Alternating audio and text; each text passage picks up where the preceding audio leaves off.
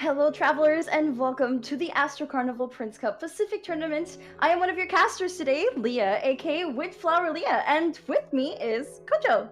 Hello, everybody. Koji Creations here, back at it again with another Prince Cup. This time in the Pacific region, and it's exciting to be back again with you, Windfire Leah, one more time as we do the casting for these players. We have lots of exciting matches today, and since both of us did the both halves of both sides of the tournament, we are going to be able to know both players on each side today. Yes, so we kicked off Group A yesterday, and we're gonna continue it today, I believe, starting with one of our lower bracket matches. And then we're gonna go on into the other two upper bracket matches. So here is our updated bracket from yesterday's games. And we're going to be having Amal versus Koji first, I believe, in the lower first round. Just to conclude that there, of course, we had Deering versus Glass yesterday with Glass advancing and Deering unfortunately not making it. Already getting knocked out of the tournament, the first one in the top 32 of the Pacific Prince Cup. Unfortunately going home, but with that 600 USD, later on, we're gonna have Flash versus Minty and Sven versus Z Crimlet in the winners' second round, the upper bracket match. So stay tuned for that. Indeed, and yes, this is going to be the first lower bracket, right? So, like we mentioned earlier, how Diarn had fallen yesterday, we are going to see between Amal and Koji who will be going up and advancing into the Prince Cup and who will be going home today. So that's already a pretty exciting match and also a very difficult one to start off with. But nevertheless, we will get ready for that one now. Respectively, I watched Koji and you watched Amal, so I'm pretty excited to see how their tactics change up a little bit before we get into the match.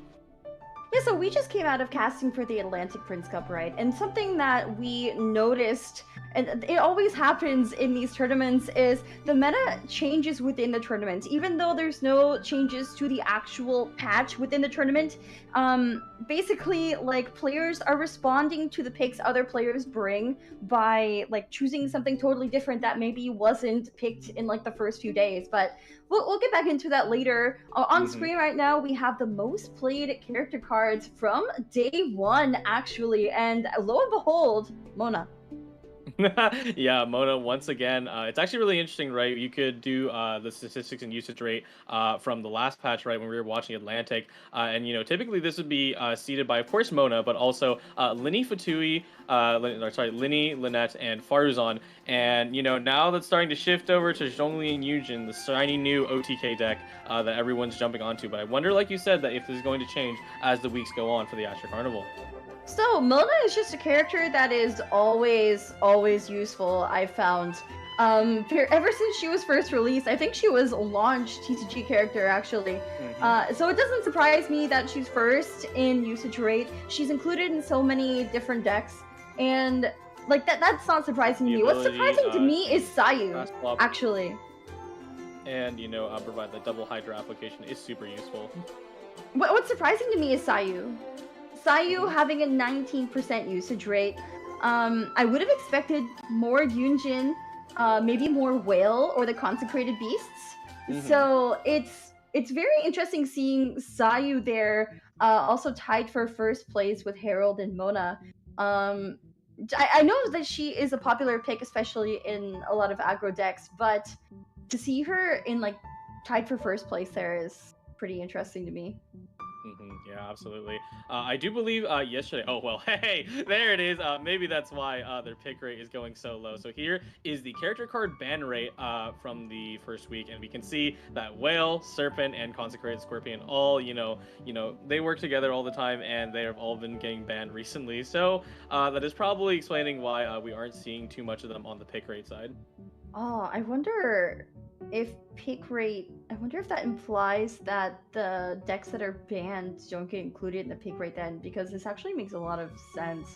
Of course, these three characters tied for first in ban rate. They're always played together. You can't play the Narwhal, the all-devouring Narwhal, with Kaveh and some other characters as well. But normally you have this deck that players like to call Conwhale, which is the double Consecrated Beast with the Flying Serpent and the Scorpion with the all-devouring Narwhal. They just have great synergy together. And so, I mean, them being in first place tied for ban rate implies to me that, like, they're not really played in any other deck. It's just this deck getting banned. Yeah, pretty much. Scorpion and Serpent can sometimes be used outside of their deck list, but you might as well stick with your strongest synergy, especially because not too many players will be favoring Kave, the one that you mentioned with the whale. So we won't be seeing that. Maybe not at least now. We'll see it maybe later. But yeah, I do wonder if we're actually going to see more games of Conwhale today because I only got one, and I think did you get one as well? Um, I there were so many games yesterday. It's hard to remember. I remember it getting banned so many times. I think there might have been one game where we saw it played, but Mm-hmm. um one thing I want to say though in response to what you were saying earlier is I know that the all-devouring narwhal is actually a very popular pick with Kave. And you can play Mona or Farina with both those characters, but I'm wondering if that's gonna be a strategy in the future to separate the consecrated beast from the narwhal because you know it's gonna get banned. Speaking of which, our deck selection here, both those decks are once again banned out, and I think there's a very important reason for that.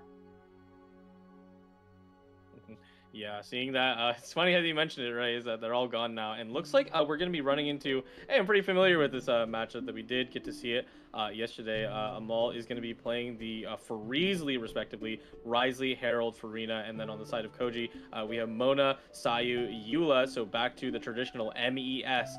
Yesterday we saw the replacement with Chong Yun, and that did work out pretty well. In the players' favor who were playing that. But we'll see how this matchup plays out. It's gonna be Freeze versus Freeze. This is almost mirror decks here, except Amal, of course, bringing the Fariesly deck as we named it yesterday. Farina, Riothly, and Herald with freeze reaction. It's Fariesly. Yeah, Get it? indeed. And Yeah. Koji bringing Yunjin with Seahorse. Seahorse seems to be the most popular anchor for that deck right now. But otherwise, double Consecrated Beast, double MES, Mona Eula, Sayu. So I quite like this deck. I understand why players are bringing it. It's a very strong aggro deck right now. But here's Amal's first deck choosing this Fariesly. I can't get over that name. I'm sorry. I love that name so much. I mean, it's perfect. It's always great when we. That's the best thing about TCG, and main game Genshin is that you sometimes just have these silly names that perfectly work out with all the characters you are presented with. Now we have on Amal's side. This is more similar to the deck that I saw yesterday on my side of things because they are running Cash Flow Supervision and the Machine Assembly line, which is two cards. Generally speaking, aren't the most favored by other top players, but also in general, Machine Assembly line has been heavily. Something that people are like, oh, I feel like this card doesn't work, but we'll see. It definitely showed its power yesterday. Yeah, I mean, this is a very similar list. I think this might have been the same list Amal brought yesterday. We saw this deck quite a bit when I was casting with Sumi, so sometimes it blends together who took what specific cards, but we will get into that as the game starts. For now, let's look at Koji's deck. I love his tag, the Mathematician. Yeah, absolutely. We saw yesterday, Koji was really calculating through every single line possible versus their opponent. So I think they really do live up to their name. They even went so far as to, a really dangerous endgame situation, staring down the Fariesly deck, right? They were able to math out just enough cards to tune to make deal 7 damage to their opponent. So that is pretty good, living up to their name and the tag that they chose. Yeah, this is honestly a very standard list. Bringing Ancient Courtyard, I know we saw an iteration of this deck yesterday that brought Vicious Ancient Battle as their arcane. It didn't perform so well in the mirror, but I do prefer this version with Eula rather than Shunha or Chongyun as we saw yesterday, but that's just my personal preference. We're gonna see how it performs today. We have some pre-match data, so this is some data that is probably gonna be continuously updated throughout this top 32 online portion of the Prince Cup Pacific tournament. Basically, this was Amal's stats from yesterday. So, average number of effective dice in the first 3 rounds, 12? Yeah, 12 is insane. Like, you typically, especially during last patch, right, we were only seeing the lowest average, which is 5, right? And that's the best you can do, and then maybe 8 or more. But then after that, 12 is a lot. So Amal's got to be playing some of those early rounds with either the best high roll you could possibly get or cards that will generate them those effective number of dice. I'm wondering, is it? Huh. You know what I think it is? We'll have to go back to that statistic later. That is a high number. So yeah, I mean, we were only seeing between 4 to 6, I believe, in the Atlantic Prince Cup tournament. Use Koji's pre-match data. Also, 12 dice for the average number of effective dice first 3 rounds. Yeah. Something to note here is you can kind of tell what types of decks these players are bringing if they have high bursts or high normal attacks. Also the number of rounds. So like if they're playing something mid-rangey or stall, then the average number of rounds is obviously going to go beyond like 3 or 4. And then if you're playing something like combo that normally uses a lot of normal attacks, so you're gonna see a lot more normal attacks. Absolutely. Yeah, Koji taking it here versus their opponent with the strongest single strike of 10. So I do wonder, what was that? That was probably Whale, to be honest. I remember Whale that was hitting for a lot of damage versus that time. They also did bring Adeptus to really cap off those bursts from the Serpent. So that was also something that happened. Might have been that might have been a Serpent burst in that case. Yeah, absolutely. Here we go. But all right, here we go. Amal the Mastermind versus Koji the Mathematician. For Riesli versus Sayu. MES. Yeah, absolutely. I love that board, by the way. It looks so cool. Yeah, I'm a super big fan of all the animations that we have for the production. It's really incredible that, not only can we have the character models for every single one, but also them, doing the actions that we see on screen right here, right now. But here we are at the start of the match. All right. So, looking at the cards that both these players have, what do you think is going to happen? Looks like that was a Veteran's Visage put on Farina into her skill. Right here, what I'm seeing is that Amal, they don't have the best starter because they don't really have any cards that are going to give them that on-demand value. But, having Veteran's Visage to give you the extra dice and extra draw isn't the worst thing in the world. And of course, Amal can play slow, so that is a big advantage. Swapping to the side of Koji, they have not only Sayu Talent, the Shadow of the Sand King, Liben, all the stuff they really could ask for to not only draw their entire hand, but also deal the damage that they need to. From Koji's side, I mean, so I'm pretty sure after Farina's summon, it's just going to be a leave and pass on the side of Amal. But for Koji, I wonder, the dice just don't look that great. I almost wonder if we're also going to see like Tamaya's leave and pass. Yeah, I do wonder about that. Skill. Yeah, absolutely. Is it a consideration to make? Because we did actually see, players do a lot of ramp turns and passing, despite, playing in an aggressive deck. But of course, if you see a slower deck on your opponent's side, you will probably respond in kind because you have the freedom, to do those things. I do wonder. Oh, okay. Here it goes. Okay. So it is literally just Tamaya's Wolf's Gravestone equip on Sayu Lieben Pass for Koji. I mean, so Koji has turn prio going into next round, and is going to be able to get off a lot of damage on that Sayu with Wolf's Gravestone equipped already. But not having the Hydro application just yet, Amal could definitely avoid getting swirled. Yes, absolutely. There we go. Next into the second dice roll. Let's see how many. Let's see. Amal is going to be moving into the round. We got Liben with 2, and then Vonaran with 1. So that's going to be 3 plus 8. That's going to be 10, and then one more. There we go. 11 dice to work with, and then Koji similarly with 10 as well. So that's a lot. These players have to work with. They're probably going to see a 3-action turn. Yeah, I mean, it's very common these days to be able to generate enough dice to have more than the usual 2 actions in a round that we used to see at the beginning of Genius Invocation TCG. But it is Koji's turn to act. This is almost certainly going to be a Mona skill, just very typical line.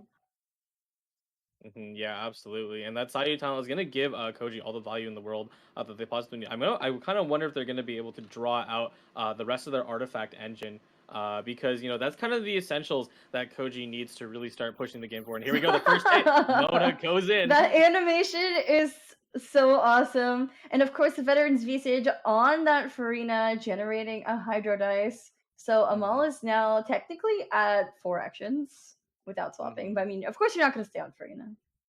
I think Farina DPS can handle it. I'm just kidding. That's not how it works. But I am getting a little concerned about Amal because as much as they did use that first turn ramp, they really don't have a lot of cards that are going to give them the immediate value. Not even machine assembly line, which something you Oh, want to get a little earlier to actually, equip artifacts and weapons for free. Marechaussee Hunter, full cost on Risley, and then a swap. So this is baiting out another hit. This is avoiding that swirl I was talking about earlier because you don't want Sayu to be doing all that damage with her swirls.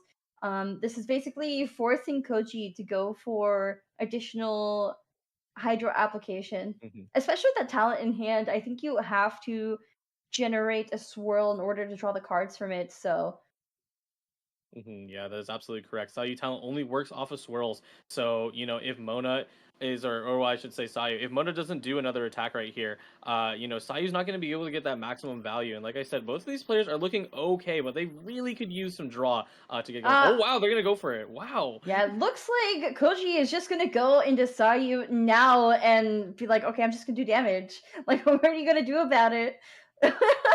Yeah, no, absolutely. It is. I guess it's a little bit of a trade-off because Sayu, of course, does have that Wolf's Gravestone, and Risley, while he's above 6 HP, is going to take self damage every time he does a normal attack after the status is up. So he is going to He could accidentally push himself into that range. Yeah, chilling penalty. So if you are under 6 HP on Risley, I think that you don't actually take the damage. Um, but if you fall under 6 HP, you get +1 damage instead. hmm Yeah, and also that healing. And thankfully, there's no debuff statuses today. There's no Scorpion on field, so there's not going to be Risley breaking even or not losing that healing. Oh, macaroons. Okay. And drawing Vana Rana from the Marechaussee Hunter second proc. Of course, Marechaussee Hunter, relatively new artifact. It's in the same line as Veterans V-Sage, but it has a fourth proc. It has a third proc, but nothing happens on the third proc. On the fourth proc, you get another dice. That is according to the character that it's equipped on. Yeah, absolutely.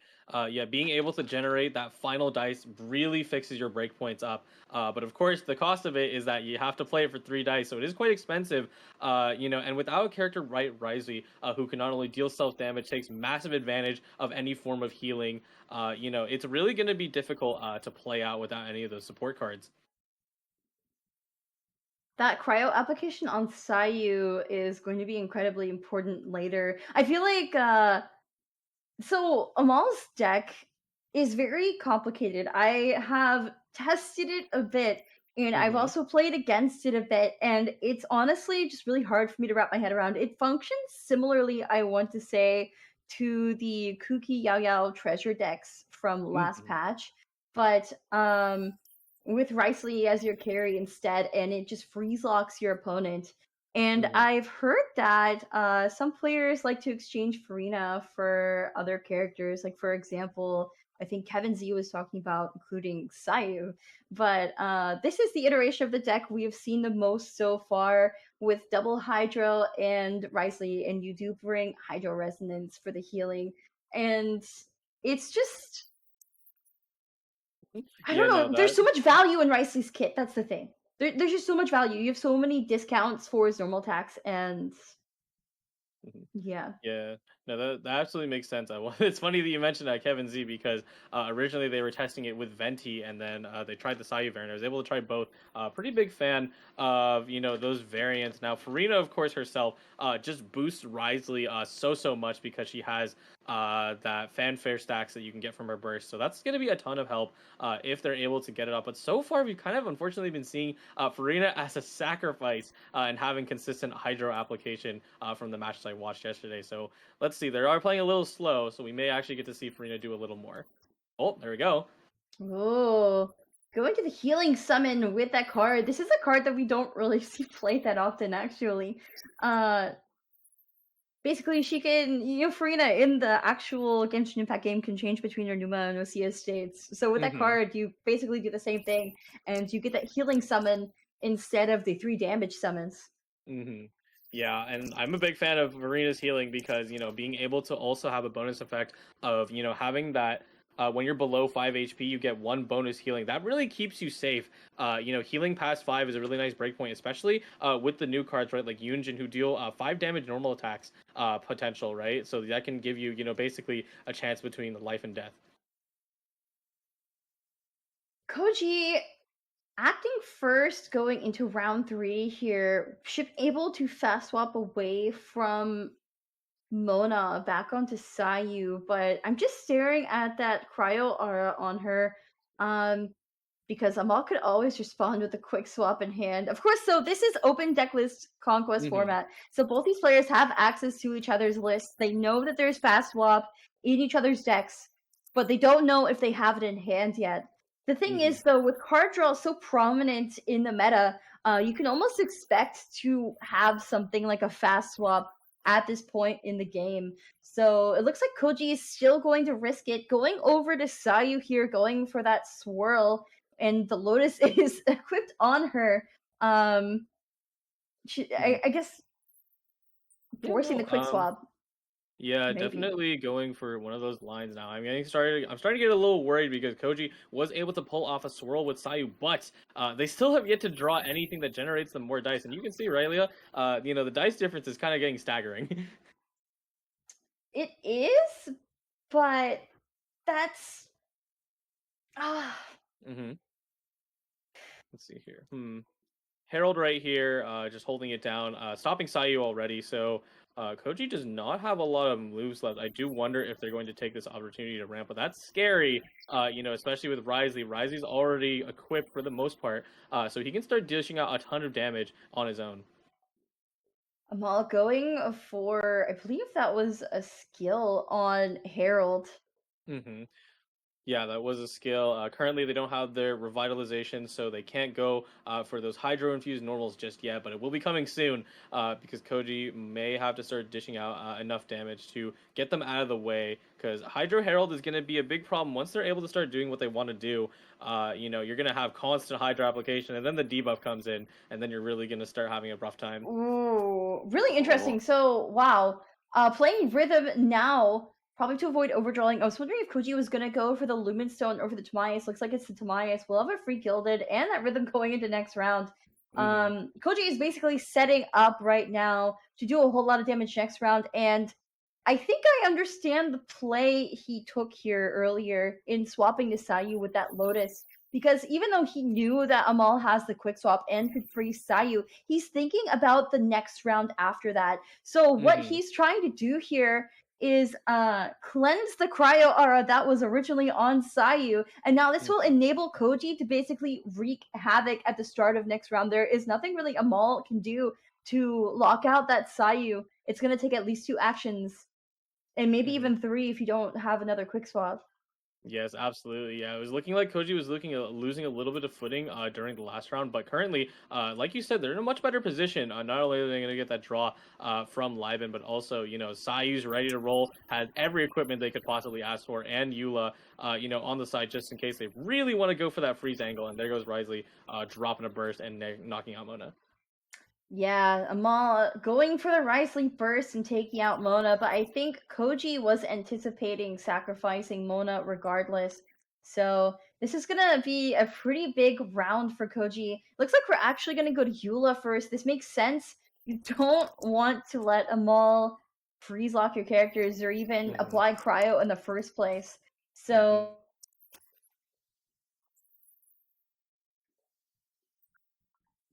him frozen instead. Yeah, absolutely. Koji probably going to drop in Lumenstone Gildandry. It's the pop off turn now. I kept saying Gilded is really what you need in this deck, and now Koji kind of has everything they want at their disposal. So we may be seeing the game totally turn around at this moment. Lumenstone eating up the last seed dispensary Hmm. usage there. This is going to be a really big turn. I mean, you have Rhythm still activated from last round. You have a second Tamias on the board. You have 2 Gilded in hand that are both free. You have Boar, you have Liar Song, you have another Rhythm. You have Ancient Hmm. Courtyard. You have a strat. You like if you're Koji, you want to draw into that second Wolf's Gravestone. I almost wonder if we're gonna see Koji using that strat and looking for Wolf's Gravestone. So I mean, he could stay on Eula Hmm. then, not Yeah, even have to go to absolutely. Sayu.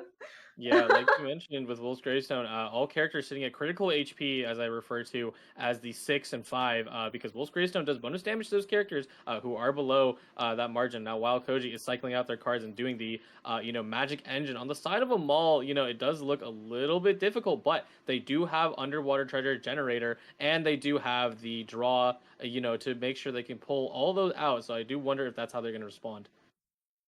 12 usable, not even counting all the dice in Koji's hand.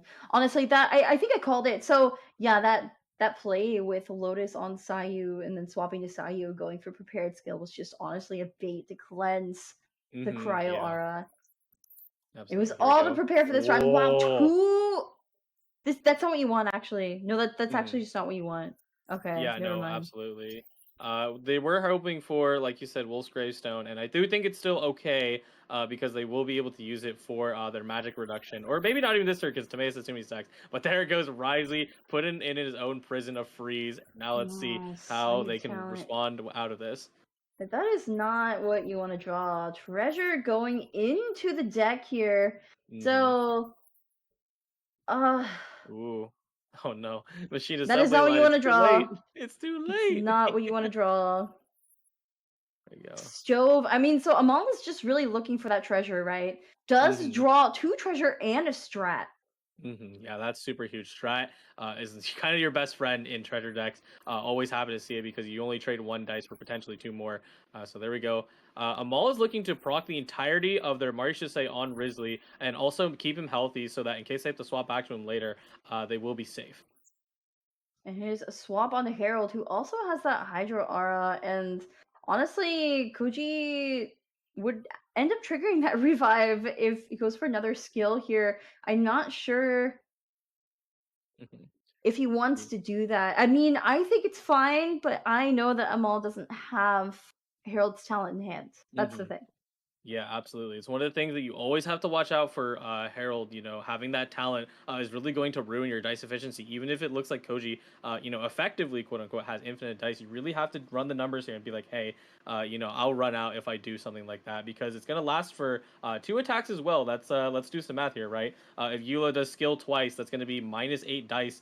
You're only sitting at 10, and you can only generate about I want to say, let's see, one, two, three, about like four-ish more. So that's not great. You don't want to waste everything just like that.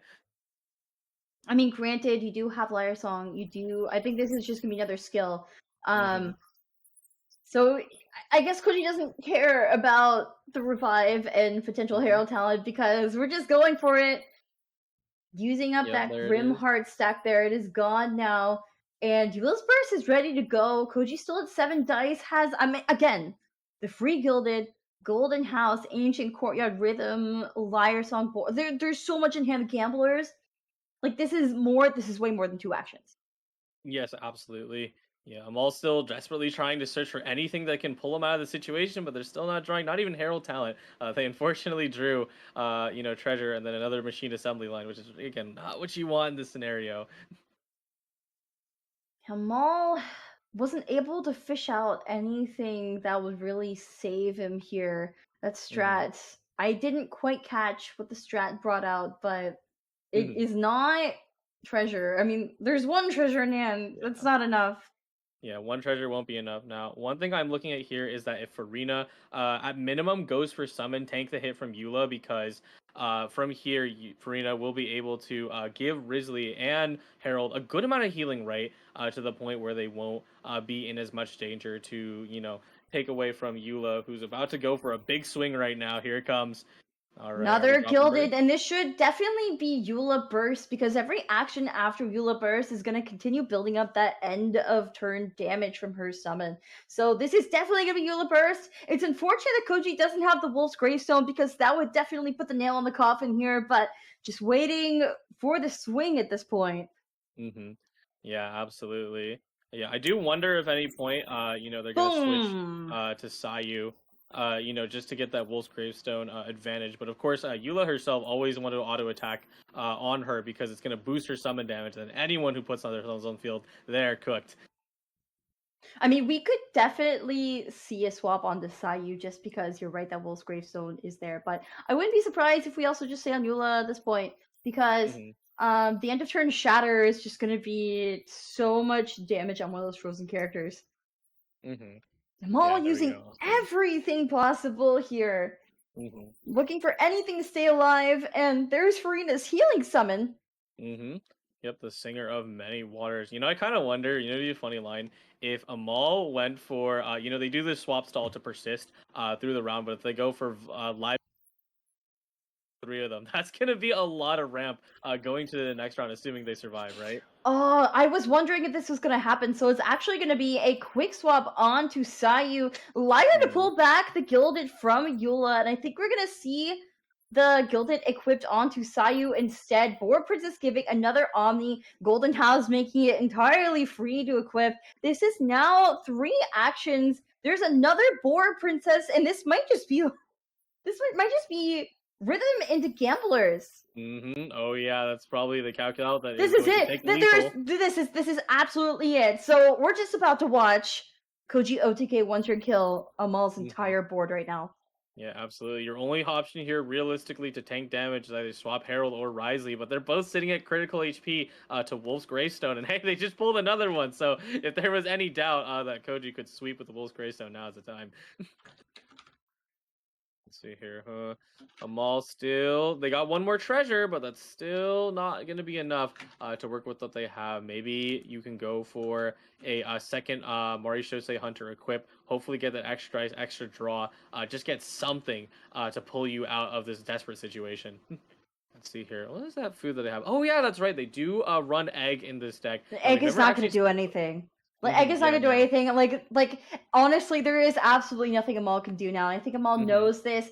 Of course, it's not gonna stop these players from trying. Of course, this is the lower bracket, so the loser of this match, unfortunately, does get knocked out of the Prince Cup Pacific tournament entirely. So Amal is not just gonna give up like that, even if it's just game 1.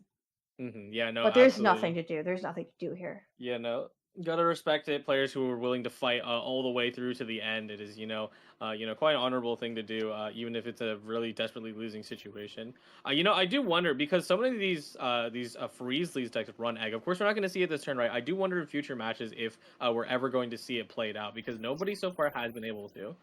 I think egg is a very coin flip card. Like it gets hyped up a lot, but in reality, it's very, very situational, and it's not always going to become. It's always going to come up. It's always going to be the thing that like saves you. I do like the thought of running egg with something like Fontaine Resonance, which I know this for Weasley deck does run. But this is going to be it here. Koji going through Farina, Herald, and Risley in order. Risley falls to little Sayu, and Koji is taking game 1. Yeah, congratulations to Koji. Surprised we didn't even have to see Eula summon, which is typically the one that does the sweeping, right? But Sayu just had Wolf's Gravestone, all the power in the world that they needed to take him out. I do wonder how they're going to be approaching the next match. It was a pretty definitive end, as you mentioned, right? So, I mean, this is, once again, open decklist conquest format, which means the deck that Koji just won with, he cannot play again, and the Consecrated Whale deck is unfortunately banned out for him, so he is stuck on the Yunjin deck. I say stuck as if it's a bad thing, but, I mean, think of Yunjin. Yunjin is very, very preferred by players right now, very strong, I think. Yes, absolutely. So, I had the opportunity to watch Koji play, the Yunjin deck yesterday from previous matches, so they did pretty well with it, I would say. Although I do believe, of course, they did fall into the bracket, but they did their best to calculate the perfect amount of lines to, really put pressure on their opponent, make them sweat. It's like you have to play around everything that Koji's throwing at you. So we'll see how, Amal responds to this. We wonder, let's take a look at what deck they might have when we're going into the next match. Yeah, for sure. And so Amal has access to that Risley deck, right? And then also I believe it was a mirror, so Sayu, Eula, Mona. Right.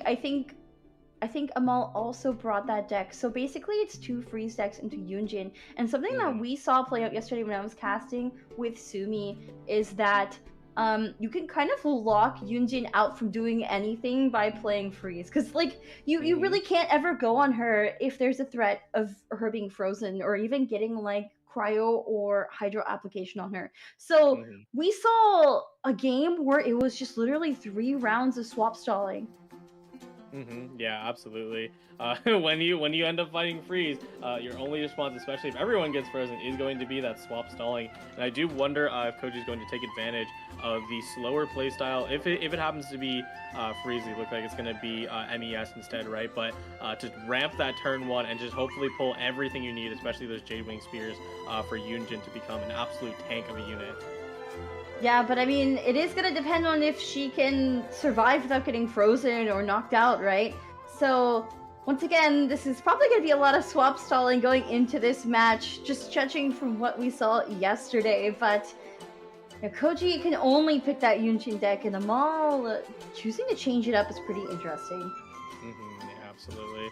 Yeah, and this is one of the things I kind of predicted going in to this patch. I mentioned it yesterday, but freeze has always been a strong reaction, right? But I feel like it's so much more important with decks like Conwell and Yunjin being super omnipresent that you have to stop any form of pop up that could possibly get. Yeah, this is a Mal's list. I think it's a bit different from the list that we saw just a minute ago. I don't see Rhythm, for example. Does run 2 Golden House, does have Ancient Courtyard. Um, Very curious. I like the 1 copy of Seed Dispensary. I do think that Koji was also running it, but pretty standard, I believe. I do like the copy of Treasure as well. Yeah, absolutely. At least one copy of treasure. There's actually one of the things I hadn't mentioned yesterday on stream, but they have that one extra Lotus as well, which is pretty rare sight nowadays because so many players are gearing towards hyper aggro. So there's like, I don't need this Lotus. I can just roll through it. But it could be the difference between getting knocked out and taking the win, especially against these high damage decks such as Yunjin. Here is Koji's deck. Koji the Mathematician, bringing, I believe this is very similar list to what we saw yesterday as well. Double Yunshin talent because it is very important to include here. And I like the Engulfing Lightning pick. I know we saw some variation in the weapons that were being brought. You always see 2 Jade Spears and 1 Moon Piercer, but then the third weapon, because you are bringing the Wagner weapon banner package, you have to have 3 unique weapons in your deck. It is that Engulfing Lightning for Koji. I really like it because I think you put it on Zhongli, ideally. Yes, absolutely. Engulfing Lightning is something I considered myself as well. Engulfing Lightning, what it does is that when you place it onto a character, if they do not have energy, they will generate 1 energy. And of course, good old Zhongli, that burst, everyone knows that I will have order, completely locks out your opponent and can close endgames so efficiently. So, I I'll will be excited to have see that. order. Yes. Quick, crumble. Yes, Honestly, though, the original freeze. Yeah, no, the original freeze. It was so funny. When you fight the tavern matches or the ones that you fight to get the characters, they're actually immune to Zhongli's petrification. Very accurate to the main game. So. But here we go. This is game 2 of the first set of Group A today, day 2 of the Prince Cup Pacific Tournament. Amal the Mastermind versus Koji the Mathematician is going to be aggro versus. How would you classify this Yunjin deck? It is also aggro, but it's honestly, it's more like Bin, like Barbarito Noel, right? Yeah, kind of Bin. I think the big difference with Bin is that it intentionally combo. had to run like defensive cards, right? Like they still would run like at least a little bit of Lotus, Geo Resonance, and this deck, I would sort of see as a categorized as something that people are starting to bring up more and more is hyper aggro, where you're really throwing most of your defensive tools out the window and just really trying to end that round as soon as possible. Hyper aggro. That is an interesting name. I feel like Yunjin is very combo oriented, even if it's like aggressive combo. Because you were still trying to get her burst up in the end. And look at Koji's beginning hand, by the way. Oh my goodness. Just look Jade at this. Wing Spear. That's my goat. That's one of the strongest weapons in this deck that you could possibly want and get. And you have Rhythm of the Great Dream. So you're going to be able to play it for a reduced dice cost. So that's great.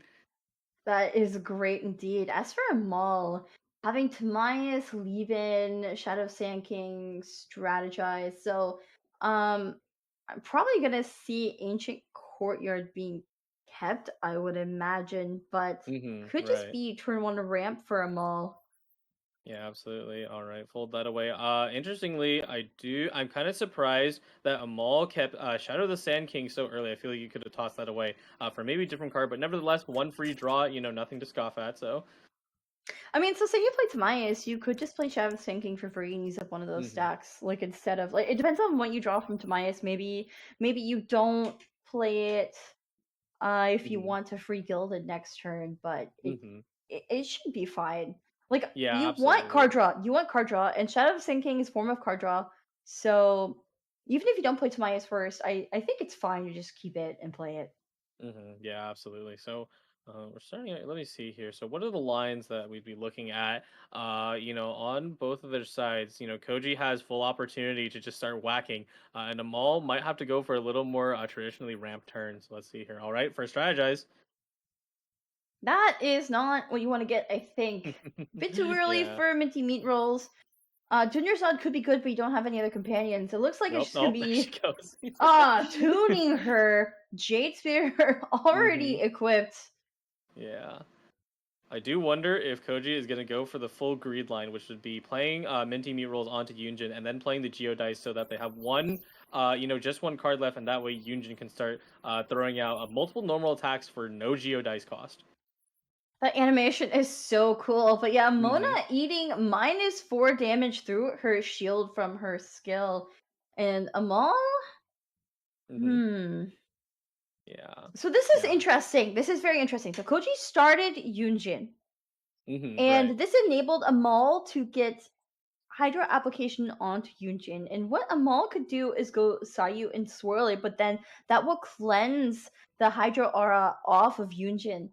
And Hmm. I'm not sure if you want that if you're Amal. So this is actually a pretty tough decision, especially with Koji only on 2 dice. I'm not sure if it's worth it for Amal to swap to Eula and freeze her or anything. But no, this is Hmm. honestly the best thing Amal could do, I think. So it's gonna be Tamias into Liben, Shadow of the Sand King, see what you Hmm. draw, Ooh, Hard yeah. Amona Pass. This is Yep. this is the best thing you could do.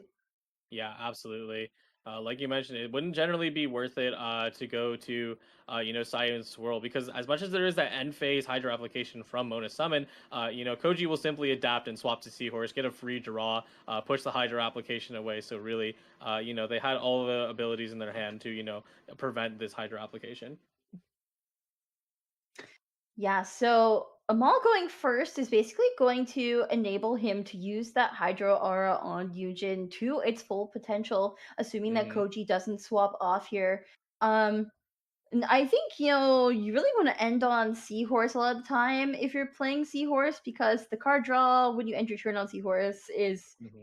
pretty good for getting what you want out of your deck, but looks like it will be tuning the Minty Meat Roll, playing the Woven. It should just be a skill, yeah. Hmm. Assuming all Yep, those there we dice go. there. Yeah, lock And it. that Oh, is enough six to take out damage. Mona already Oh with my that Jade goodness. Wing Spear. Hmm. Yunjin, man. Yeah, But yeah, what a beast, what a tank. you see Amal going to Eula. This Hmm. means that Amal with that turn prio going into next round is going to freeze Yunjin out before she gets her burst down. And Hmm. Kochi honestly is probably fine with that, unless Amal can cripple Koji in this round. So a lot of it's gonna come down to what Amal draws out of his deck this turn. Because if he can cripple Koji in this round, Hmm. that would be significant going into round 3. But as it stands Ooh. right now, Koji can just get frozen on Yunjin, swap off and do things on Seahorse and Zhongli, and then go back to Yunjin next round and Hmm. and clean up, Yeah, absolutely. because Although there will I'm, be there will be no other elemental auras on Yunjin at that point. yeah, no, absolutely. Cleansing that aura is going to be the key thing that you want to do during this turn. But I'm getting starting to get a little worried because Amal just pulled a Wolf's Gravestone. Yeah, but it's so expensive to equip. Though has Ancient Courtyard in hand, so Hmm. maybe it's gonna be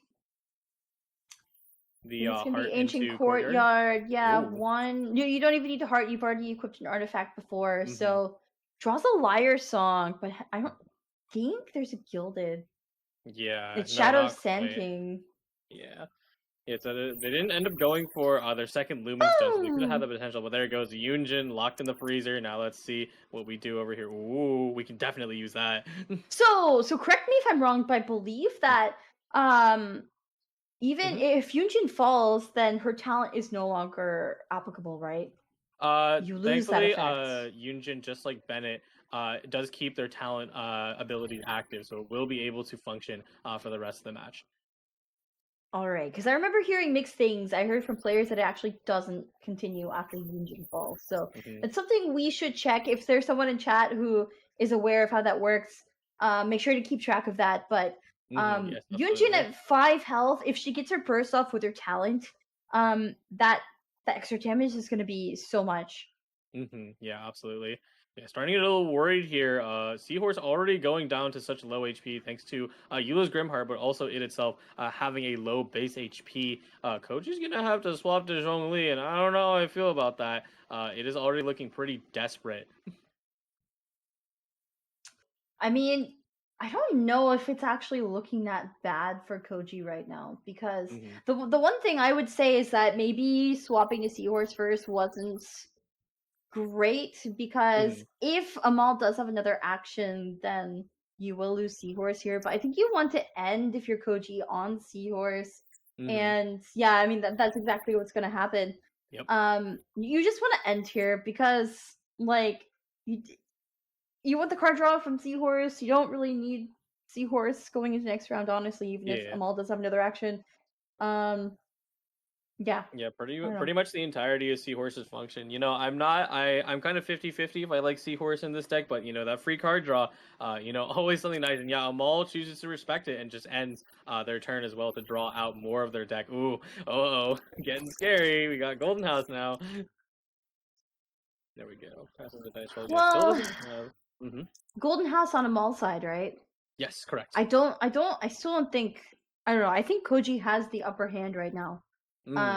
Because Yunjin Burst is ready to go, and Koji has a talent, has Jade Wing Spear, has no way to really.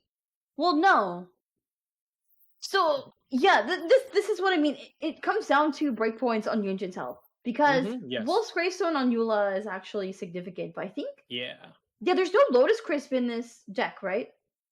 No, there is no form of defensive utility inside Koji's deck, so they're going to be purely working off of the fact that if they, if they have no freedom to fast swap, Eula is just going to crush them with Wolf's Greystone.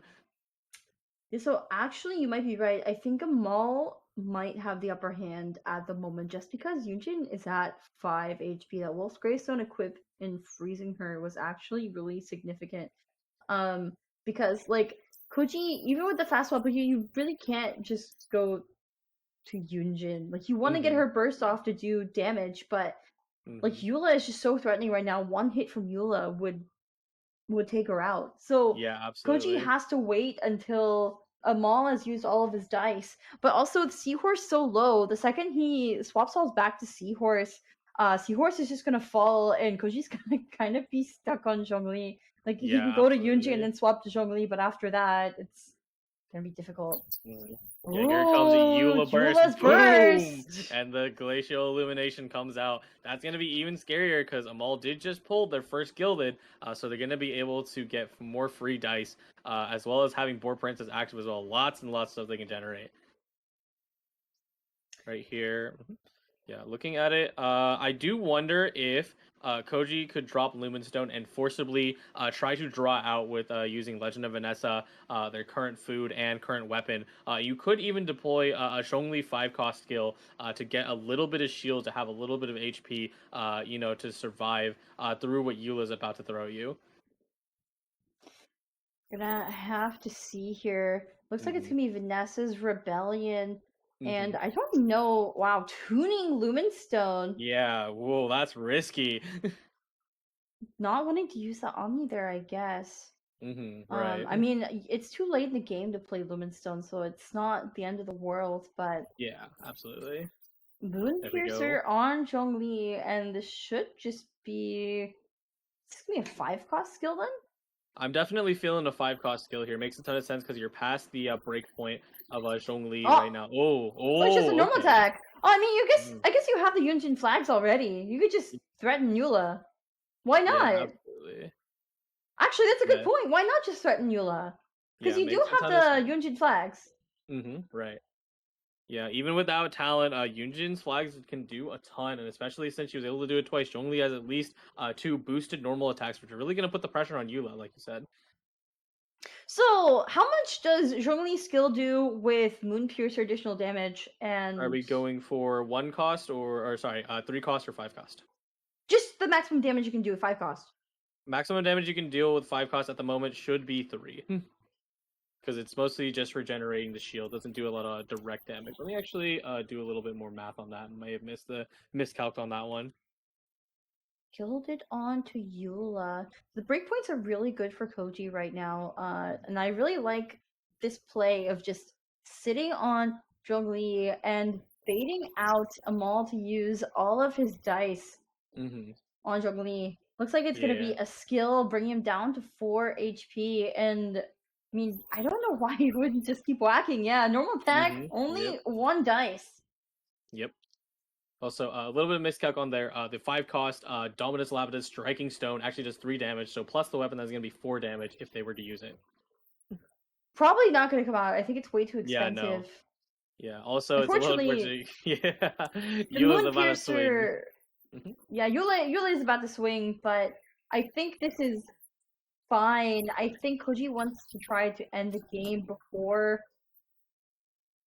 that burst summon does any damage. Should just be Yeah, going absolutely. to. Actually, no. Oh, this is not good. There we Got go. Yunjin. Yunjin There we go. talent, Watch and out. Yula does fall Yunjin's burst, but here's the thing. Amal is the other Wolf's Gravestone hand. Yeah, there we go. And no cards in hand, so that Yunjin talent There is it going to get is. that boosted damage. Wolf's So Yunjin's Gravestone going to go into a down. normal attack. Yunjin will just fall here. Double Wolf's Gravestone is so brutal. It's exactly the Absolutely. amount of damage that Breakpoint is just so scary. This is what I was worried about at the very beginning of the game. You know, starting out on Yunjin and like getting that Hydro Aura on her. Like Yeah. Getting a little worried here, though. There we go. Got at least one more normal attack. Oh, okay, that's Amal's it doesn't ending. matter. No, that so Yeah, that not enough. Yuba Burst Summon is going to completely end this here. Yeah. If Koji had Minty meat rolls, that would have been a deciding factor, but they played it early on Zhongli to get that extra normal attack, and Yeah, unfortunately, the other that's one going to was be game. tuned, but here we go. Koji falling here. Now the score is 1-1. Amal taking game 2 in this first set of day 2 of the Prince Cup Pacific Tournament. So I think Koji was trying to go for a very similar line to game 1, where Koji let Sayu get the cryo application and then let it get cleansed, and then just wreaked havoc on Sayu after that. I think he was trying to do something similar with Yunjin. Starts on Yunjin, even takes out Mona so quickly, but then like it doesn't work. I think that Wolf's Gravestone equip onto Eula just enabled Amal to threaten not just Yunjin, but the entire roster of characters for Koji. So Yeah, absolutely. I think that's something to watch out for when you're playing Yunjin, because you really need to get her burst off, and if you can't swap to her reliably, she's just gonna go down. So Yeah, absolutely. These hyper aggro decks, I like to call them, is any form of early damage and or control through overload and overload, animo, and freeze is going to totally disrupt your game plan. And since this deck can carry that Wolf's Gravestone, it's going to tap you down even more. Shields do not account for any of Wolf's Gravestone and their damage bonus. But yeah, we are going to be moving on to the next. yeah, we're gonna be going on to game 3. Do you have any other things to say about that game, Kojo, that you noticed? Maybe some mistakes the players made. Not too much. I'm kind of worrying about that final line with Zhongli and the Minty meat rolls, if he had to play that, or if Koji could find another way to hold on to that, because I do believe Minty meat rolls would have done a lot for Seahorse in the end phase to take out Yunjin before it was too late and Eula Summon just came crashing down. Well, I feel like there was like no other way. Like you had to play Minty there on Zhongli, because like you had to sit on Zhongli. You don't want to use up all of your dice. Like I think that was the only thing Koji you could really do at that case. I think maybe there was a mistake leading up to that. I really think letting Yunjin take the damage in the first place gave the Hmm. breakpoints that were very ideal for Maul. So that's kind of how I Hmm. see it, I guess. But here Right. is the deck selection going to game 3. Of course, this is open deck list conquest format. So the decks these players won with can no longer be played, and it will be Yunjin versus Fariesly, as we like to call Hmm. it. This Yeah. Fariesly deck is much slower, but it is still looking to combo. It's more mid range. It's not stall. I was saying Hmm. it's stall-ish yesterday, and that's because it has features of stall in my opinion, but it's Yeah, not no, a I absolutely traditional agree with that. stallist. This is Yeah. definitely more combo. You're trying to freeze lock your opponent and then basically do a whole lot of damage on Presley at the end of the game. Hmm. Yeah, absolutely. It is technically plays a little bit like a mid-range deck, but of course, people would be prompted to think that it is stall because of Hydra Resonance, Underwater Sea, Underwater Treasure, Herald being traditionally a stall character. Farina also having tons of healing, so it really does look like that. But because Herald and Risley can do so much on-demand damage on their own, it is starting to push towards the mid-range. You can get a lot of turns popped off, by like turns 2 and 3. Yeah, definitely. And I mean, we've already seen this list once before, very similar to what we saw yesterday as well. This deck, just reiterating from what I said earlier, it's very complicated to pilot, I think. Mm-hmm. Um, Yeah, absolutely. There we it's go. kind of like you're just really trying to manage your Hydra and Cryo applications as best as you Mm-hmm. can to make sure your opponent is kind of shut down from acting as Yeah. you build up your treasure in your hand and all these discounts and everything on Mm-hmm. Risley because you have a skill and you have the weapon there, the catalyst. They also have Mm-hmm. hero talent just to drive the nail in the coffin and make sure your Yeah, opponent is absolutely. like spending a lot of dice to do anything at all. Yeah, absolutely. One thing also is that we didn't get to see King Deshret's Mausoleum right played last time, but now we get to see it in the deck. So I do wonder if that's going to come into play because Yunjin's talent does work off you having one or no cards in your hand, right? So if that ever comes up, that's going to be a problem. Could definitely be a problem, but Koji running this Yunjin deck again. This is the only option left for both these players. Hmm. Um, I think Koji's gonna run into the same issues from last game, but Yeah, absolutely. and with no quick swap, it's not that you would run quick swap in this deck. I'm not sure if Hmm. it's a necessary card, but not having quick swap against freeze just feels really bad. Hmm.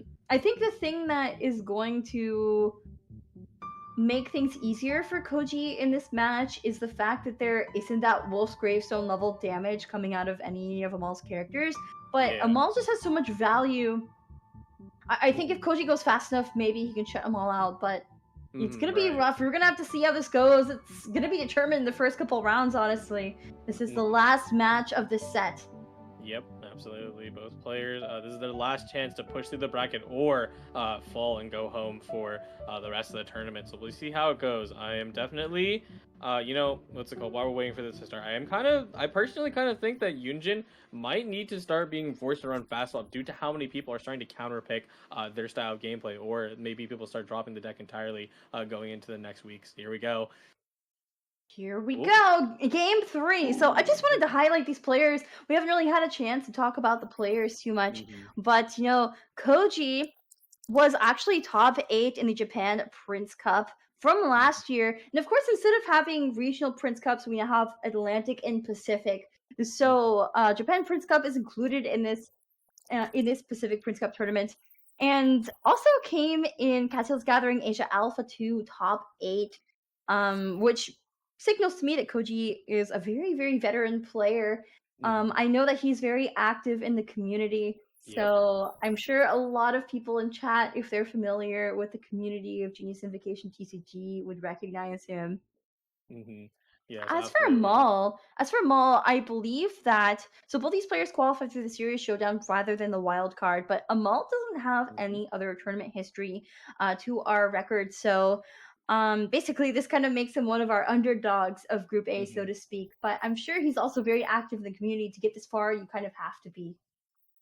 Yeah, absolutely. And considering the way they play, right, it's no doubt that they clearly understand, how the game works, and they're playing, to the best of their ability with the characters they currently have right now. And here we go. First turns rolling through. Koji spent all their dice, Lumen Stone, equipping on Yunjin. No flag buff, so that's interesting.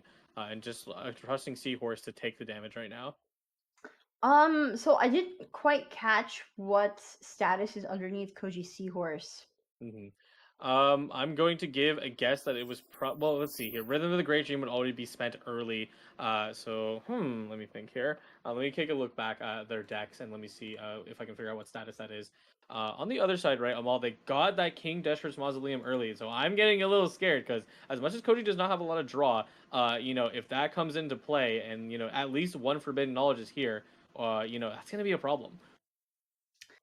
Koji not having Yujin's talents could be a bit of a problem, especially if he draws into those forbidden knowledges early. Of course, you have to draw 4 cards before that status actually activates. Yeah. And forbidden knowledge goes into your deck, the top 2 cards of your deck actually, but right now it's at 2. And 2 more cards will put that forbidden knowledge. It will start spreading, just like Deshret's forbidden knowledge that he introduced to the world of Tevat. Indeed, yes. How dare Deshret do that? But it's already starting to come. Okay, let's see. Ooh, we got Gamblers, not terrible, and we have Wagner Weapon Banner, and Dunyarzad. So Koji will be able to draw a little more out. Hopefully, they get something that can help him in this scenario. Yeah, Amal playing. I really like getting Mausoleum this early because one more stack on that Mausoleum will put the Forbidden Knowledge in Koji's deck, and you really don't want Koji to be drawing out like Yunjin Talent and Weapon. It's too late for the weapon. There's already a weapon on Yunjin. It should be Jade Spear. I didn't quite catch what weapon it was, but don't want the talent. Don't want the talent to come out. Yeah, absolutely. Yeah, it looks like Koji's taking a way slower approach to this matchup because they really want to push that Hydro application away. And it's really interesting how Amal responded by just switching to the Farina's Singer of Many Waters. For the healing, I feel like you would have wanted to at least put a little bit of pressure on your opponent by having the on-demand Hydro application in the end phase. It's very interesting that it is the healing summon out right now, and I wonder what the purpose for that is, especially because Koji is just really going to be swap stalling. Like, this is something I talked about earlier, and we saw this yesterday in in Yunjin versus the same deck. I think it was the same matchup. You cannot just go to Yunjin because if you get any application on Yunjin, it's just Giga doomed. It's Giga doomed for you. So you have to have the swap stalling. And if this is like confusing to watch, I mean, that's basically the context. Like, these players are dancing around each other. Koji is waiting for Amal to make a misstep so that he can finally go to Yunjin and start building towards that burst. Yes, absolutely. It's already happened once. I mean, Koji being able to actually do an action on Yunjin without taking any elemental application. And I think that's because, Amal went for that Farina summon. So that's already 1 point towards her burst, and that's 1 point too many for Amal. Yeah, point too many. You don't want to deal with Farina's burst with how much damage you can get off of it, especially with these 2 characters who have just healing out the wazoo. Especially, specifically, I actually haven't tested this, but I do wonder if it's going to happen, right?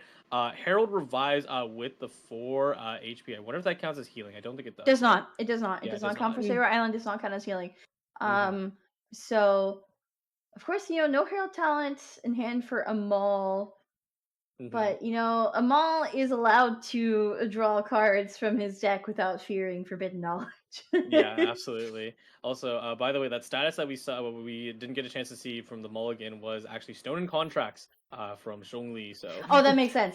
Yeah, so I mean, that makes total sense. Koji just going for a full ramp angle. You bring in Stone and Contracts is why you actually have Zhongli in this deck for the leeway resonance, just a form of ramp for next turn. So that makes total sense to me. Yeah. Yeah, let's see. And like we were talking about the sort of swap stalling gameplay earlier. As much as it seems a little confusing, it really is a battle of wits and intentions from this opponent. This is really what you get to see on high level TCG gameplay. It's not something you get to see often, so it is a treat to see players going back and forth, just seeing when are they going to make that mistake, and then they can absolutely just capitalize on it and go crazy. I actually just realized why Amal swapped that Farina summon to the healing one. I think It's actually to avoid getting the Hydro application on Koji's side, because the Mm. problem with Hydro application in end phase is that Koji could use it to cleanse any cryo that's applied. I think that Yeah, must be why. absolutely. Yeah, that But is here we definitely a go! consideration to have. First Yunjin Koji! skill of the game. Yeah, Koji is actually allowed to go for Yunjin Burst now. The swap Mm-hmm. selling has reached an end. I'm all going back to Farina, but it is Mm-hmm. just going to be a tune into Yunjin Burst for Koji. Mm-hmm. Yeah, they didn't want Harold to fall so early, so they went ahead and just left him alive. But uh-oh, there we go. Hydro Resonance coming out. You know what I'm not liking here right now? What? The fact that they have yet to use, since they use so many dice for swap selling, they haven't played the Marisha Say Hunter, so they couldn't get that free draw at the moment. Sorry, I'm reacting to the Forbidden Knowledge. It's We no did worries hit for. 4 stacks, and so now the Forbidden Knowledge has been shuffled into Koji's deck, of course, 2 immediately going to the top of his deck and drawing it out end phase. Yes, absolutely. Yeah, and looking at, let's see, we only have 2, right? But I have a feeling, I honestly, I kind of think about it. Is there even a realistic way you could get rid of all the forbidden knowledge that's sitting inside your deck and in your hand? Because, Yunjin really wants to go for the angle of little to no cards, and those 2 forbidden knowledge is enough to stop you from getting those free, no geodice cost normal attacks. So I think that was really, really risky to play Mm-hmm. strategize, just along the lines of what you're talking about. Because you want 1 Yeah. card or less when you're playing Yunjin, and you can't only play 1 Forbidden Knowledge a turn, you cannot tune them. So actually, this card is such dead weight in Koji's hand, but Koji will be enabled to play 1 Forbidden Knowledge this turn, and then just have to tune or play the rest of the cards in his hands. I'm really wondering what he was looking for with that strategize. Maybe it's Minty. Ah, Ah, no! no! Oh no! Oh! Oh my goodness! Are they gonna do it? No way! Are you going to risk it all? That's very dangerous. Are you sure about this, Koji? So I mean, they're gonna do it. Oh, okay, that's good. I think if you're Koji, maybe you just draw out all of your forbidden knowledge now, and then just because you have 3 now. Right. You just draw it out. I don't know. I don't know. It's hard to do. You just play it. You just play it Yeah. slow at this point. Yeah. Yeah, no, if you staved off most of the forbidden knowledge, it's okay to start drawing a little bit. It's still so scary, though. I'm like, I don't know about that. Oh, really? Whoa, okay. Interesting. Playing Liven, but then also playing Stone and Contract, so nothing's gonna go to Liven. Those 2 Omni are gonna go to Vanarana. And was that Gamblers put on Zhongli? Yes, I believe so. Huh. I think Koji has 2 copies of Gamblers. I think one of them is they on should Yunjin at the they'll moment. be okay in that aspect. They do, I believe the second Gamblers is already, is that online on Yunjin, or was it a different artifact? I think it's on Yunjin right now, so. Yeah, Koji is gonna have to play it slow because of those forbidden knowledges. You don't want to go in and use up those flags when you have things that you can't tune. Like you need 1 card or less in your hand, and so that forbidden knowledge is actually completely stopping Koji from wreaking havoc right now. Right. Yeah, here we go. What I was expecting, a Lumen Stone into Liben, and then you have your last 1 dice, and I guess you're probably not going to be able to use it, so, probably just end here. Unless you really want to be greedy and play Mario Say Hunter, but you shouldn't do that. Oh, okay, really? All right. This is fine. I see. It procs your Lumen Stone, so you have 3 Omni, and I mean, Amal could send those dice to Lieben, or could just do some kind of action here. And probably just gonna send it to Lieben. Yeah, no, sending it to Lieben is definitely the best thing you can do. Freezing Seahorse is not really the biggest deal in the world for Koji. Oh, Jade Wing Spear, here we go. I mean, so Koji already has a weapon on Yunjin, and already has Moon Piercer for Zhongli, so I don't think it's that big of a draw here, actually. Yeah, no, not necessarily not the biggest draw, but who knows, right? If they're, if they ever need to use it on Zhongli at some point, then Zhongli can just start dishing out as much damage as Yunjin. So that is true. You could put it on Zhongli, though. I think Moon Piercer might be better just for the skill reduction, but it will be It will be swap onto Zhongli with Hmm. that changing shifts, making a free Yeah. swap. Yeah.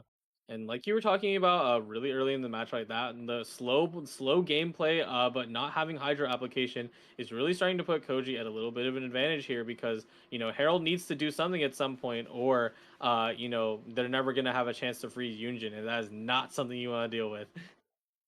I mean, they're basically like it looks like a lot of nothing is happening, but it's really just a ton of mind games. Like they're in this Hmm. crossroads where Yeah. and there's the first Hydra application from Harold Hmm. finally. But Yeah. like I think Amal couldn't actually let Farina summon apply Hydro because Koji would Hmm. find a way to cleanse it.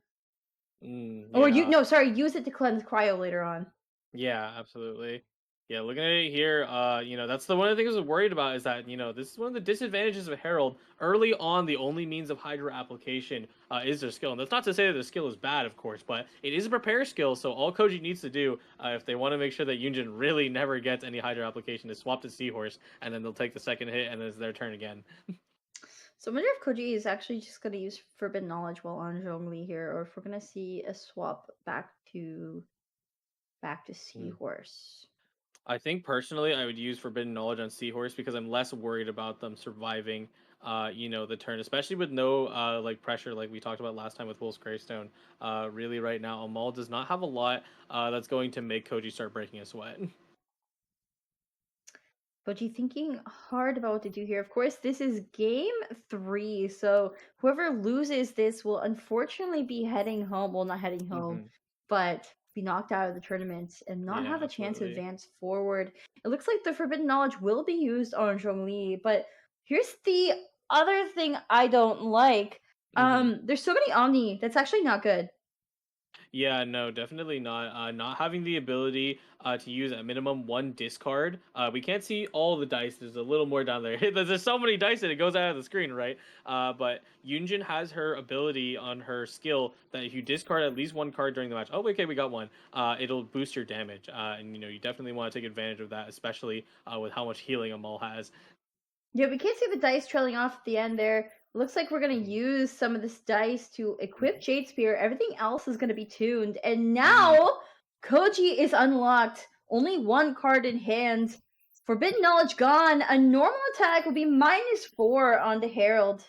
Hmm. Yeah, really good play there. Being able to finally get rid of the forbidden knowledge in their hands, so essential to make sure that they can actually get this boost. And now she's only smacking. Whoa, there he goes.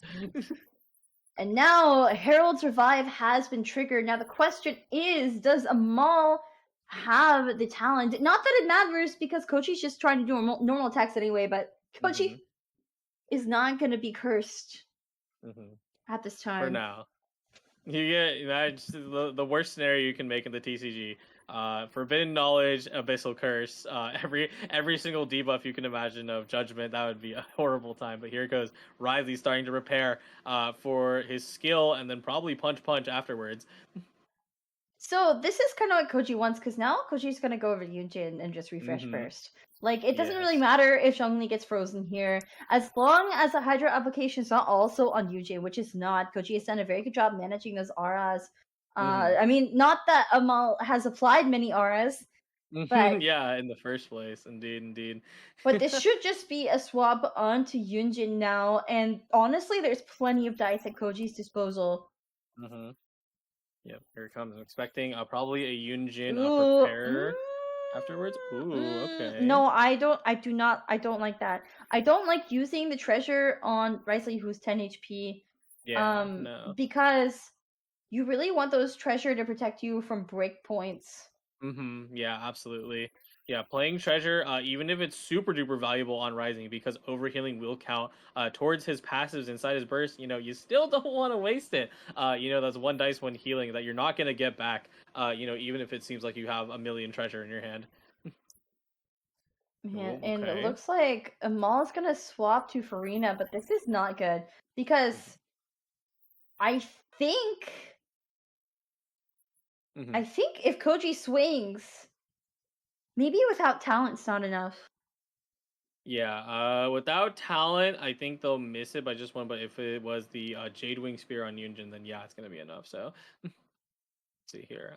We go from 2, and then we add the additional from the flag bonus, and then we have Jade Wing, but then that needs to have had a skill during the round, which she did do. So, but if it's the second stack, then otherwise, I think Sabrina will survive on just one. Let's see here. Maul also can play treasures to bring Farina up above breakpoints regardless. And looks like it's going to be a swap back onto Risley. Yeah. I think Yunjin at this point probably start dropping a normal attack in, or at least getting skill. There we go. Okay.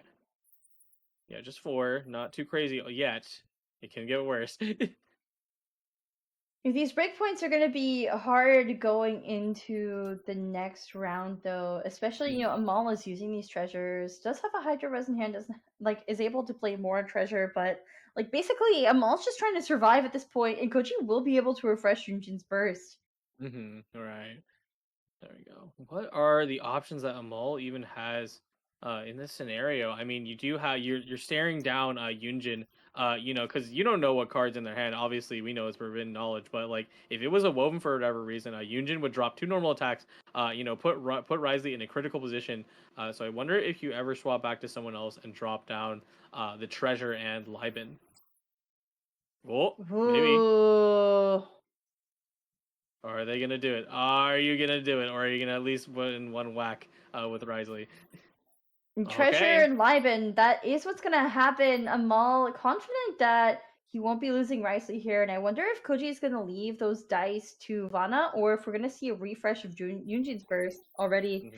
It shouldn't be a refresh because she already has 2 flags. Yeah, absolutely. Just a skill. Yeah, unlike other bursts in the game where you like to consistently free fresh because they have a round limit, Yunjin is just based off of usages, so really no point in refreshing because you can't max stack over 4. So there we go. Yeah, players went through the dice roll immediately. They're like, "I'm ready. Come on, give me something good." Yeah, I don't think Amal drew into anything that's gonna save him this round. Koji just not using up those flags, basically upkeeping them, and still has Yunjin's burst ready to go to refresh them if he needs to. There's not a quick swap in hand on Amal's side to freeze her either. So yeah, no. And you can't. I mean, you could swap to Herald, I guess. Yeah. Here we go. We're gonna do this. I think they're gonna try and force proc veterans with treasure. Yeah, get the healing. Let's see what we get. Something useful. Another treasure. That's okay. Good. And that's good. That's actually gonna help break points. You basically, so when I talk about breakpoints, if you're unfamiliar with that term, what I mean is that, so say a normal attack is 5 damage, and you have a character at 10 HP. If you normal attack twice, then that takes that character out. But if you play 1 treasure or 1 point of healing, after taking the first normal attack, that brings your character up to 6, and now it's gonna be 2 actions after that to take that character out. So that's what I mean by breakpoints. Basically, Amal is gonna have to calculate exactly how much damage Koji is going to do with these normals, with the skill from Yunjin, for example, and basically heal his characters enough to counteract that. Yes, absolutely. Breakpoints is so crucial when playing in these high damage decks or hyper aggressive decks that Koji's playing right now, because it's something that you have to calculate for. And a lot of players, whenever they're building their decks, this is what happens a lot early, is that they start calculating breakpoints. Like, okay, how much damage can I actually dish out, realistically between turns? Because if for whatever reason, something in the meta, something with massive healing, like with the side of Amal, you wouldn't actually be able to push through, even if you're dealing 5 damage normals. Swap onto Seahorse, and I mean, what do you think the goal is for Koji right now? What do you think Koji is avoiding? Koji, since Amal last swapped onto Herald, they were threatening a freeze to Yunjin, who is currently the most equipped to be dealing the most amount of damage. So they're avoiding that. And also Zhongli's at really bad HP, and since Herald has revive, they're going to be dealing bonus damage on multiple Hydra hits. So Zhongli is an absolute danger. Couldn't be swapped to. Uh-oh. You see what that is? It's Herald's talent. I'm not sure how much is actually going to come into play here, because I mean, Koji already has 3 stacks of Yunjin's flags, so Yeah. But it is Herald Talent. It's gonna be a pain for Koji to refresh burst at that point. But Mhm. Koji's deck is just so normal attack focused. I'm not Yes. sure how much you really care about Herald Talent, but yeah, I think Koji kind of forced to swap away from Yunjin there because she's not able to take out a Herald as she is right now, and Mhm. so has to swap on the Seahorse, but with the swap back on the Riceley, Mhm. Koji could swap back on Yeah. the Yunjin. Yeah, no, and I absolutely agree with your point. That Herald talent matters a lot less, especially with these normal attack decks. It's really cool to see that there are characters who are going to be able to push past and break through even further heights with characters like Yunjin. But one thing that I do worry about with talent is that if any point Koji is worse than Zhongli, there is no chance you're getting that shield and skill out that could potentially save you from getting totally knocked out from a Risey combo turn. Koji really just wants to draw that talent. They really want it. Well, okay, that's Lumenstone. You could get it. He really wants that talent. Like talent is what's going to change those breakpoints because those normal hmm attacks do not do 60. Like you need the you need the talent for the +2 damage when you have 0 hmm cards in your hand. Yeah. I kind of wonder if this is going to be an interesting play here because, oh, okay, turn. Uh, since Amal has yet to actually play the fast swap, I do wonder if Koji is kind of feeling themselves like, hey, you haven't played the fast swap yet. You have so many opportunities to freeze me. So, maybe they might be thinking it's like, you probably Ooh. don't have it yet. Wow, we are ending on 7 Vana minutes. double live in. I'm not sure that the math does not work out actually. No, it doesn't. And they swap too, so hey, even less dice now. Yeah. Um, very interesting. Honestly, why not play Lumenstone instead of Leben? But Yeah, I I was guess we're thinking threatening for the something. Lumenstone angle. Yeah. They're cooking something. We'll see, we'll see. Well, all right, yeah, Herald Talent came out, so now effectively speaking, oh wait, actually, that is a little bit of a problem because I think Koji was angling for the skill since that is going to give him the primordial Jade Wing Sphere boost. But now that's no longer possible. Koji does not have enough Geo dice to actually make that happen. Actually, so I think the reason why Leben was played instead of Lumenstone is because Koji is preserving his dice. He wants to go for normal attacks here. Yeah, I see. But ooh, that -3 onto Yunjin. Mm-hmm. You don't really want her to get low. Mm-hmm. Yeah, actually, I'm actually worried here. Risley Burst is going to be able to finish the job right now, assuming Koji stands still. So I imagine they need to move to some point. You can take one hit of it, probably swap to Zhongli to use him as a sacrifice, but then it's just going to be you and Seahorse. Well, I don't think Riceley Burst actually finishes right because it's Mhm. 2 damage and then Oh, you 2 know why? Because damage. I'm thinking about Cashflow would do +1. Cashflow No, does it not do doesn't. Yeah, +1. the Yeah. weapon on Riceley does not actually buff the damage at all, which Mm-hmm. is why it's only 2 aligned. So, Mm-hmm. Yunjin would live on 1, but I mean, it's not ideal to take that damage onto Yunjin regardless. Yeah. So Koji does swap off onto Seahorse to eat that burst. Mm-hmm. Yeah, I always think about Tutalia because a lot of people have been running Tutalia. I think Cashflow is okay, especially with how well it synergizes up with Risley, but I still prefer Tutalia, especially with the charge attack boost because you're going to do that so often on Risley anyway. Tule All right. Tula is definitely a very good. Oh, there's a talent finally! There it is. Okay, no. This is like exactly what Koji needs for these breakpoints. Yeah, For definitely. Herald specifically. For Mm-hmm. Herald specifically. Because I Yeah. mean you could use Treasure to keep Farina and Riceley above 6 HP, but Mm-hmm. Yep. ooh. There we go. Harold knocks out Seahorse, but there we Wait. go. But this is not looking good actually for Mm-hmm. Koji because I think Yeah. he drew the talent way too late because Mm-hmm. he's already way too low in health. Yeah. Yeah, no, most definitely. One thing I would get scared there too because Amal did have 2 treasure in hand. So, thankfully, Harold did not have Veterans Visage or Mauritius Hunter because they could have cheated out a free skill and then just knocked out Yunjin right there. So, all right. Ooh, good dice, good dice. Let's see what happens. Oh, we like that. We like that. Okay. No, this is not gonna work, I think. How Especially because so? you do lose that Yunjin talent if she dies and like Mm-hmm. this is not gonna work for Koji. There's no way to protect her and also get her burst That is off. true. And Amal is just so healthy at this point. Hmm. I mean, you still have to go for it. Yeah, no, You still have definitely. to go for it. You still Mhm. have to go for it.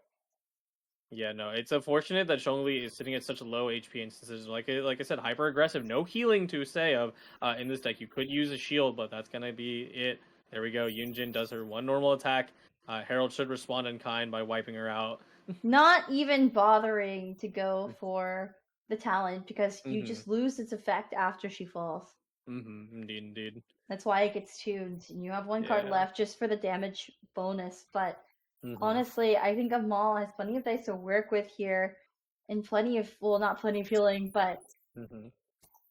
There we go. Chun-Li is not going to be able to out-shield the damage from Amal's dice generation. Mm-hmm. Yeah, definitely not. Zhongli could drop minimum one shield, and it still would put him at a difficult position. Once again, Herald Undercurrent Curse coming through. That skill is costing you a lot, and I don't think you want to have to play that.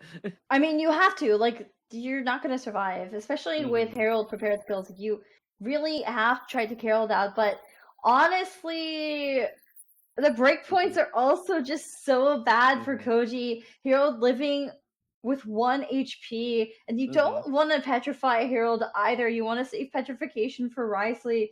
So I think Hmm. this is going to be it. I think Amal managed to survive Yunjin. Hmm. Yeah, unfortunately, Koji was not able to get that opportunity to play Yunjin talent and or have enough time to normal attack on multiple characters because even if Zhongli has Meteor, Risey's just gonna come in, put him in his place. So there won't be any chance to come back from that. So one of the unfortunate things with Undercurrent Curse, once again, if Koji wanted to deploy another shield, they actually have to tune their current card in hand, which would be unfair. Yeah, they throw the meteor. It's just like, okay, yeah, Yeah, no, I it's mean, gonna just happen. just going for it because you can, but Hmm. at this point, that burst is not going to do anything. Risley Hmm. is going to take Zhongli out. Koji falls in this game and also gets knocked out of the Pacific Prince Cup tournament. Unfortunately for Koji, he will be walking away with 600 USD though, so there definitely is something in it for him for making it to the top 32. Top Hmm. 32 is nothing to scoff at. Like, this is a tremendous achievement. So Yeah, congratulations to Koji, absolutely. but also, congratulations to Amal for advancing to the lower bracket. This was lower Hmm. bracket round 1, so Hmm.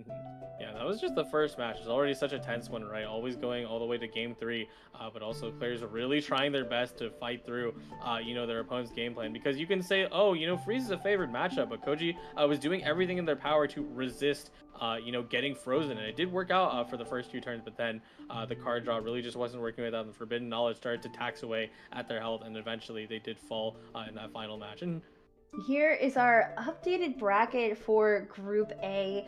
And yeah, you see Koji falling, unfortunately, out of the tournament. Amal will be advancing to the lower bracket second round and will face against the loser, I believe, of the match between Sven and Z Crimlet. So the next match hmm. we're going to be watching is Flash versus Minty. Hmm. Yeah, I'm definitely excited to be seeing these two players. Flash, I don't have as much familiarity with, but I do believe they're a pretty good player, as well as Minty. Definitely excited to watch and see what they got here, as well as Sufin and Crimlet. A lot of exciting matches that we have coming up, but we are going to be shooting to a quick break. So go grab some water, go grab some snacks, and also, Leah, I think we're on multiple platforms where people can check out the Astra Carnival. Isn't that right? Yeah, so I mean, make sure you're following along with Astro Carnival's Twitch, Twitter, TikTok, YouTube, etc. to keep up to date with the best news for the tournament and also how you can sign up and get on the big stage yourself. But I think for now, we're going to be tossing to the break. We're going to give our players in the next set a chance to get ready and submit their decks and get prepared. So we'll be seeing you guys very shortly. Don't go anywhere. Yep, we'll be right back. Bye bye.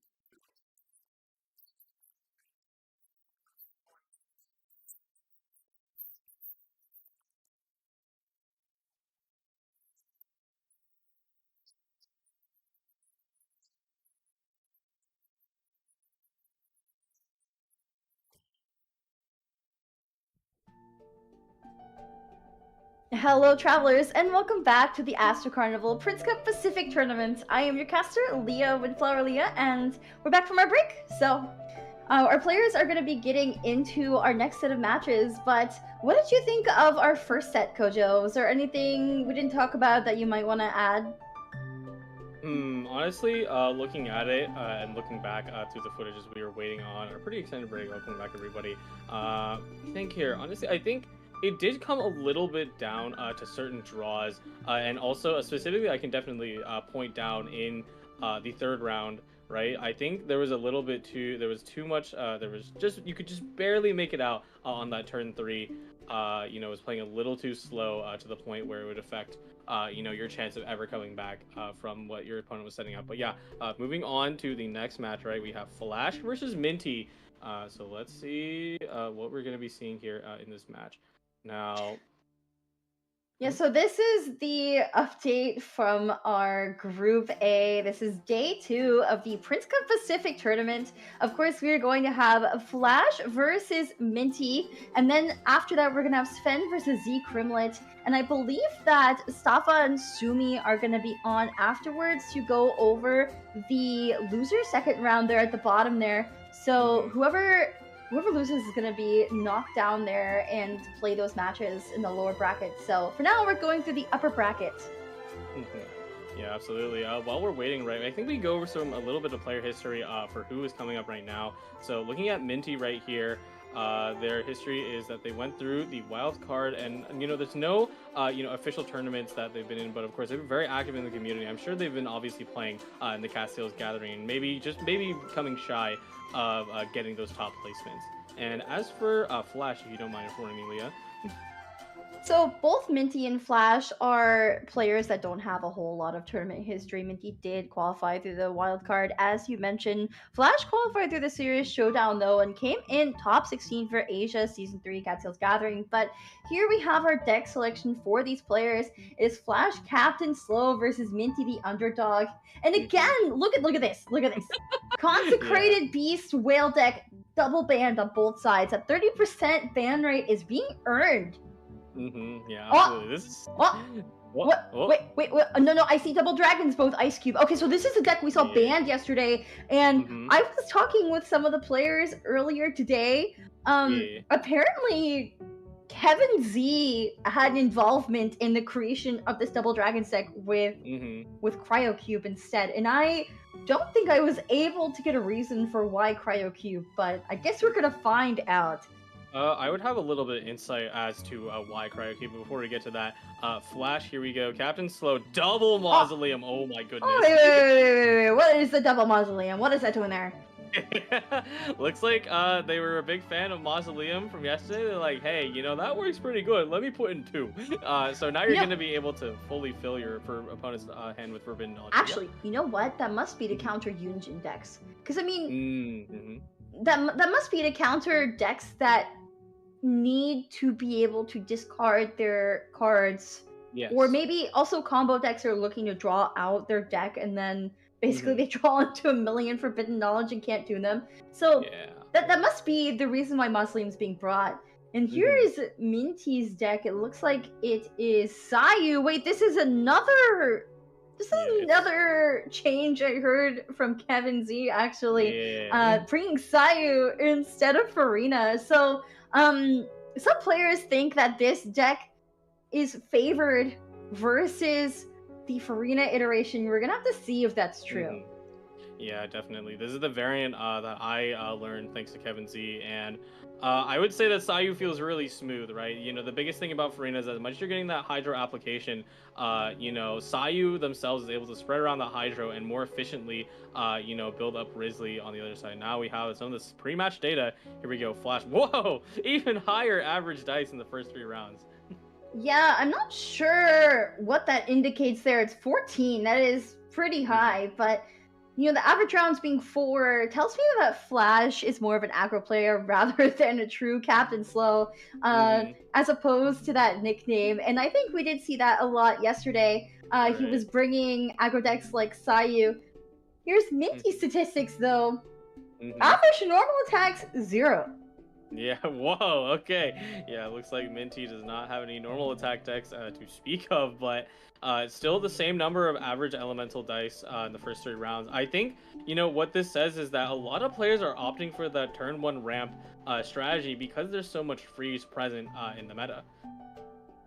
You might be right about that, but here we go. We're about to get into this game. So I am such a popular pick these days in both of these decks. But Flash versus Minty. Mhm. Who's gonna come out on top here? What do you think about this matchup? Who do you think is favored? Hard to say because I've yet to see enough gameplay of Riesly with the Sayu variant that to actually make a definitive call on that. But I would say the difference here is going to be that if Flash is able to draw out all that equipment, right, especially Wolf's Greystone, they already have it right now. Minty is going to be struggling. We saw earlier Eula, the Eula version, right, just totally floor Yunjin and push her to breakpoints that she was very uncomfortable with. Flash already having that Wolf's Gravestone in hand, of course, with Ancient Courtyard. Hmm. Chang, Strategize, Timaeus, all very good cards to draw out what you want. I think Flash is a very good opener. As for Yes. Minty, does have that Herald talent. Yeah. But I'm not sure. Maybe Double Timaeus could do something here, especially with the seed box. But I Yeah. really don't like Minty's starting hand as much as I like Flash's. Um, Hmm. I think Flash's deck is obviously faster than Minty's, Yes. but it doesn't mean that Minty can't get a win.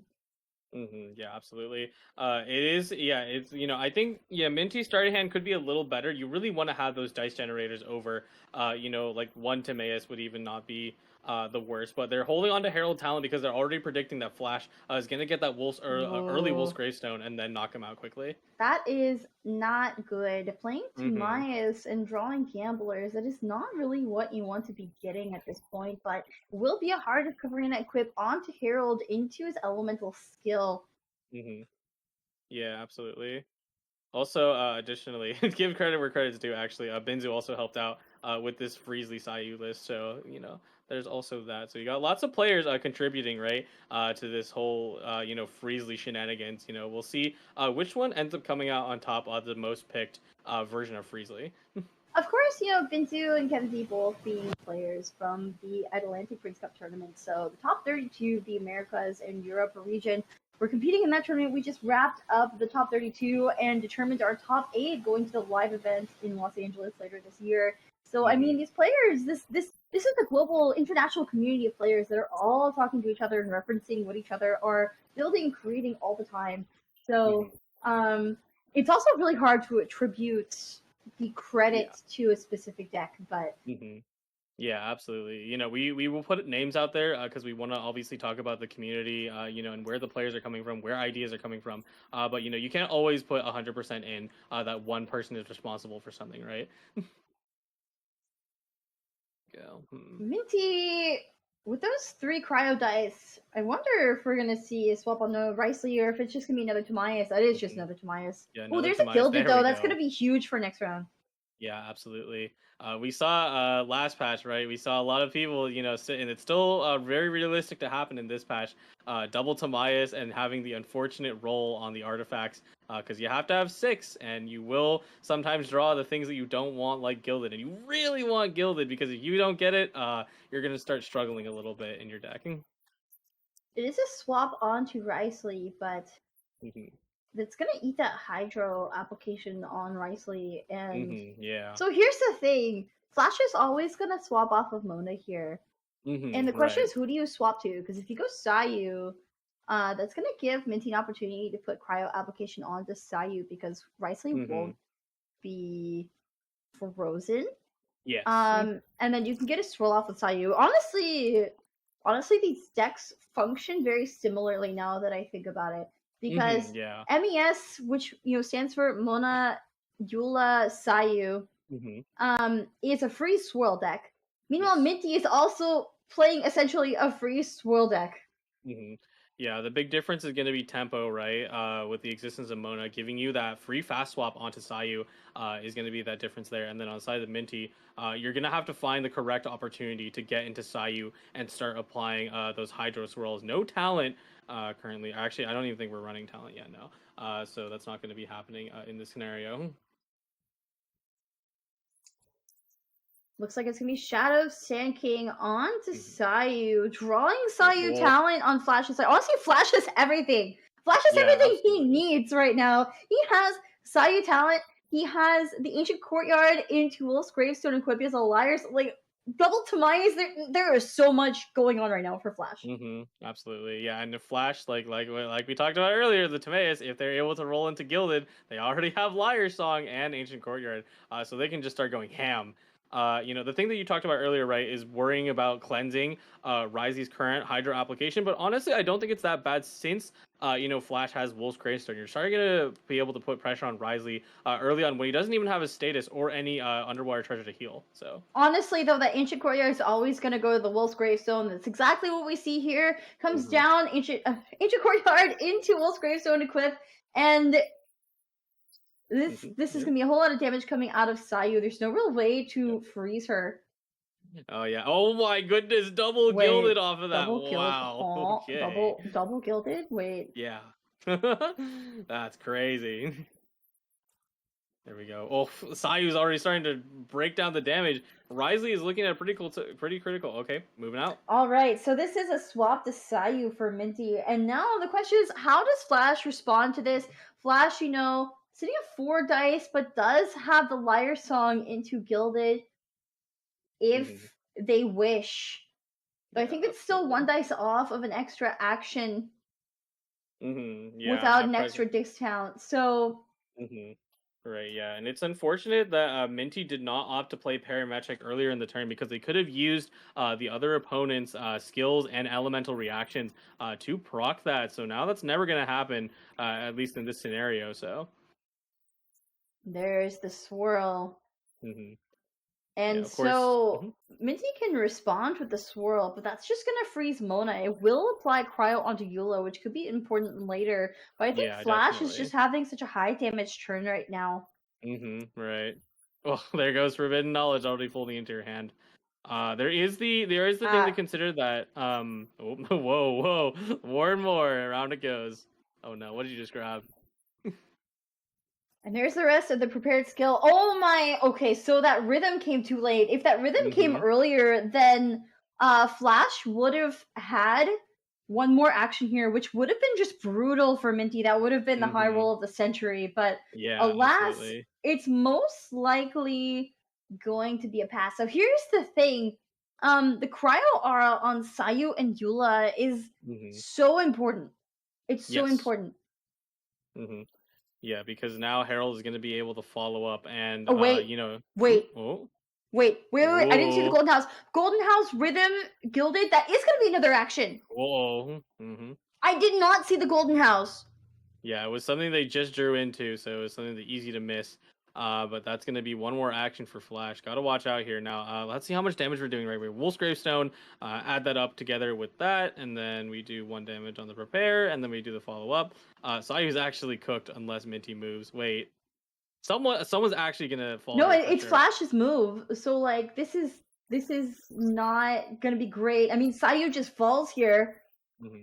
And here's the thing. Minty goes Herald, but has to tune 3 just to free Sayu, and that's just gonna give Flash turn prio into next turn. This is already over. Yeah, no, straight up. Yeah, and unfortunately, the parametrics come out. It's a little too late double for that. Parametric. All right, I see. So we're preparing for next turn. The revive is gonna be activated here, and Sayu will be frozen going into next round. But here's the thing. Even though Sayu will be frozen, I think Flash just goes to Mona, and then you have that quick swap away from Mona onto Eula, so you'll have another action. Yeah, absolutely. And then the Eula sweeper, even if you generate a ton of dice from this parametric, it's really not going to mean much when you can't do anything. I do wonder if Minty is going to forcibly use magic just for the draw to see if they can pull out anything useful. Oh, the quick swap too. Wait. Oh no. So the breakpoints are also really bad for Minty, because I think Eula without Wolf's Gravestone, I think the base damage on her skill is 2, and so the freeze is +1. So Herald being on 4 HP with the Cryo Aura, the Hydra Aura, means that Herald would be left on 1 HP, and Minty would need a quick swap away from Herald to go to Risey. Yeah, at all. And also just freezing Herald in the first place means Eula's never going to be frozen. Like, Eula is at 9 HP, very healthy. So like in the first place, like even quick swapping over to Riceley, like you're never gonna do anything there. Yeah, absolutely. It's Minty's gonna have to fully rely. They're calculating it out right now. If they can play treasure, proc parametric, and then use draw to pull the treasure out, and then have enough healing to survive the current turn. But it's really looking so tough already, right? For Princess, and this should be Herald Talent equip. I don't know what else you would do here. This Yeah, is no, honestly looking absolutely. so dicey for Minty.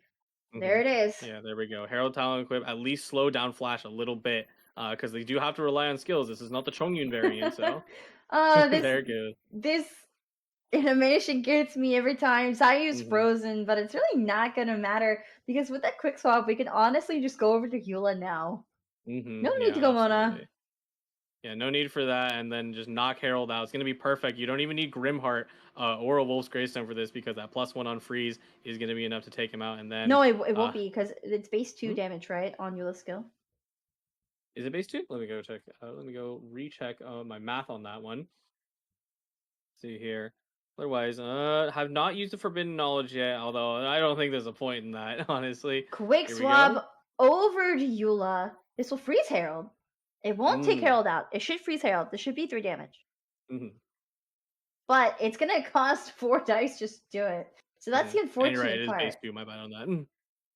And Minty doesn't have a quick swap over. Also doesn't have any way to heal up here.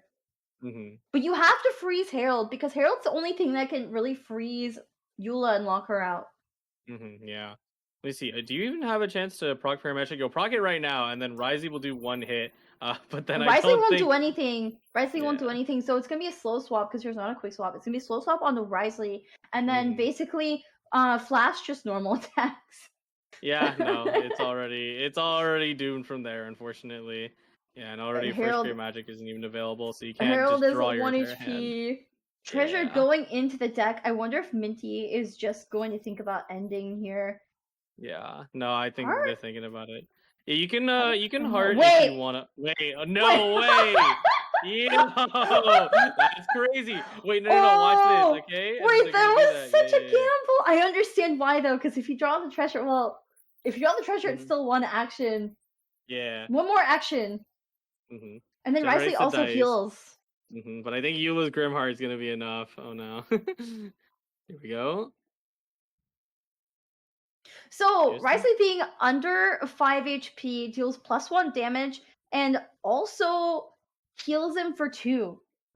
Right. So this is actually a really crucial break point because this means it's going to take 2 actions to take out Risey, and I mean, especially powering through the Curse of the Undercurrent, Flash can only normal attack here. So maybe the play is just to like tune something to Maya's pass. Yeah, tune something to Maya's pass. Maybe swap stall a little bit. So you can like push around on Mona and Eula, but that's about it. And Minty's definitely using the first great magic card with Linny on it to forcibly draw. You don't want to pass. You don't want to pass because Minty's on 7 dice. Yeah, no, that's one of the things I mentioned. So you can't freeze Risey, and you can't pass. It will be Shadow of Sand King, but like. I think you don't. I think you just go Mona and you end. Yeah, swap Mona, swap Eula, go back and forth as much as you can while Risey needs to just struggle for his life until he can have enough HP and dice to properly dish out some damage. I think you can't swap back to Eula at this point because you only have 1 dice left. You can't swap away. So I think you go Mona and you just literally end. Yeah, that is fair. And then going into next round. So what Flash is gonna want to do is just literally keep Eula alive and freeze. Because it doesn't matter how much Minty heals Risey up if whoa,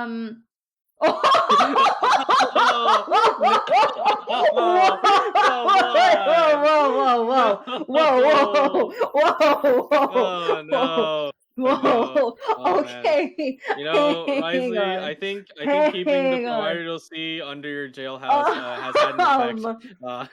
You unfortunately no underwater treasures to be found at the bottom of the sea. It's nothing but forbidden knowledge. This is just like the lore of Sumeru. You go looking for treasure to benefit Sumeru's society, and you find forbidden treasure that just brings everyone pain and suffering. It's just like the lore of Sumeru. Yeah. There was definitely a possible out right? Of course, we had to deal with freeze, right? But now I think unfortunately it's gonna be a pretty definitive conclusion. Flash is gonna swap over to Eula. Here it comes. Here we go. Grim You Heart. fast swap onto Eula. Oh. Grim Heart. That is just enough damage to take out Risley. Minty and its forbidden knowledge falling. So that is game 1 of this set. Congratulations. Oh my Sorry. goodness. The countdown into 4 forbidden knowledge was just peak genius invocation TCG gameplay. I'm sorry. Yeah, absolutely. No, it's true. Like, we've seen like meme screenshots about like, oh, like my entire hand is forbidden knowledge. What am I supposed to do? And then it just happened right then and there. Burying you already alive when that was. But well played. And we're seeing why, right? We saw earlier that Flash had double mausoleum. I think we're seeing why they like it so much. Yeah, so I mean, Mausoleum is definitely a card that has its usages, especially, like I was saying earlier, up against decks that are aiming to draw out their, like, you're playing combo deck, you're gonna have a ton of card draw, you draw out all the forbidden knowledge instead of the cards you actually need, and you can't do anything with it because, ideally in a combo deck you have, like, 10 cards full of dice generation, whether it's treasure or like Lyre Song, Gilded, all those shenanigans, like rhythm, whatever discounts you have. Just dice generation. And you're waiting for that turn to just go off with it. And then if you have like 5 forbidden knowledge and then like maybe like 2 treasure and like Chang the Ninth, like what are you gonna do with that, right? Yeah, no, you can't tune it, you can't get rid of it, it's just there, it's deck weight. And it does damage to you if you play. You can only play 1 round, so I definitely think that Mausoleum showed its strength in this game. It was very entertaining, I have to say. Yeah, the ultimate tech card to stop anything. I think we'll just categorize it as sort of the Lumen Stone decks or, Hyper Draw, because, that's the best way to put it together. Because they're usually, Lumen Stone, as much as it's a really good card, it's always going to be paired with Treasure. If it's not paired with Treasure, then I'm a little worried for you. But yes, moving on to the next match. Here we have our next picks. I actually just have tears in my eyes right now. Oh, no. Is that the effect of forbidden knowledge? It's like onions, it makes you cry? Oh no, that's a call. I think it does a little more than that, but yes. Here we go. Flash, living up to the name of Captain Slow, picking Double Dragon with Layla version. Well, I don't think so. That is not living up to the name of Captain Slow because Double Dragons is actually a combo deck. It's looking to do things around turn 3, just like other combo decks. Nouvellette does a whole lot of damage as well as Ace to Like it is a magic deck. It has a lot of dice generation. So this is just as fast of a deck as Sayu, honestly. You could even cripple your opponent in round 2 if you get lucky enough. As for Minty, it looks like it's not going to be quite the mirror matchup with the Ice Cube. It looks like Minty's going to try again with that Sayu, Risley, Herald deck. And we'll have to see how it performs here up against the Double Dragons. Yes. I think it's totally okay for Minty to stay on that deck right now because, they understood why they lost the last game. They're like, okay, you know what are you going to do about it? I can still win with this one. I just got very unlucky in that aspect.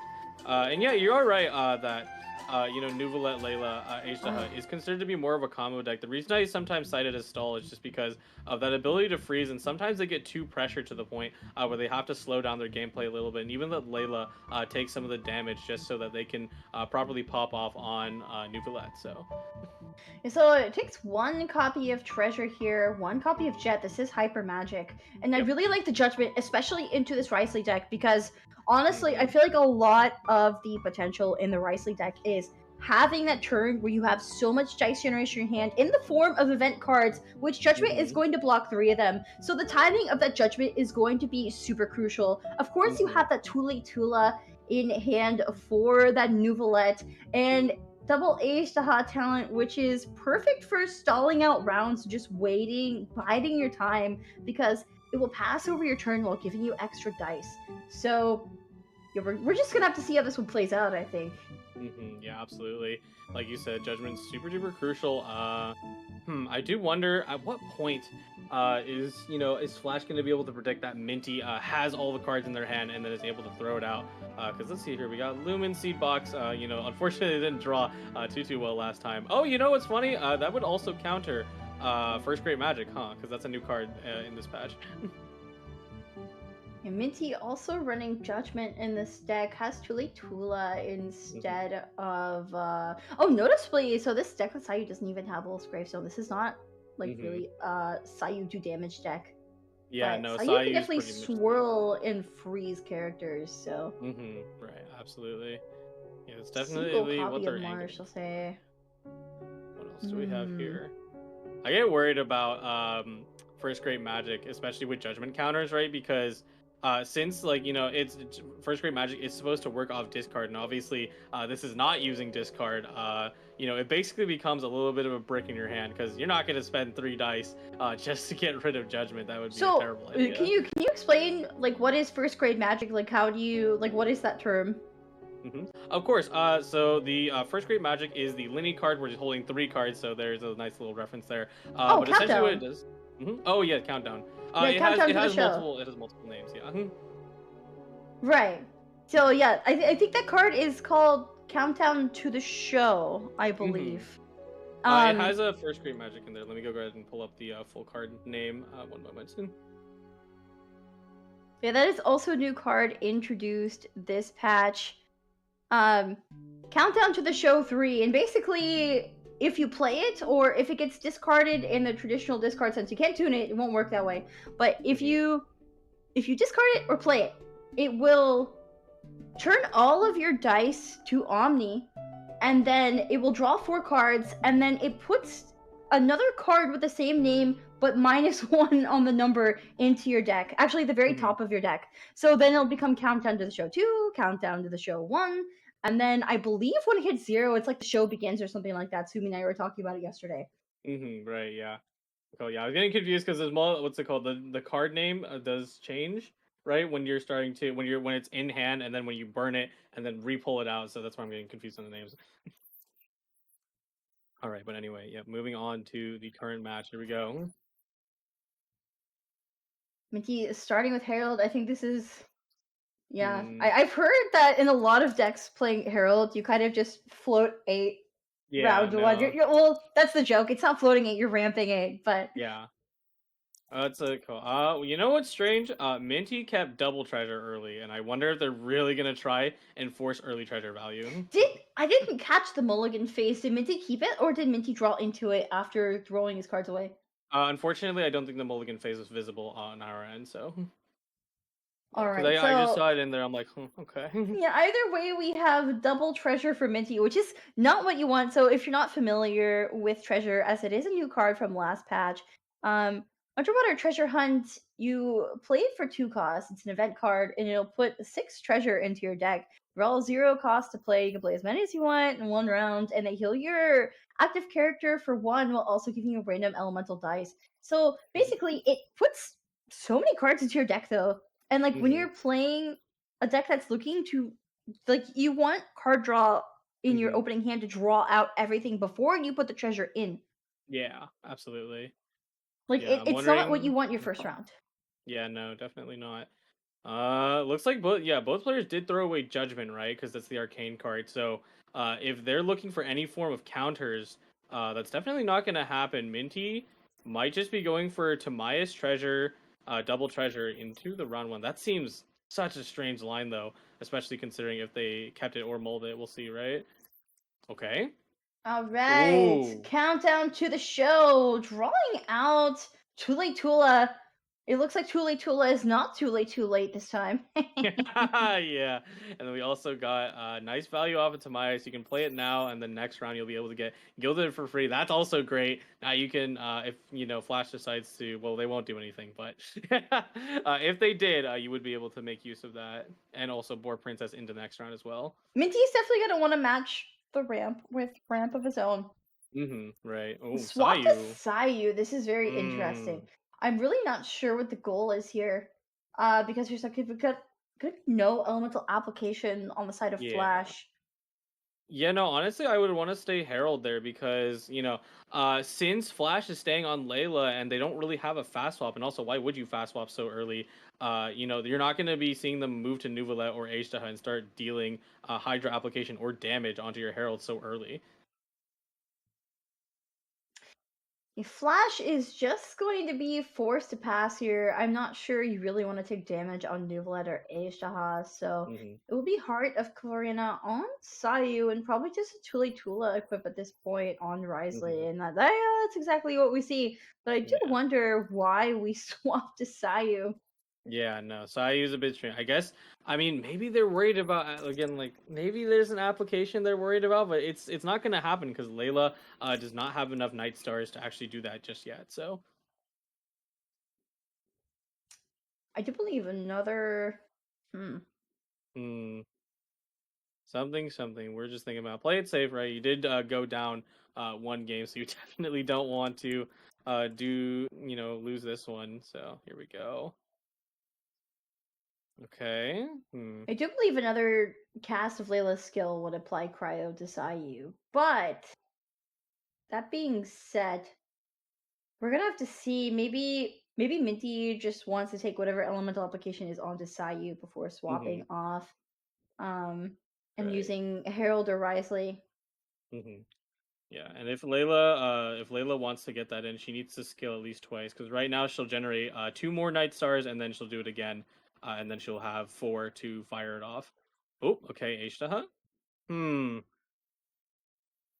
it's a little strange. I don't know how I feel about that either. Okay, seed box. Timaeus, okay. Marius Ooh, Timaeus big pull. draws Gilded, so not quite two free Gildeds. It could be two free Gildeds. So you Mm-hmm. have it is two free Gildeds if you Liar Song one of them. Yeah, yeah. So great to draw it right now. Ashtaha, are we? Because we don't have talent either, so there's no free passing the turnover. Would you skill with only 3 Geodice? Okay, going for it. I mean, Flash just wants to get out damage as much as possible. I think like Mm-hmm. this is a fast deck that Flash Right. is playing. Mm-hmm. So you kind of want to build towards that Age to burst. Yeah, definitely. Oh, and now we're gonna be able to absorb Hydro. That's gonna be a big deal. Ooh. They Hydro would need application, to. yeah, Mhm. Hydro absorption on Age to is actually really good here Yeah, because this absolutely. will. I mean, you already have the power of freeze with Nuvolet, but if you don't have to move from Age to it's even better. Yes, absolutely. Flash will have to use Liar Song to pull whatever is off Layla and then discount their current Gilded Dreams and then put it on Aishtaha if they want to use, that Hydro skill. So they're probably calculating out right now if that's going to work for their current resources. Let's have Lumen Stone. I wonder how many Hmm. dice we're sitting on. It's kind of awkward because Yeah. you Yeah, there's Lumenstone, but then there's Boar.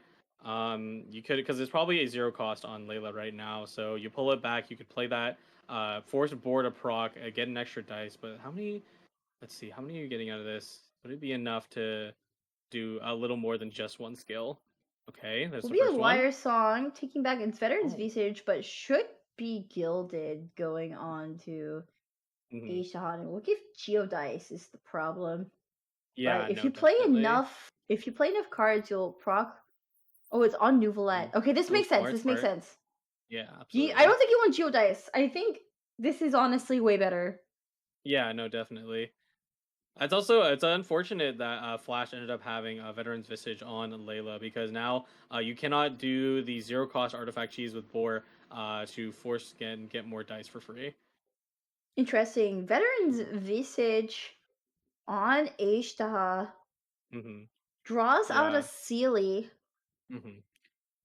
Yeah. Should be going for skill here. Veterans is pretty decent because now, assuming that Herald does attack in, Asia will be able to get another free dice, and that'll be another attack for Asia. It's definitely not something you want considering how low Minty is sitting right now. Here it comes. Boom.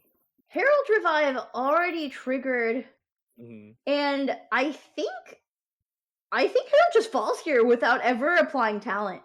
Yeah, no, definitely not. Wait, Oh, maybe not. Are we going for the freeze line with Layla? Although that seems like you would not want to do that because, wait. freezing Herald right now won't do that much. Why didn't Aishtaha go for the kill there? Hmm. Maybe they were concerned about something else. Let's see here. They have stone fastest absorption, but you already have Hydra, so that's not going to do anything. No, I mean you don't have to burst. You can save your burst. You can just skill and then crystallize Mhm. will do Mhm. 3 damage plus 1 from crystallize. Yeah, So exactly.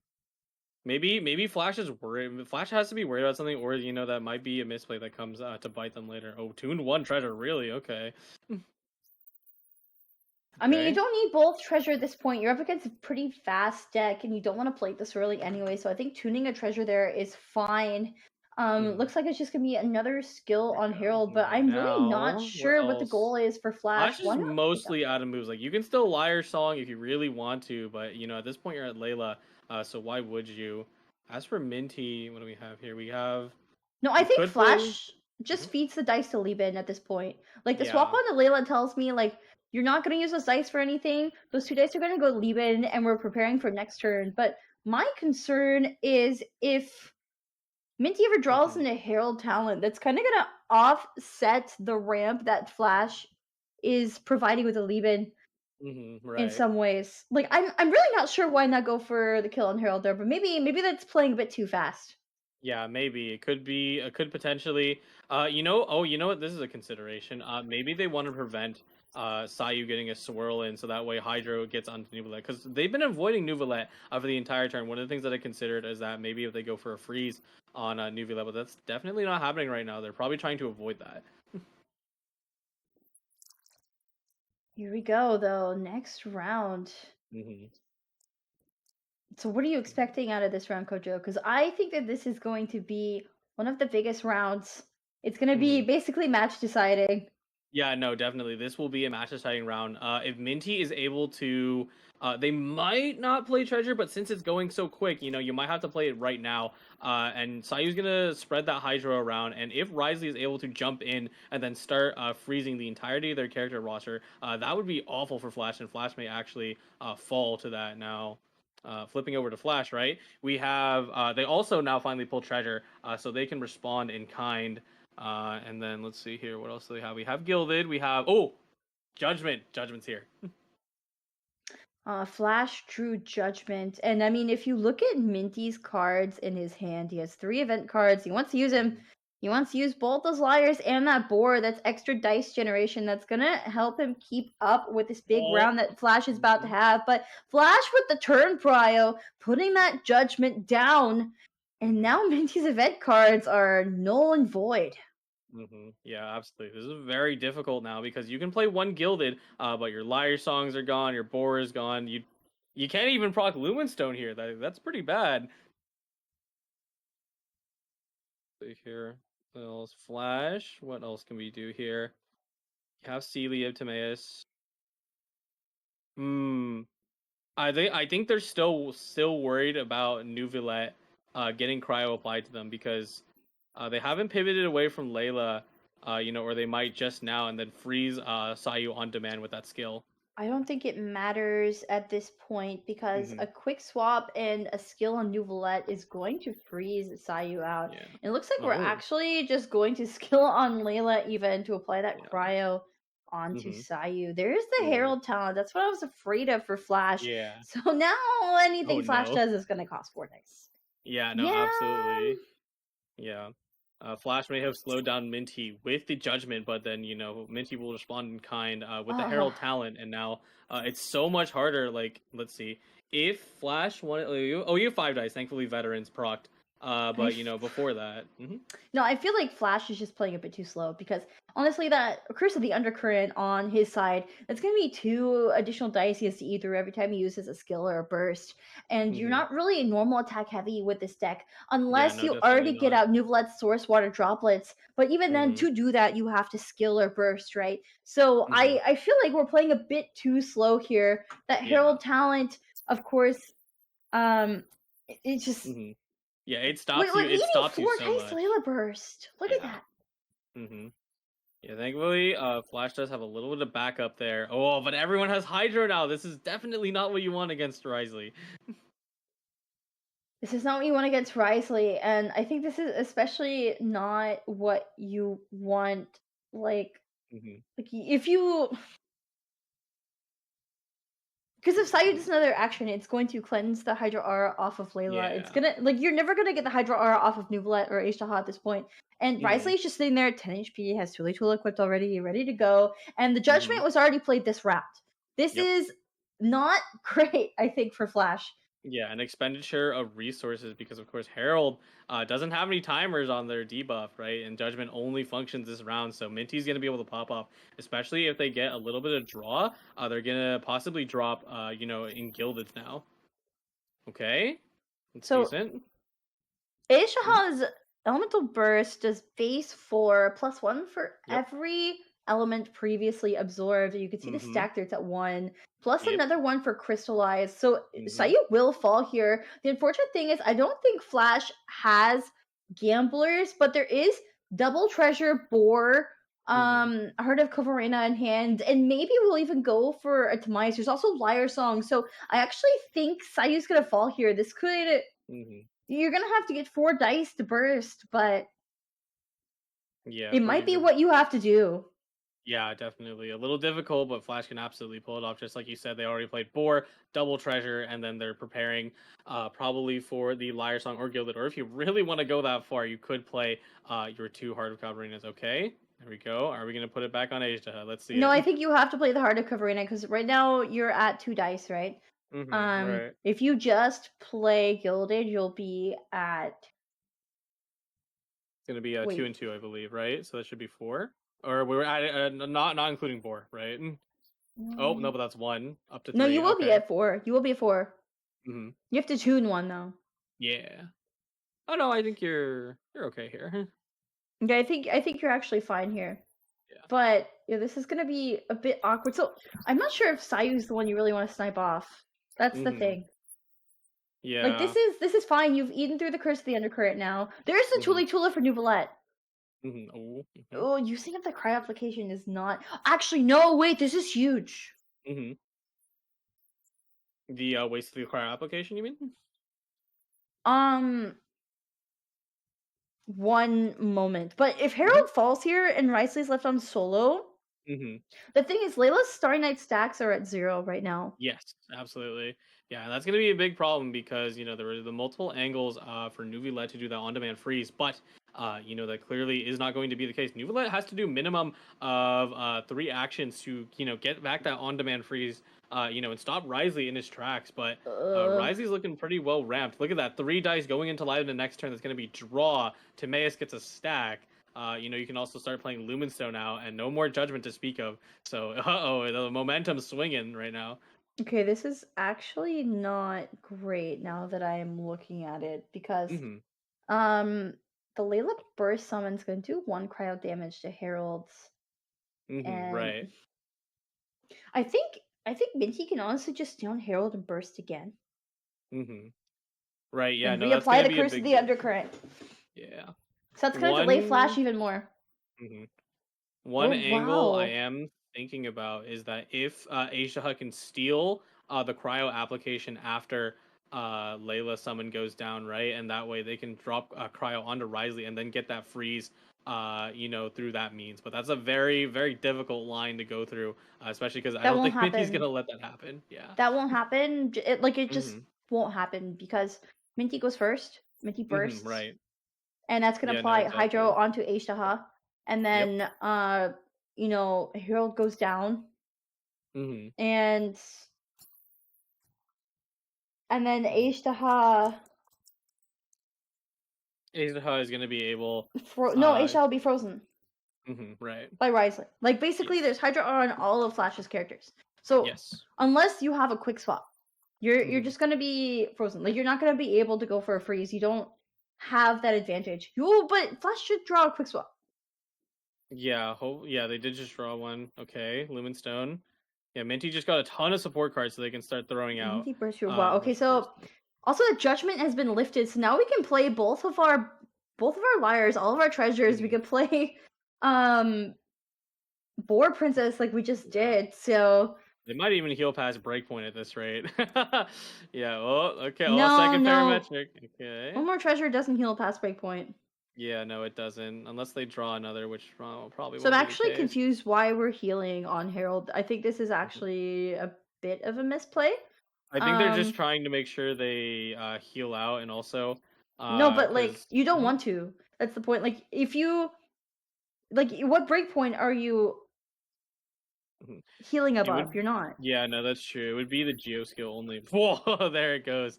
H gets hit by the Curse of the Undercurrent. Gonna cost so much more with those dice, and it's really unfortunate, right? Because H is one of the characters who would get probably the hardest punished by Herald, because they have two different elemental skills, and H cannot tune for those dice. They have to use the Gildan in their hands if they want to have that happen. Honestly, I think that Flash just aged to hot talents here. Yeah, no, I think actually, he's just talent. I mean, Minty made. I think this was a misplay. Like, I don't know why you play your treasures there. I think you just want to try to sack Herald, and get a free swap on a Riceley, especially since you don't have that quick swap. Like, a skill is gonna take you out anyway. Okay, so Gildan on Nouvelette. I really feel like you just aged out talent. Yeah, no, push it back over, force Minty to do stuff. Also, maintain your dice economy. The one thing that you can consider on Minty's side, right, for being Herald, is that you're probably trying to force Flash to waste turns. But of course, we can see that Flash has infinite dice. They really don't have to worry about it that much. I mean, Flash has infinite dice, but 2 Curse the Undercurrent. So, I mean, again, I feel like if you're really scared of like a quick swap or something, I don't know, you're still not in. Like, you don't need to heal for any breakpoints. I just think you. Oh no, it's gonna be a Gamblers. I'm not sure if I like this. Yeah, even more dice to speak of. Should just be a Geo skill on Ashtaha. No reason to waste your Hydro dice right now. There we go. It's gonna be so expensive. Yeah, I know it is gonna be expensive. They're still thinking about it though. Maybe they might trade in for something else.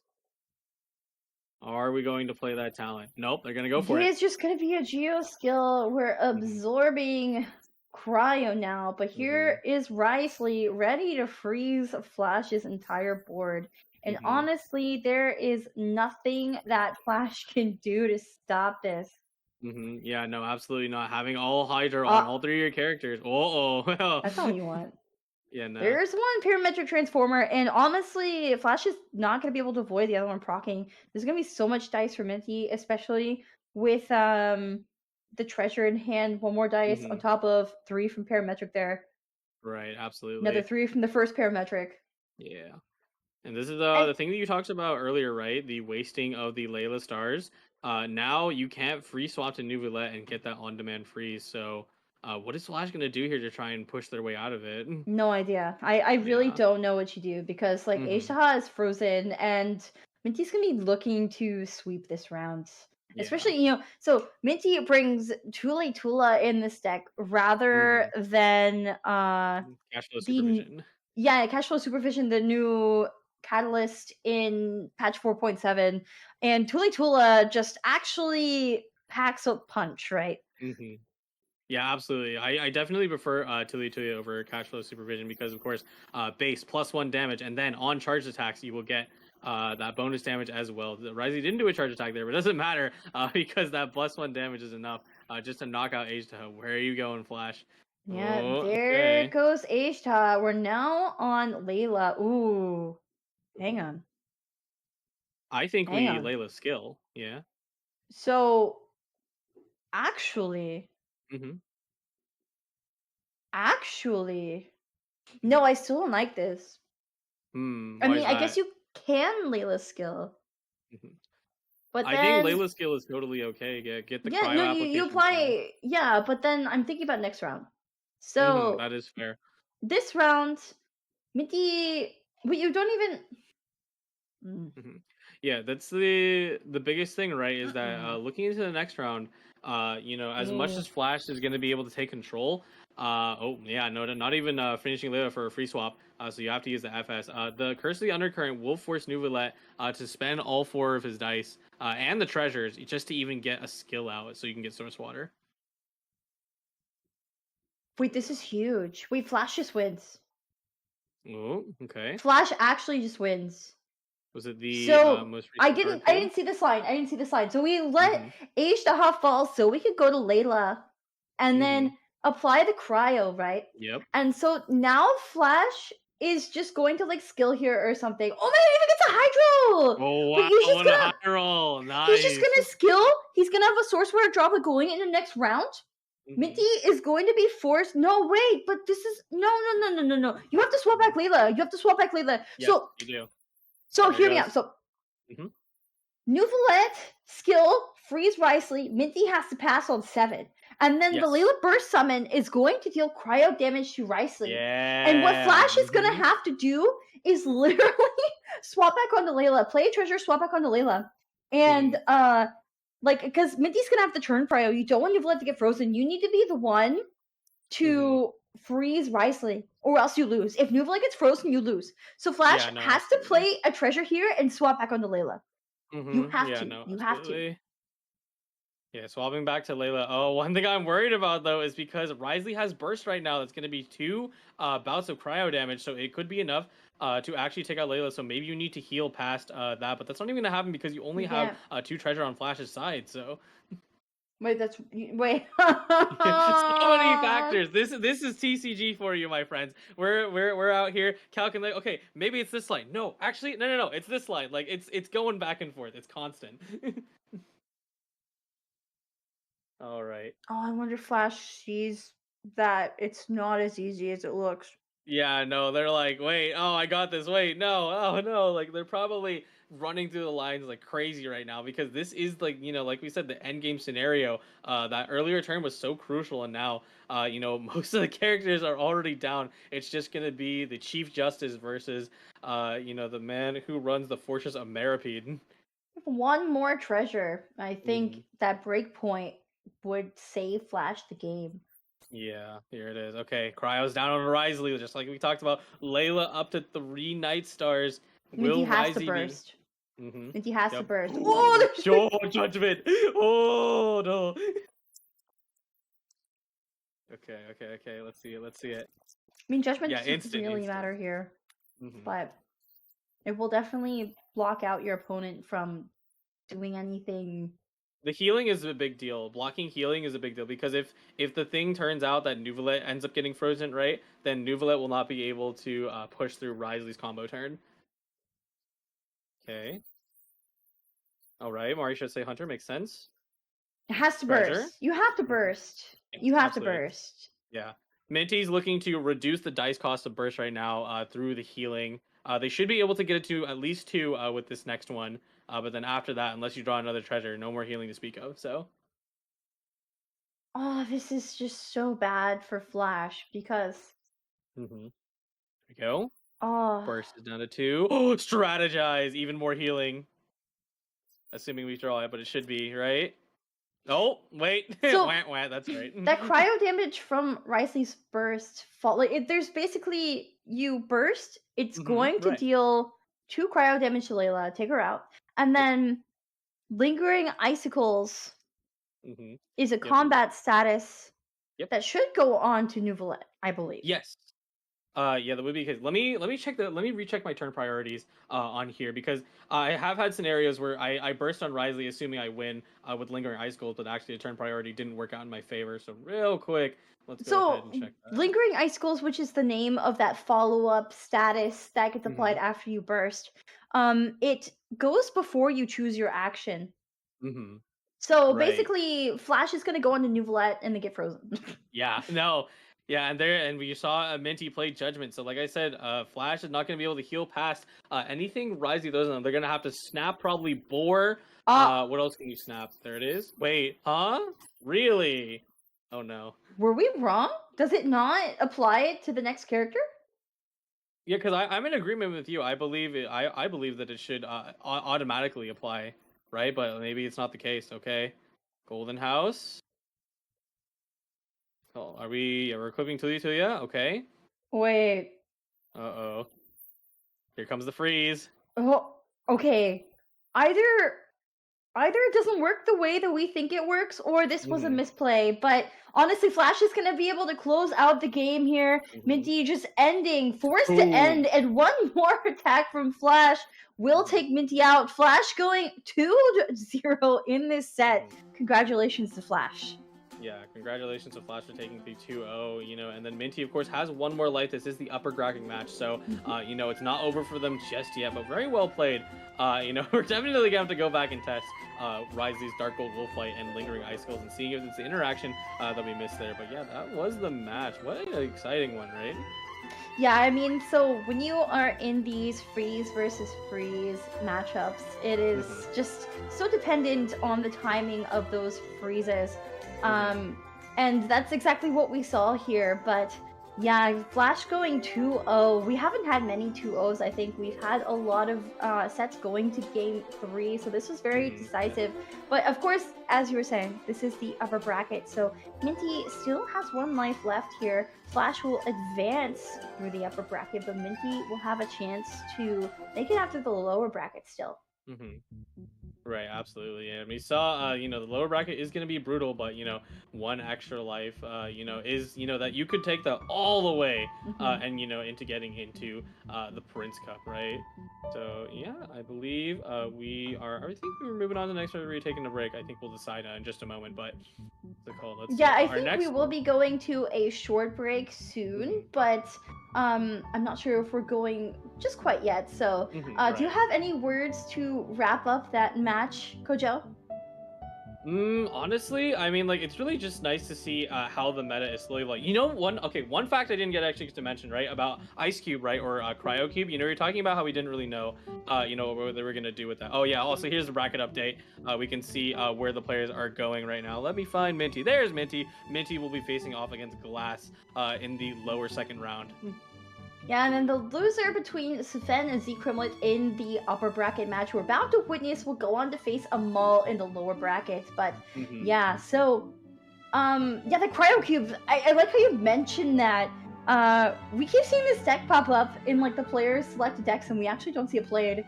And I mean, it is an iteration of the Double Dragons deck, but instead of Layla, you have a different form of cryo application with Cryo Cube. But I actually wonder. So I've been thinking about it. It might be due to the burst summon from Cryocube that will target the character on the other side of the board, depending on what character, like what your active character is. Yes, like a Venti burst. Like the position. So basically, like you can control where the cryo application goes, and I think it's super important when your opponent is going to be trying to avoid it at all costs, and people might not position for Cryocube because it's not played that frequently. So maybe that's why Cryocube is being brought in that deck instead of Layla. I really want to see it play out at some point. Hopefully that deck will make it through and not get banned or not picked. But yeah, no, I mean, we'll see, right? Double Dragon's so popular, and people are so going in on the Consecrated Beats. And I will comment on the Cryo Cube again once we get back from the break, though. We want to go ahead and flash that so the players can get ready and all set up. Yes, so we'll be seeing you guys very shortly. We're going to take a very brief break here, but don't go anywhere. We'll see you guys soon. We'll be right back.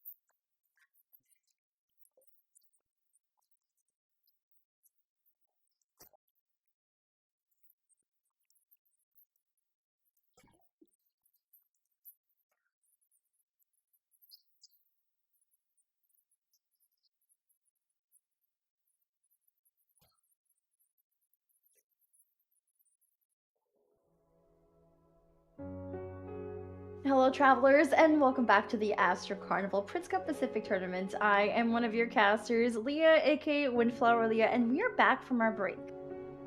Yep. Koji Creations back at it again. We are on the final match for just this segment of the stream. We are going to have our other fellow casters, Staffa and Sumi, coming in with two more matches for you. But let's go ahead and finish this one out right now. Yes, so we have one more match in the upper bracket to come up, and then I believe we're gonna dip into our lower bracket when Sumi and Staffa get online. But for now, do you have anything to say about the players upcoming here in our upper bracket match? Upcoming, just to make sure I'm correct on this, I believe it is going to be Sven and Z Crimlet. Is that right? Yeah.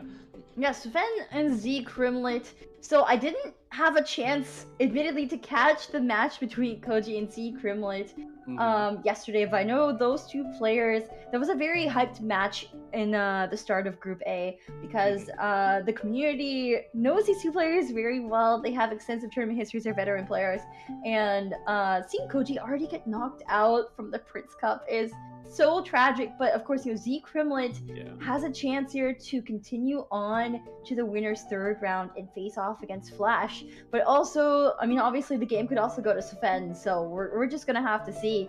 And here is the deck selection. Sven taking the tag underdog. He doesn't really have too much of a tournament history, but Z Crimlet has the tag grinder. So, man, the consecrated beast deck got banned again for Z Crimlet. Yeah, but finally we have at least one out with the Consecrated Beast deck. Sufan has, thankfully not had theirs banned, so maybe we'll see it. We'll see, how the cookie crumbles in this match. But, totally could just be shut down early with a 2-0. Hopefully that's not the case, right? But well, we're gonna have to see, but it looks like it's going to be Sven taking MES, Mona, Eula, Sayu. Very aggressive deck. Up against, I wasn't sure what deck Z Crimlet picked there. I think it was the Freesley, the Farina. Yeah, it was the Freesley Freesley with the Farina, yeah. Yeah, I'm just gonna go ahead and have that up early. Not too much to talk about on Sven's side. This is pretty standard what we've already been seeing for multiple matches, and here we go. Z Crimlet's variant, one Mausoleum. I'm sure we know what that can do. One Mausoleum, pretty not great. Especially if it's drawn early. So this iteration of the deck, this is more of the ones we were seeing yesterday. Instead of Tule Tula, we have Bryce's signature weapon there, and only one copy of the machine line assembly. Yeah, no, I think, Mausoleum won't be the worst thing, right? Versus MES, that way you can stop any of their magic. But here we go. Pre-match data. Sven looking at 13 effective dice in the first round. That's a lot. Oh, yeah, Z Crimlet responds in kind with also 13. Everyone is going for that turn 1 ramp. I think that might be a little bit of a staple to the meta this patch, unless someone figures out a counter to said strategy. So yeah, I think the average number of effective dice in the first 3 rounds is meant to be the average number of usable dice that you roll. It's like a luck factor, but you are gonna have to see what happens going into this first match of set 3, day 2 of the Astro Carnival Pacific Prince Cup tournament. Sven, the underdog, versus Z Crimlet, the grinder. And I mean, Sven, this is a battle of the freezes again, but Sven's deck is a bit faster. Yeah, absolutely. Especially not having that Sayu version on Z Crimlet's side. Farina isn't going to apply Hydro until the end phase.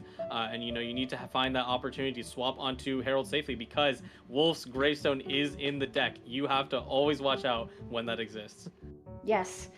And I'm trying to figure out what is in Z Crimlet's profile picture.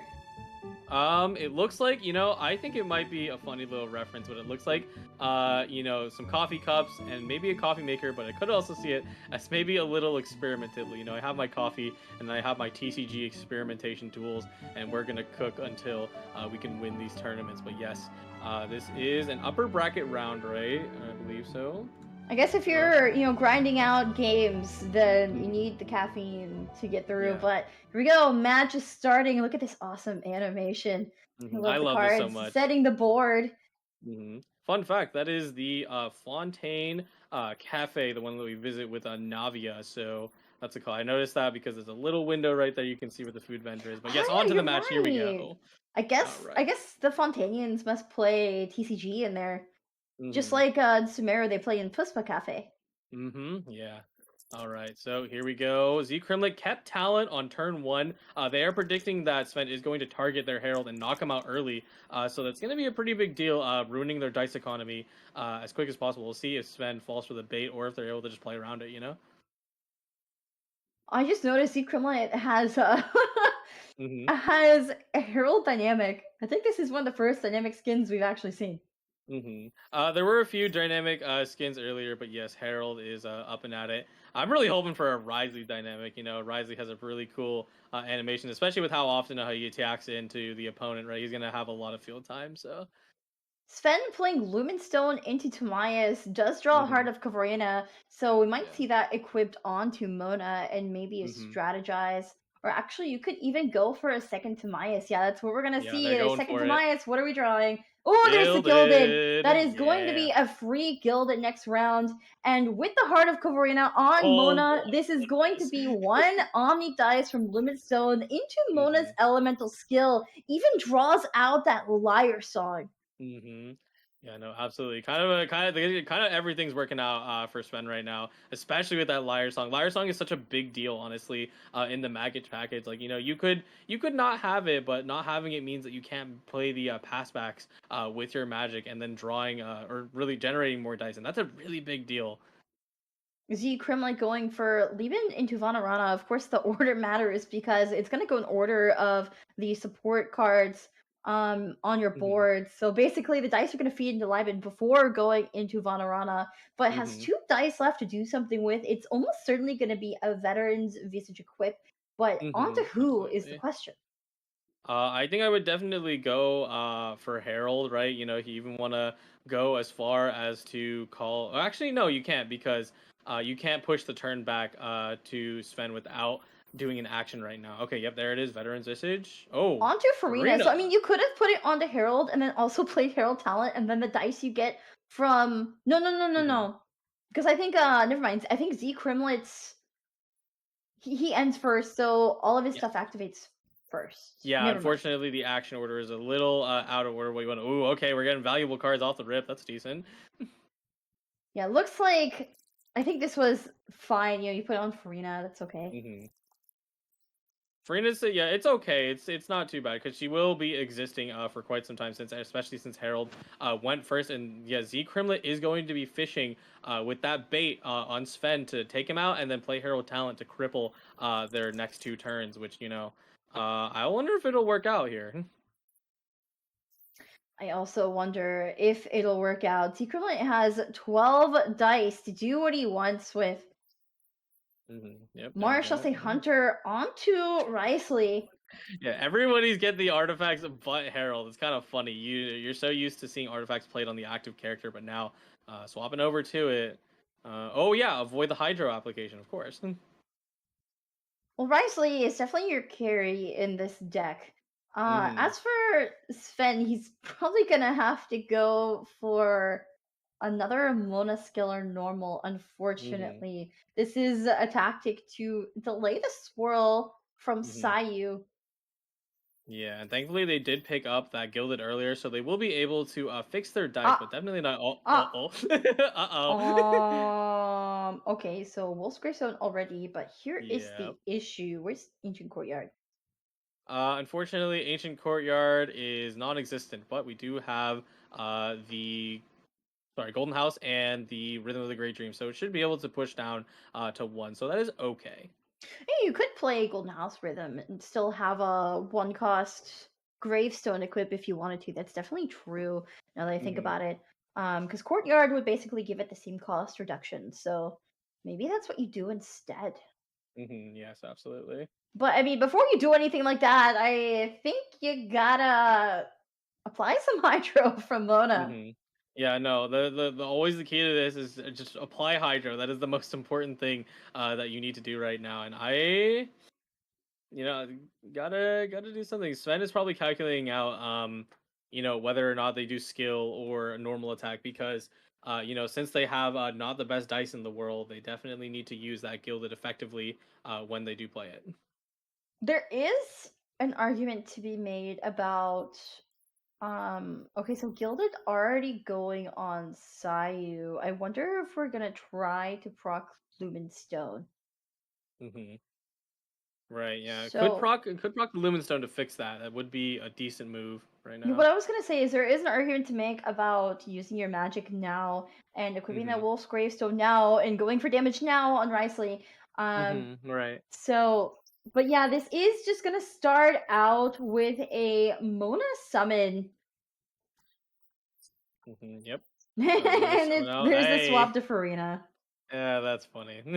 Slow down the game completely, honestly. But this is very scary because Z Crimlet is going to have full Hydra application to everyone now in the end phase. So Sven needs to kind of think about how they want to play this out, right? If if that Hydra application is super worth it, or if they're just gonna start smacking with like, oh hey, we were talking about it, right? Look at that. The awkward thing here is you can't really swap stall or anything like that. Hmm. But look, there's Ancient Courtyard. This is gonna be a free Wolf's Gravestone equip onto Hmm. Sayu.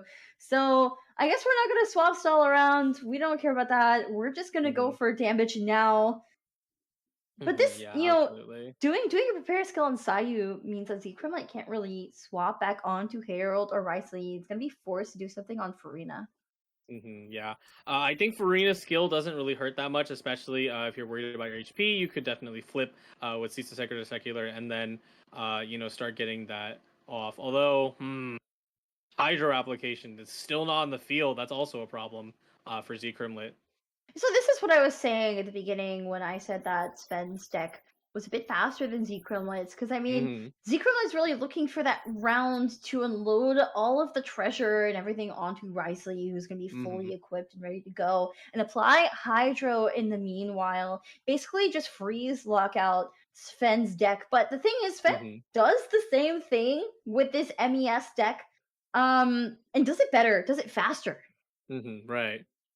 Yeah, absolutely. And right here, how are we gonna do it? Should just be Sayu hidden, right? And then afterwards, okay, Hydro gonna Res just to bring a little bit more sustain. And Zekrom is left with 5 dice here, already used Farina's skill, forced yeah, to and do it again.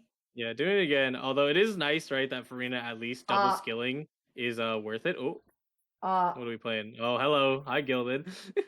Gilded yet again, and this is Imagine just they gonna draw be their. another skill. Uh-oh. Mm-hmm. Uh oh. Go Wolf's Greystone passive now active. Farina's below 5 HP, and that bonus So damage. that will actually be just enough damage to take Farina out. The base Mm-hmm. of the follow up is 2 plus 1 for most Gravestone plus an additional 2 because Farina is under 6 health. So that would be Mm-hmm. 5 damage overall from Sayu's follow up. And Right. Farina will fall here.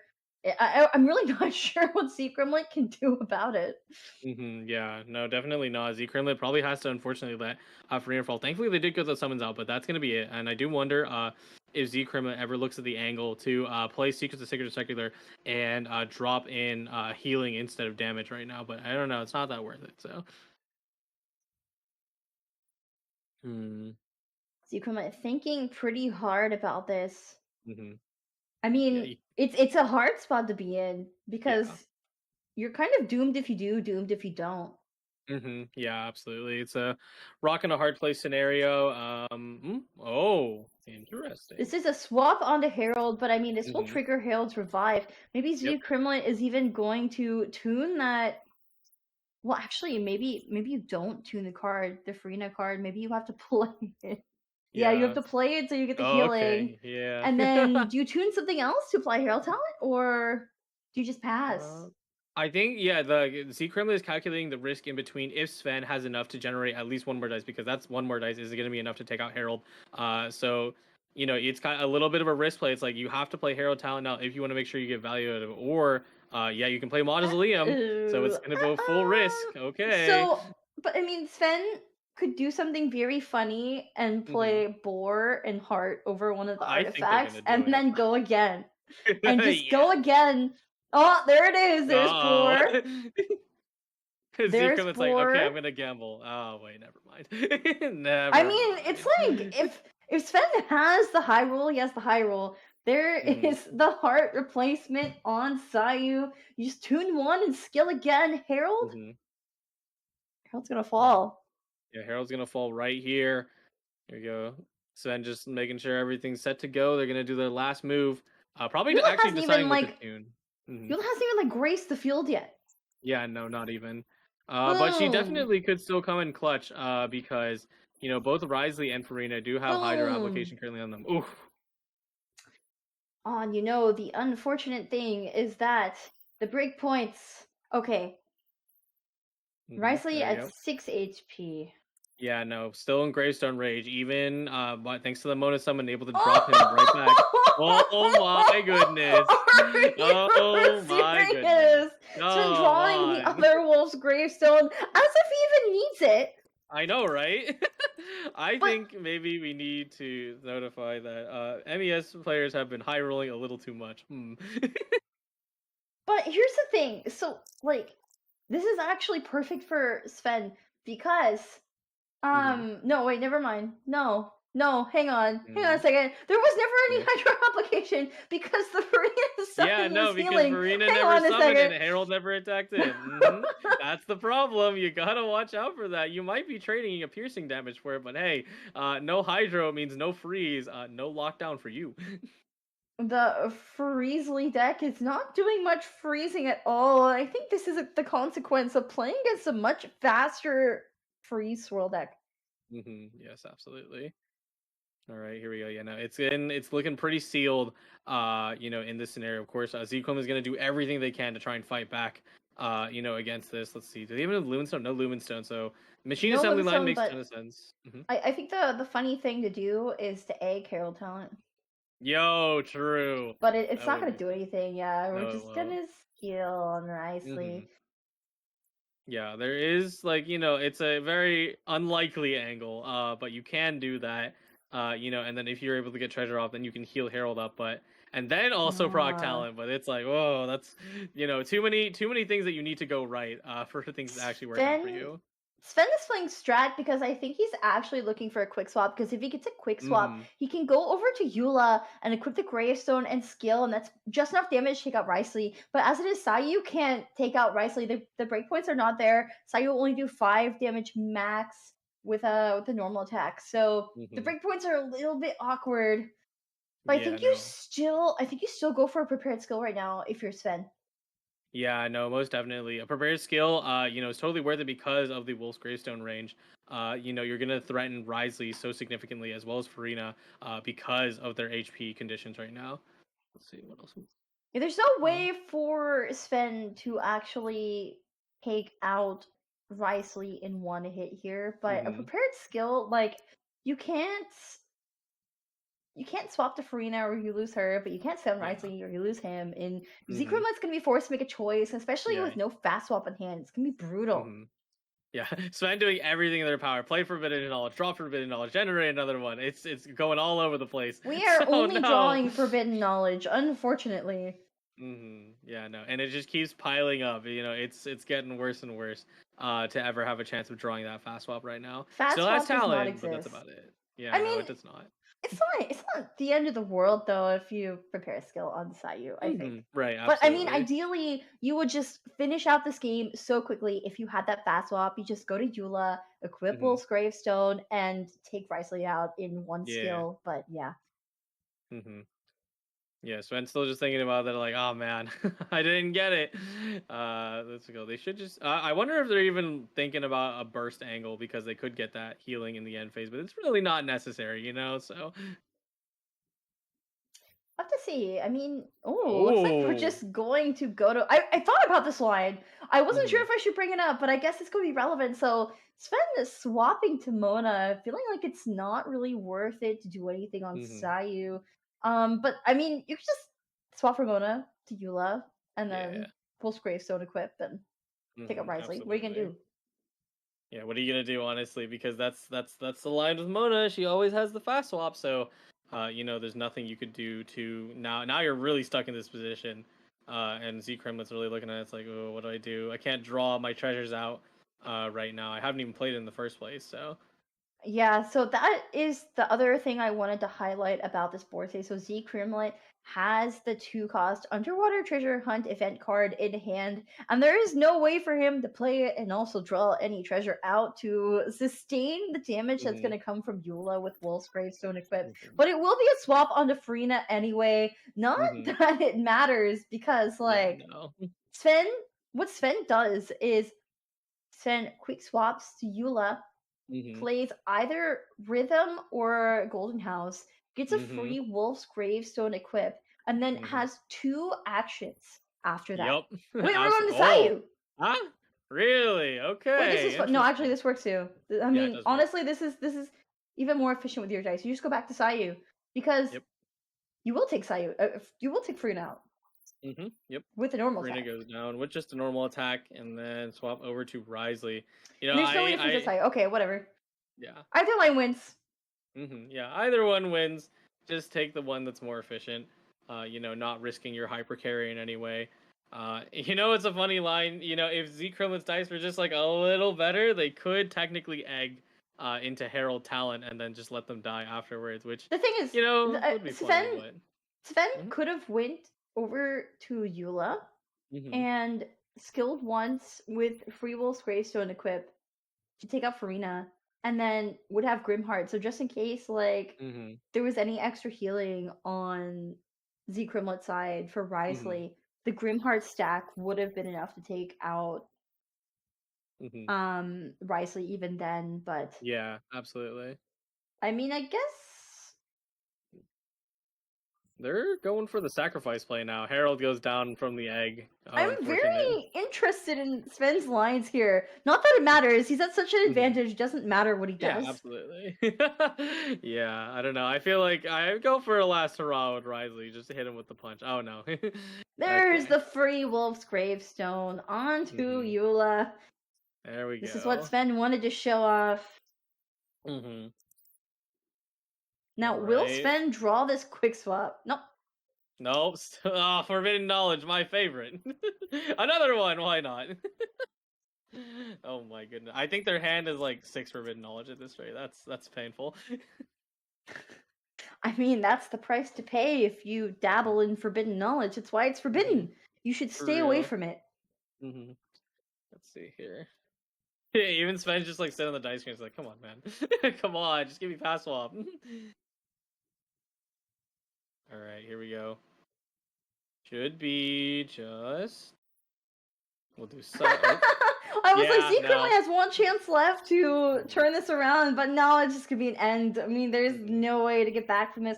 You already used your egg, you don't have any treasure in your deck, and just going for the peaceful end here, not fully conceding, but game 1 is going to go to Sven. I really think, Sven got that high roll off with the MES deck, Mona, Eula, Sayu. Yes, absolutely. I think right there, it was a really unfortunate match, kind of similar to the one we saw in the first round, right? Where it's just like, what are you gonna do about it? They got everything they needed. They got Wolf's Gravestone. Suck it up. Go to the next one. Yeah, and like honestly, the double Wolf's Gravestone, you didn't even need the second one. I think Sven was just going for style points, trying to go to Eula there. Didn't even end up going to Eula, just went to Sayu and just normal attack like twice. Like honestly, like it was doing so much to accomplish so little when he was already so far ahead. It was entertaining to watch, to say the least. Yes, I think what I'm learning like through like all of these like Freesley decks is that you really just need to, as much as it sucks to take 1 piercing damage for Farina, please just get the Hydro application in, because it's once you lose it, what are you gonna do, especially when you have no means to swap to Herald freely? Yeah, I mean, it's really hard because the thing is, Sven I rolled so hard in the first couple rounds that I think Z Kremlet was forced to have the healing summon on the board. Now, the one thing I didn't like for Z Kremlet was skilling twice on Farina, just basically like I know it was due to the elemental auras and not wanting to swirl Sayu. It was basically avoiding the Hydro Swirl, Hmm. but I Yeah. feel like it just really messed with Z Crimlet's lines and Hmm. set him behind. He had no elemental application um to Sven's characters, and that just Yeah. basically made it so that Sven was able to do whatever he wanted. Hmm. And when you're playing a deck like Sven's, which is much faster than Z Crimlet's, whatever you Hmm. want is often Hmm. to Z Often. Crimlet's detriments. Yeah, absolutely. It's a Yeah. slightly older concept back when Cryo Swirl from Shenhe was a really big deal, but we have to joke about, or not really a joke, but the strategy of quote unquote dodging the swirl. But the problem about dodging the swirl is that, especially with a character like Sayu who can consistently reapply the element, is it really worth it to do that? Like you're wasting dice, you're wasting action turns, you're giving the opponent more room to play around with. So, yeah, but here we go into the next one. Look at what we have here. I think we're excited to see this one. Oh my gosh, it looks like the Consecrated Beast plus the All-Devouring Narwhal deck has finally made it through to see a match, seen the light of day. And Yeah, meanwhile, Zikrima finally. is going to run it back with the Farizli deck, Hmm. and Farina Riceley. Hmm. Yeah, makes a ton of sense, of course. Like, freeze is also the counter to consecrated beast. So it's like, hey, just run it. You have freeze, and you're gonna run into it with the same deck that will counter the matchup. While we were waiting for this match to get started, finally I can talk about Cryo Cube and its reasoning. So, one of the things that I agree with, right? And so I'll translate verbatim what like people have told me about ice, like Cryo Cube and like why they play it. But there's also some things I have opinions on that. Of course, I only got to test the deck for like maybe 2 matches, so it will not be perfect. But the thing about Cryo Cube is that pretty simply, you only really need to apply that Cryo ever once from skill, and that's kind of all you need. Additionally, uh, you know, you have the revive, so you can actually do it again if super duper necessary. I've seen it played in something like a Yunjin deck, and then Nuvolet is able to OTK and just sweep the entire turn. That's all he really needs. So yeah, that's where the revive comes in. You're able to apply cryo for another time, right? I was thinking it was due to the burst Mm-hmm. actually. Yeah. Because I feel like being able to control where the cryo application goes is huge. But here is Mm-hmm. Sven's Con Whale deck, as people like to call it. Con because Yeah. of Consecrated Beasts, and Whale because Mm-hmm. of Whale. So this is no Well. monsters deck. What is Mm-hmm. this? It's all monsters. There are no playable characters to speak of. You might as well call it a raid boss, considering how tanky, the whale can eventually become, thanks to Consecrated Beast fueling him up with discard. But yeah, no. So The yeah, one as we're time waiting. we saw this played yesterday, at least when Sumi and I were casting, it did have Mm-hmm. 2 copies of the Scorpion talent. But in this Mm-hmm. case, Sven is bringing Scorpion talent and Serpent talent. And ideally, you bring the double Adeptus because you're trying to get like a 10 damage Serpent burst with that Mm-hmm. Adeptus. It's so much Yeah. fun if you can actually manage to get it off. But Yeah, here's Secret absolutely. Deck again, just if you need a reminder of what he brought before. Mm-hmm. Well, yeah, same thing. No changes here. Maybe they'll draw, Forbidden Knowledge turn 1, which, by the way, this is going to start mattering a lot more in this matchup because Consecrated Beast works off of the cards that they generate at the start of the turn. Both Serpent and Scorpion will generate Bone Cruncher Energy Block, which will be folded into their hand. But, even if they can draw it out with Serpent, they're going to have to deal with, other things like Forbidden Knowledge, crowding their hand up completely. Yeah, I mean, there's only 1 copy of Mausoleum in both of these decks, so we'll see if it comes up or not. But here we go. Sven versus Z Krimlet, the underdog versus the grinder. Mm-hmm. Yes, absolutely. Let's see here. Just to talk about the Mhm. player history here, Sven is our underdog. Like, he chose this tag for himself, but he also doesn't really have any tournament history on record officially. Meanwhile, Z Krimlet qualified through the wild card. However, he did make it in top 4 of the Southeast Asia, Hong Kong, Macau, Taiwan Prince Cup Mhm. tournament last year, and has played since Alpha, even getting second place in the first Alpha here. So Mhm. Yeah, absolutely. And then we talked about Sven a little earlier. They don't really have They were able to qualify through Series Showdown. They don't have any other official tournament info, but regardless, they have been playing pretty masterly, I'd say, throughout these matches, and they are, under the tag of underdog and dark horse. So let's see. It really will be an underdog match, right? Fighting off against Z Crimley, who is such a seasoned player. Yep, and here we go. Starting Farina for Z Crimlet. See how the dice rolls go. Yeah, there we go. Okay, for Z Crimley. This is my biggest hope. I hope you get that Hydra application at least once because letting Serpent run wild, don't let it do that. All right. Yeah, this is gonna come down to the freeze timings. So looking at Sven's deck, there is 2 copies of Quick Swap in here. So if you want a Quick Swap, get a 10 damage burst to snipe off Ricely, yeah, Z Crimlet's gonna have to do his best to avoid that.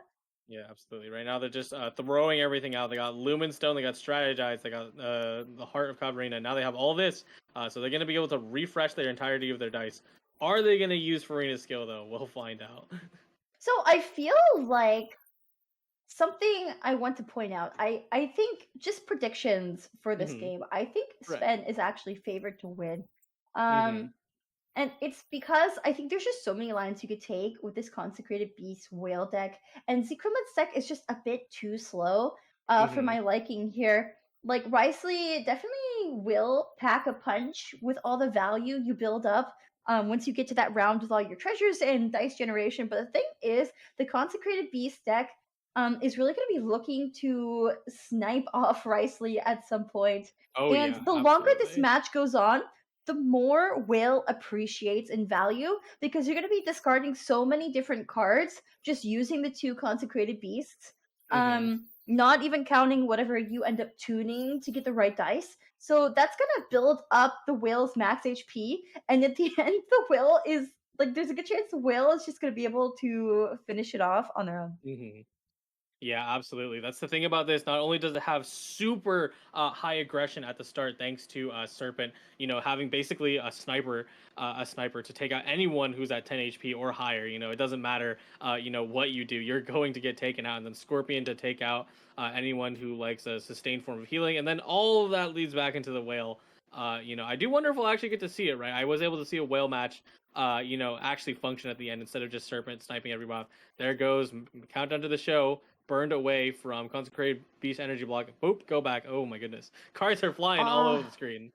I really like how this deck functions. So you play that block, you know you're gonna gain animal dice. You're also gonna discard a random card that is the most, like the highest cost to play. You know it's gonna be that 3 cost countdown. And so it gets shuffled back into no, it doesn't get shuffled, it goes to the top of your deck. And you want countdown to be as low as possible. What Sven might even look to do next round. Oh wait, there's Adeptus. You don't want to burn Adeptus. I was gonna say you could play Veteran's Visage and try to discard the countdown, but you don't want to burn Adeptus. Yeah, no, one of the scary parts about Consecrated Beast is that unlike other characters like Kave or Xinyan, the Consecrated Beast thing is going to be random, right? There's no way to control what card you discard. So unless you have something that costs a little more, you might just burn something that you actually needed. So unfortunately, Z Crimlet is in a very similar situation to last round, where basically he's kind of forced to stay on maybe Heralds, but mostly Farina, because Sven is going to look to snipe off a character. Of course, we know Sven only has 2 copies of those energy blocks in his hand. However, so many cards in hand, Z Crimlet just sees what is that, 8 cards? So you're never going to anticipate if Sven has the damage to actually go for the burst kill. Right, yeah, no. They did just draw Serpent Talon, did not use any fast swaps to speak of, so they're just gonna let and see what Serpent does right here. Too bad they don't have talent, they could definitely capitalize off of that. Sven might actually just look to swap off here and start building up those blocks. Maybe we'll go to Scorpion skill. Yeah, could I'm be a Scorpion skill to fight it out as they generate more energy blocks to draw. I'm really curious about Sequelment not letting the Hydro application from Frina come through, instead keeping her healed up by one. Yeah. Because I mean, the healing. I'm Hmm. not sure. Yep. Because if Sven wants to knock Farina out, Hmm. it's Yeah, not they. gonna really matter. Yeah, exactly. It doesn't really matter. That's why, again, like I'm really worried about why, and maybe there's a reasoning that I might not see, right? But why people consistently go for the Farina swap over because it's bitten you in the back before. It can't happen again. So I'm thinking hard about what to do here. Veteran's Mhm. Visage onto Whale, and I believe Yeah. it's just gonna be Well, a okay. skill Just a skill. here. Wants to draw a Drawing little more. another block. Whoa. And a That's a quick lot of swap. That draws. quick swap is gonna be, oh, 2 blocks. It's gonna be very Yeah. crucial. Mm-hmm. So of course, when you Okay. skill on Serpent, you draw as many cards as you have blocks in your hand, up Yep. to 2 max, I believe. Yep. That is correct. And they even have the opportunity to play talent. If they wanted to use, even more, you put more blocks into your hand. Why not? And then also, get to swap around. But what are we looking at here? Yeah, still just thinking about it. I do wonder if they're So gonna. those blocks stack up very quickly, by the way. They Yes. serve a very important purpose for the animal serpent. Mm-hmm. So the damage from the burst gets doubled for every 2 blocks in your hand. They all get discarded, and of course, every 3 cards you discard, Whale will gain HP if they're Mm-hmm. the Yes. same cost. Yes. That is correct. There we go. All So that's right. why you Let's play see. Whale with Consecrated Serpents, actually, in Beasts, because Yep. all this Yeah. There. discard from the 0 cost, Bone Crusher, energy blocks, Hmm. just lets your Whale naturally build up a ton of health. Yeah. Absolutely. That is where, it's gonna shine the most. Specifically, here we go. And I mean, Look what are at we looking at? this! Yeah. So many There's cards so in hand. many! What is going on? Hmm. This is okay, if you have ever wondered why this deck keeps getting banned for the past 2 days, this is why. This is exactly it. Yeah. Zequel sitting Yeah. there, he should know that half of those are blocks. Yeah. No. Absolutely. Okay. They're even gonna. Oh, No. No.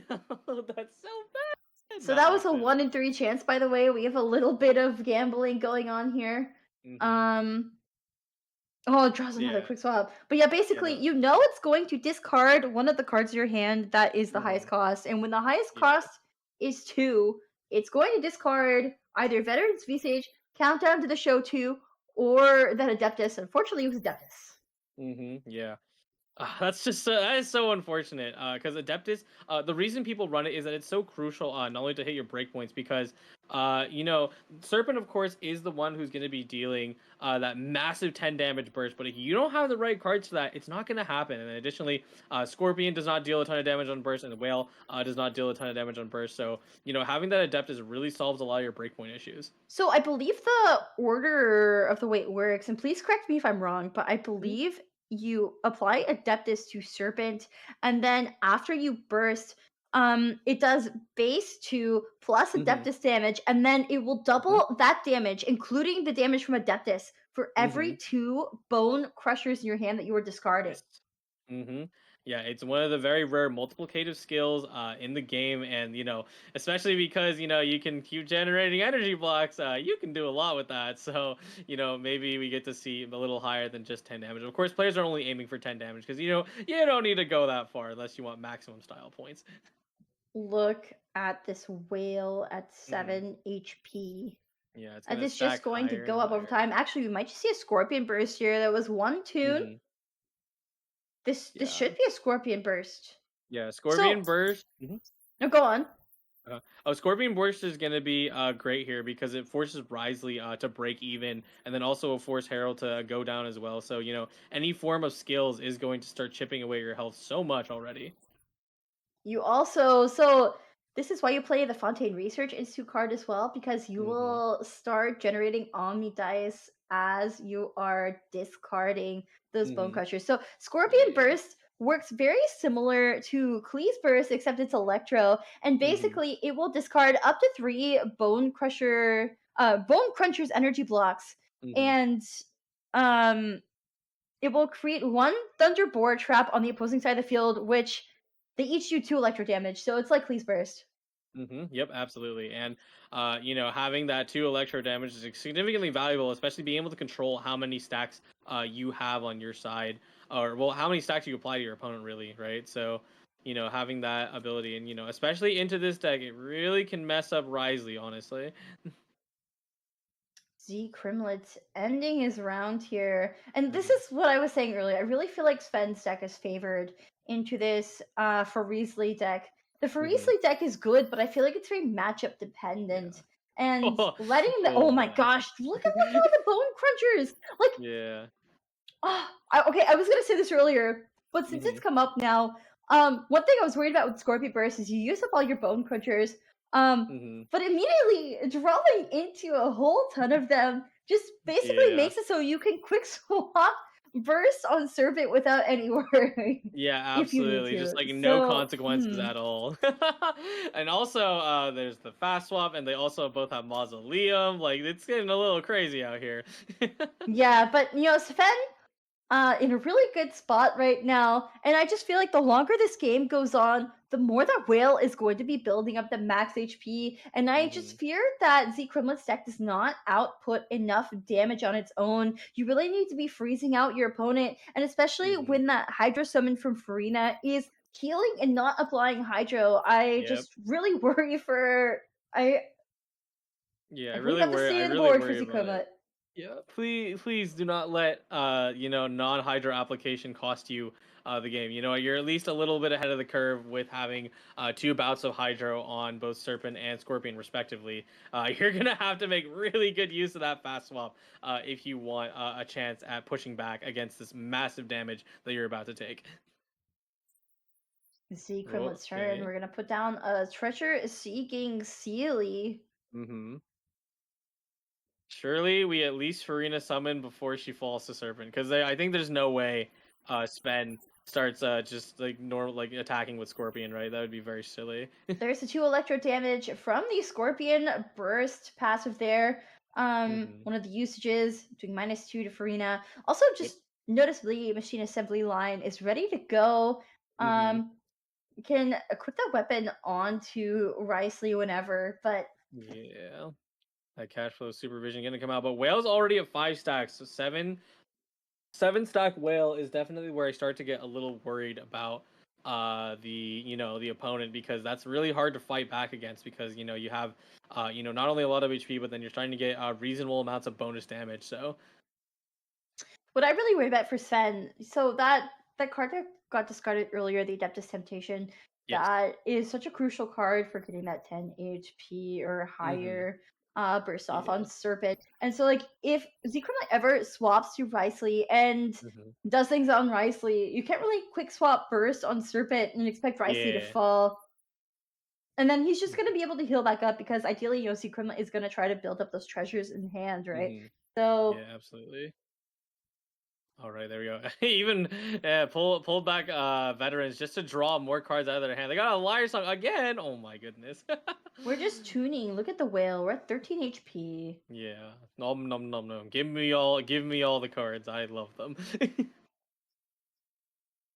I wonder, would they even actually no, it doesn't work like that. They're gonna hold on to they're gonna try and hold on to the artifact in their hand right now that's 3 costs, but they might end up accidentally expending it due to using a bone crunchers.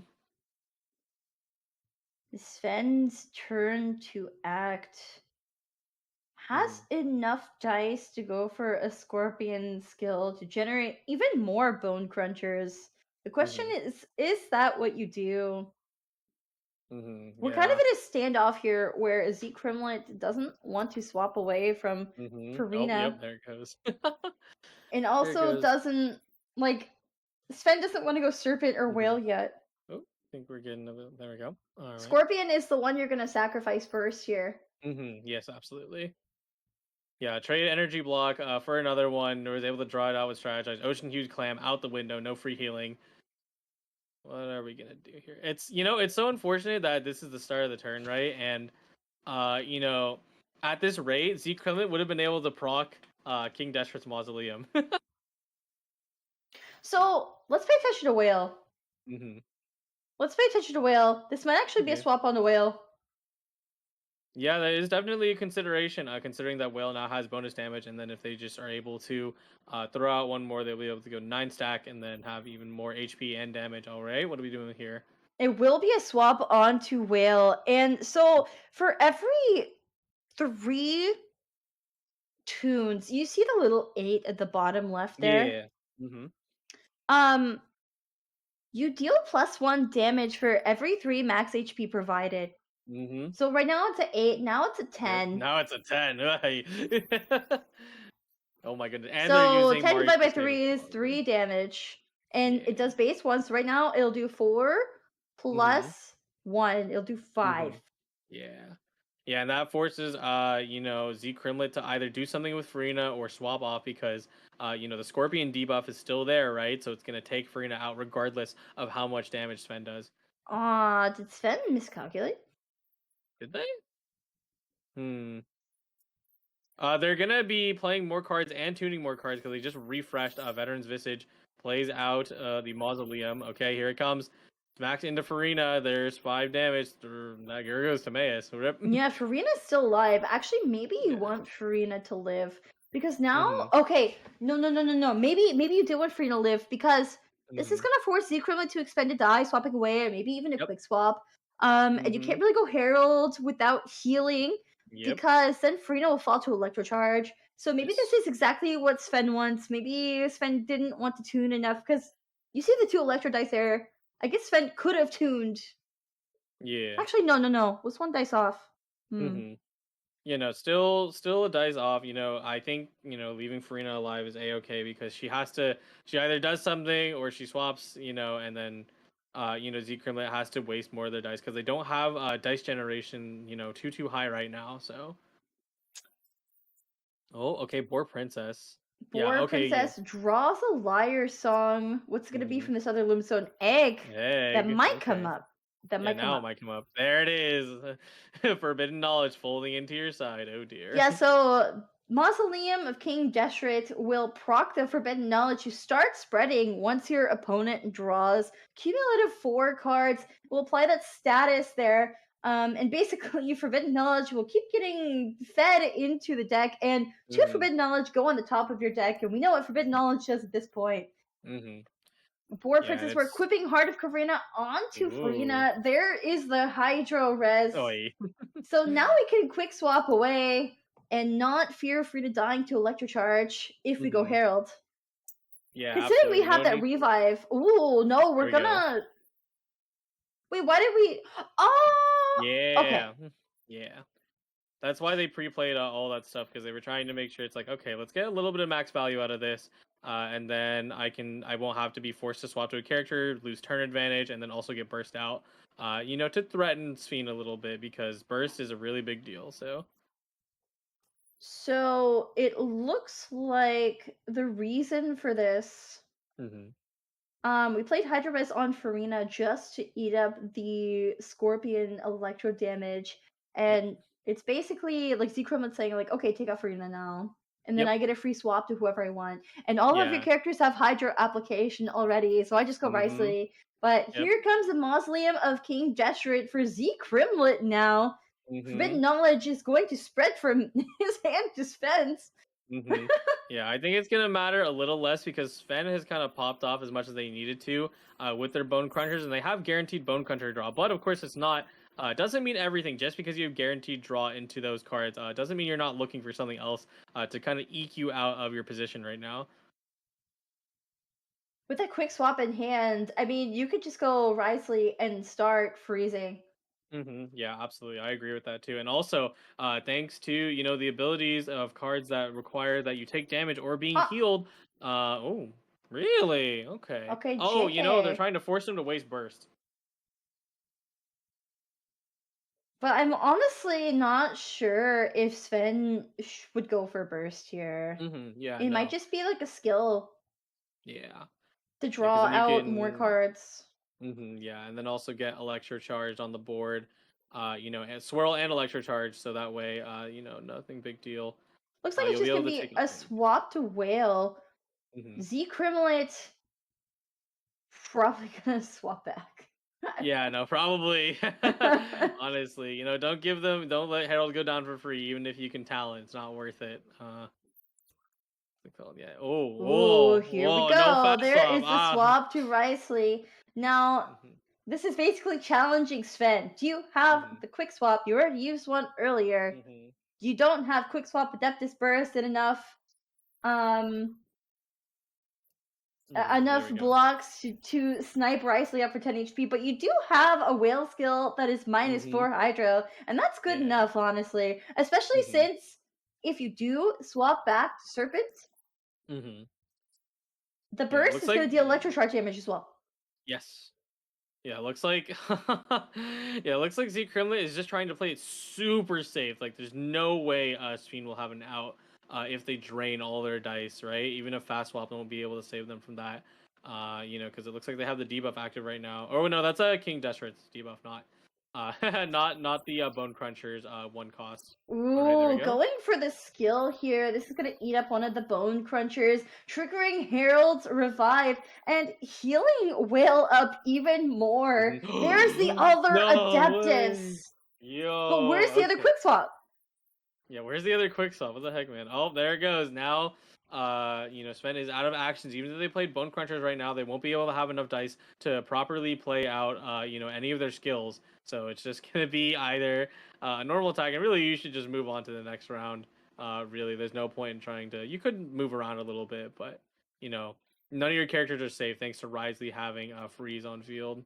I'm not sure. I wonder why not go for the whale burst there. I almost wonder if that was a bit of a mistake. I'm not sure if Mm-hmm. you really care about taking Herald out there, especially because like you already have so much force. Mm-hmm. Yeah, I From know. Will, when you end your Mm-hmm. turn on Will, the electro summon that you generate from its Mm-hmm. burst will do electro damage, and then it'll do more electro damage end phase. Yep, absolutely. Yeah, based off of that. And then yeah, it's unfortunate that Sven was not able to push it out since they unfortunately lacked the dice for it. But here we go. It's starting to get into a crucial turn. The game could end within this one, or the players decide to swap stall again just like they did last round. So thinking about it. Okay. Rerolled everything. Is Sven looking to feed the whale even more? Yes, Yeah. absolutely. Yeah. We That's one love of the the things. whale. Mm-hmm. Yep, that's one of the things about whale is that you can intentionally mess up your dice and then tune everything so that whale gets fed even more. So we might see that happen in just a few moments. Oh, hello, Farina. Okay. We are swapping back to Farina now. The Curse of the Undercurrent is on Sven's side, so things are a little bit pricey. Mm-hmm. Dice Yeah. inflation. But there is Yeah. one more Scorpion Burst passive to go through on Z Kremlin's side. Also, can I just point out, I know I said Mm-hmm. this yesterday, but I love the appearance of the board when you Yes, use Farina's absolutely. Burst. Like, look at all the bubbles coming up from the bottom. I love it so much. Honestly, I kind of wish other characters had stuff like this, especially the Archons, because it makes so much sense that the Archons get a little bit of a special treatment because they're super important to the lore and the game. Of course, I kind of wonder if Zhongli could have some of the little effects down there. Raiden could have some effects. It's a really cool thing. It's just such a nice touch. Oh, Forbidden Knowledge. Oh, using Okay. Forbidden Knowledge just to draw another Forbidden Knowledge. Oh, There's a treasure. treasure. Right, yeah, that was a nice proc on veterans, but you will be getting hit here. So, decide what you want to do in Farina or swap over. Make your peace now. This is hard. So you might want to Mm-hmm. Liar Song off the Veterans Research it's currently on Freenet. No, it's Yeah. going to be a fast swap over to Mm-hmm. Riceley. We're going to freeze the whale. Also use treasure. It looks like rather than Liar Songing the artifact on Farina, we're Mm-hmm. going to use this healing for Riceley's artifact Yep. instead. There we Oh, the go. All electro right. charge. Yeah. Second charger generator though. Risey's got tons of reduction on the board, and Sven has no fast off to speak of. For oh my goodness. So So the knowledge just Sven filling your hand. Now Sven is going to have to swap between Scorpion and Whale because Scorpion's also going to get frozen here, and this is basically just going to be a test to see how much damage does Riceley really have? How much dice generation does Z Crimlet have in his hand? I mean, Yeah, according to Marshall Say Hunter, re-equipped with Liar Song, quite a bit. Normal attack Yeah, no, minus absolutely. 5 to freeze 5. Scorpion. Oh my goodness, that's ridiculous. Well, And this right should just here, be swapped back onto Whale. Yeah, definitely.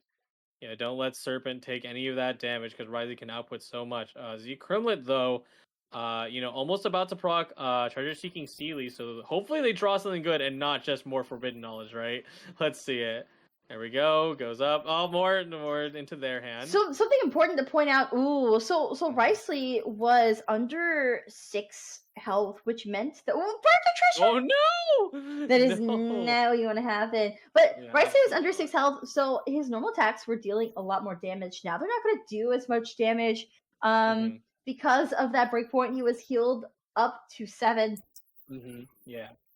But there is the burst. This will take out Scorpion. Yeah, unless Sven moves, Scorpion is going to be cooked this turn.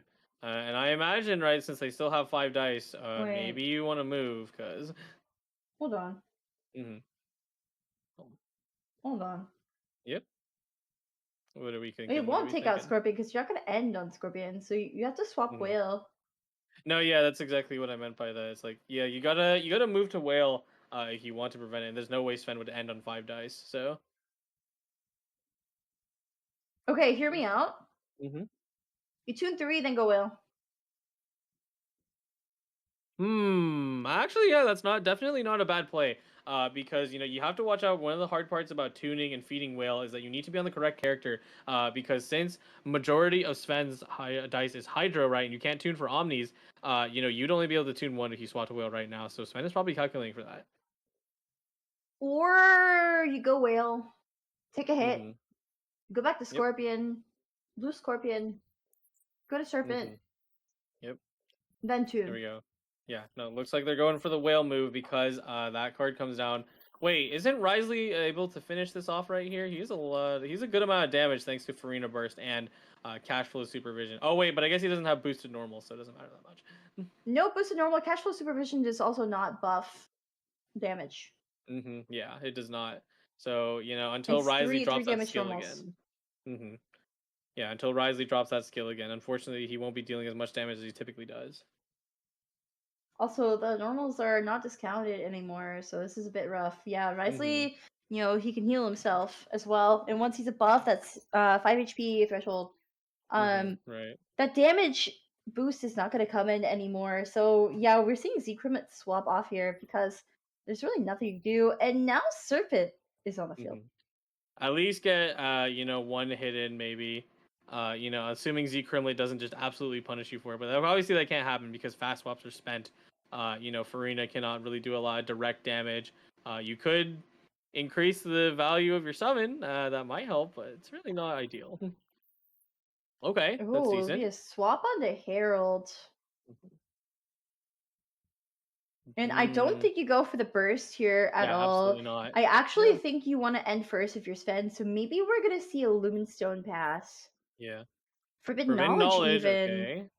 What are we drawing? What do we draw? More another forbidden knowledge. And Great. another one. Yay! Oh wait, is that another one? Oh yeah, that's another one. Oh, it's Bone Crunchers. Okay, not too bad. Not too bad. Could have been worse.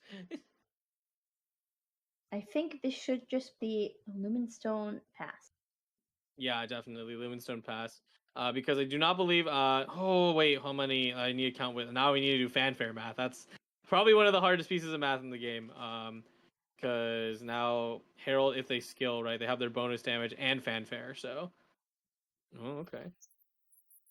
Takes out Scorpion. 5 damage. Whew, 5. Wait, that is overkill.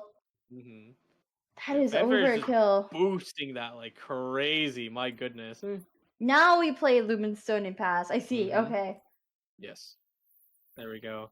Yeah, very good move to swap to Scorpion because Fanfare is boosting both hits of the Herald normal attack and their own self boost. So, really scary. If they ended on Serpent, they actually would have, put them at critical HP or just lost it, which is the last thing you want to do in this matchup. Right.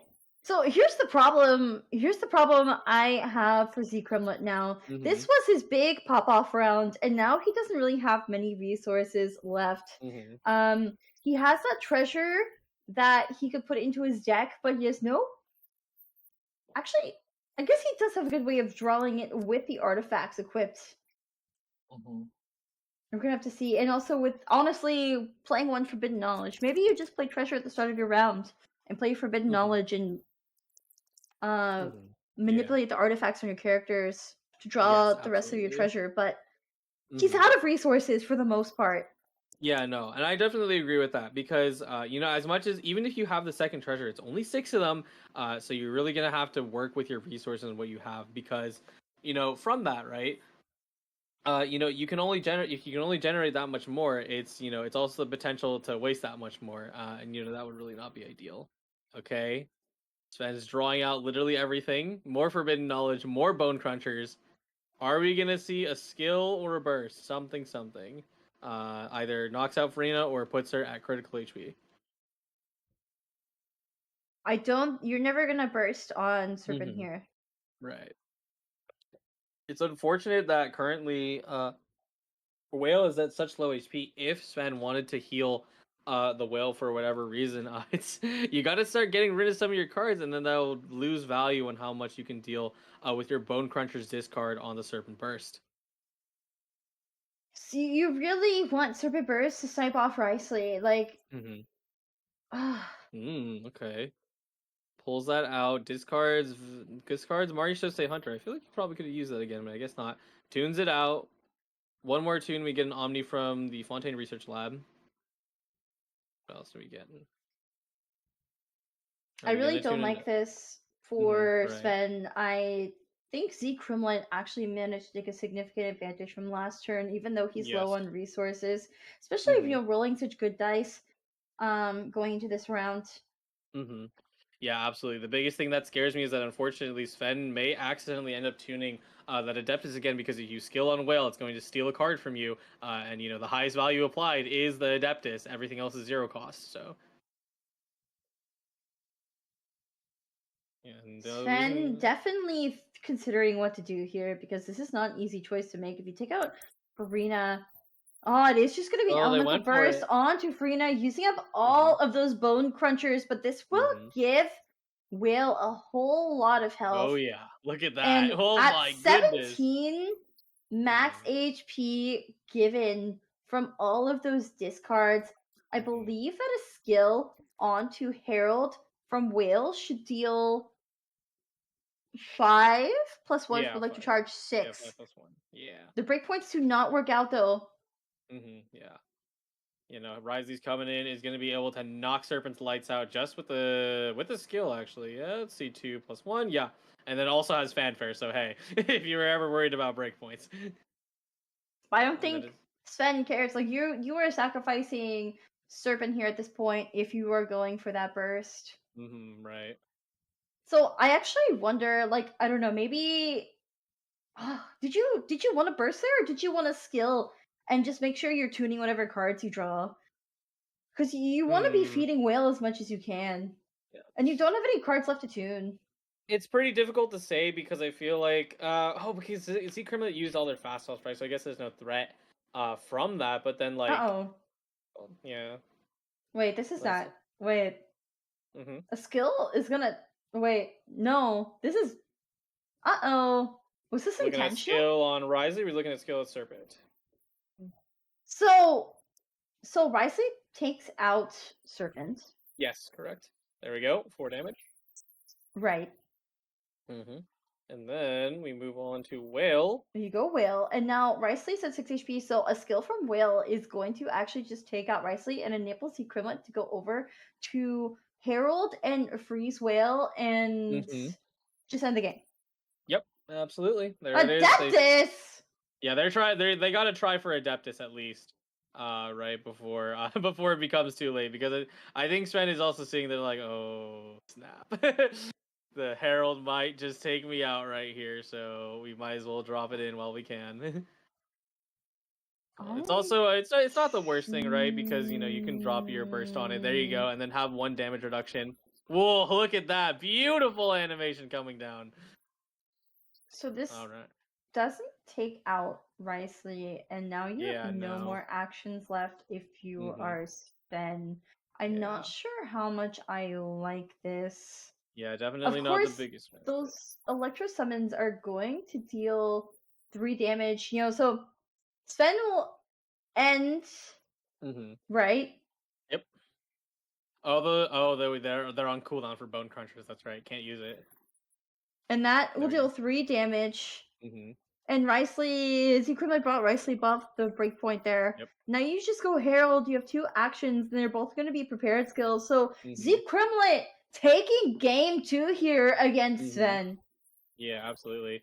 Yeah, just squeezing it out just at the last moment. It was a little bit of a struggle for Z Crimlet to push through, but that's the nature of stall. You need to be willing to, play those slow turns out, really rack your brain with every single breakpoint that is possible, and eventually you're able to make it out victory with just the hair of a little bit of extra resources to make it out. And congratulations to Z Crimlet for taking a match up against Sven. And of course, this is the upper bracket round 2. So basically, the winner of this set will be advancing on through the upper bracket, but the loser will still be in the tournament. They'll get knocked down to the lower bracket. So there's only one match left here before Koji and I swap off and before the set ends. So we're just gonna have to see what happens. That consecrated Beast's deck still has another shot. Because Sven is going to be forced to play it, already having won with his other deck. Meanwhile, Z Kremlin is going to be forced onto his other deck, and I'm not sure if I recall which one it was off the top of my head. We're gonna have to get a reminder very soon. We're gonna see Cryo Cube coming into play. Oh yeah, no, it's Double Dragons the Cryo Cube. That's why I couldn't remember it, because we've not seen that played yet. So, yes. If you're unfamiliar with Double Dragons, basically that means that you have Nuvolette and Ajdaha, which are both dragons, obviously. And normally you play with a cryo character like Layla, but recently players have started bringing like Ice Cube, for example, Cryo Cube, rather than Layla. And I'm really curious to see how this plays out. Yeah, we're finally gonna be able to put in all the things we were discussing about Cryo Cube. It's like, and to me, right, it's more of an opinion thing on my end, but I agree with you on the fact of burst, because being able to control where the cryo application is going, first off, but also secondly, having, in general, sustained cryo application across turns is really important, because you don't have Layla who will give you infinite cryo application so long as you're alive. But yeah, here we go. Both these players on their last decks. Having won one game each with a deck and not being able to play it again because this is open deckless conquest format, and not being able to play those decks that were banned. So it will be the consecrated Beast Whale deck up against Double Dragons with Cryo Cube for Z Crimlet. Yes, absolutely. I do wonder, because part of what the Nuvolette Cube Asia deck, right, is that it's gonna work exactly like the Layla variant, of course, just without as crazy of a freeze turn. But this could definitely go after Sven. And this time, since there's no Farina shenanigans, I'm pretty sure we'll get to see the Hydro application at least once. Yeah, I wonder, I actually feel like Sven could be at a disadvantage going into this game. I think that, I'm not sure how it plays out with the Cryo Cube, but I know the Double Dragon's deck outputs a lot of damage very quickly. It is a Hyper Magic deck, though there is no Jet in this list. It looks like there is Parametric Transformer instead, and Countdown. Some interesting choices here in the composition of this deck, but I do believe that Secret might have the edge. Yeah, no, a little bit. This is looking almost identical to what Binzu was helping me out with on the list. Yeah, even like solo Parametric Transformer having Magic Countdown just to draw no discard shenanigans here. But we'll see how it plays out, and how well Z Kremlin has adapted to this deck. Yep, and here we go. This is the last set of this. The last match of this set, Sven the underdog versus Z Kremlin the grinder. Very new decks being presented here, especially Sven's deck. Lots of players have been experimenting with this Consecrated Beast Whale deck. Yeah, absolutely. And undeniably, I think it's definitely a strong deck, but just people keep banning it, so you're never gonna get a chance to play it. So yeah, it's really a treat to see what they'll do here. Here we go. Here comes the lineup, all set and ready to Hmm. go. All I right. love the AR, like the Mhm. animations, like Yes, showing the absolutely. board being set. So cool. Mhm. I know, I love it so much. Sven already having a pretty good turn one. What? Really? Okay. All right I think you then. want card draw. I mean, Hmm. I think having the Fontaine Research and Zoo card is fine, but I think you really want Hmm. card draw. Of course, the Chroma definitely wants card draw. Yes, absolutely.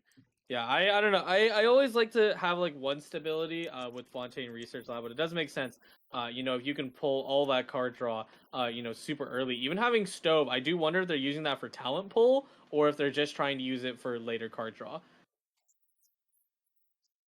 There And we there is the Lumen Stone into the Strategize for Z Chroma, drawing another Lumen Stone. This is probably going to go. be a full ramp turn, honestly. Just Yeah. go Lumen Stone live and pass. That would be a Hmm. huge turn one for Z Chromlet.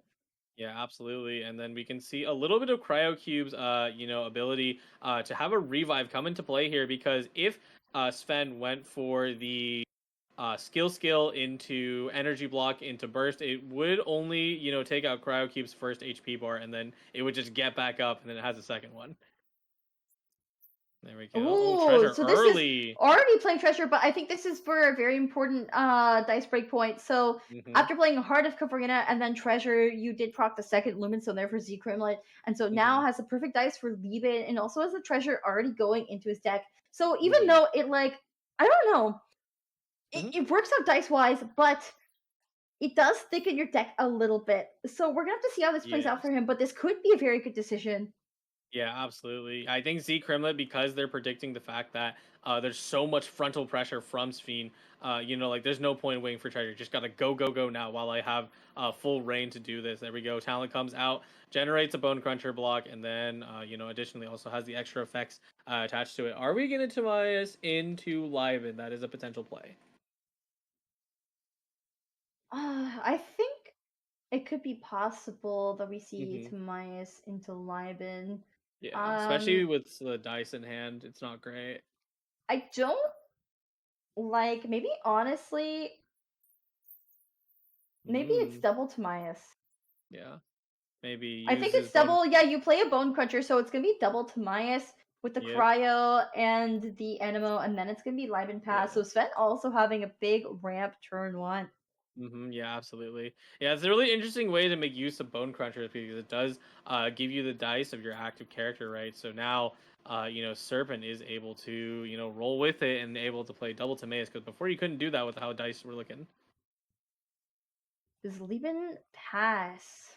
Hmm. Yeah. There we go. Now I am starting to get a little worried because, like I said, Cryocube realistically, with how I've been taught to play it, is really only skilling ever. And the more time you give it on field because it has a low base HP, is not good because the more cryo you can get out for free, is not something you want to deal with. We're gonna have to see how Z Crimlet plays this deck. If anyone is going to show us how it works, it is going to be one of Hmm. our top 32 players in the Prince Cup Hmm. Pacific tournament here. So, I mean, it Absolutely. should definitely be a skill at least. Yes, at least a skill. There's no way you don't. There we go. Okay, all right. Although Z Crimlet pulled another treasure generator, they could use a little bit more. Hopefully, they play out their cards to trigger Lumenstone because they have Gilded Dreams, but no Liar Song, so they can't really get crazy with it just yet. I really love Sven's hand though. You have Veteran's Visage Mm-hmm. and Mara shall say Hunter. The Mara shall say Mm-hmm. Hunter almost certainly gonna go on the whale. Oh no, it's gonna Mm-hmm. be Veteran's Visage on the whale. Interesting. Yeah. Yeah, and honestly, like really big props to Sven, right? They have had such a good turn from last match, using the veterans and the Varishose Hunter to max value it, not only generate dice and card draw for their characters. And look at them go. Hey, Scorpion talent, nice.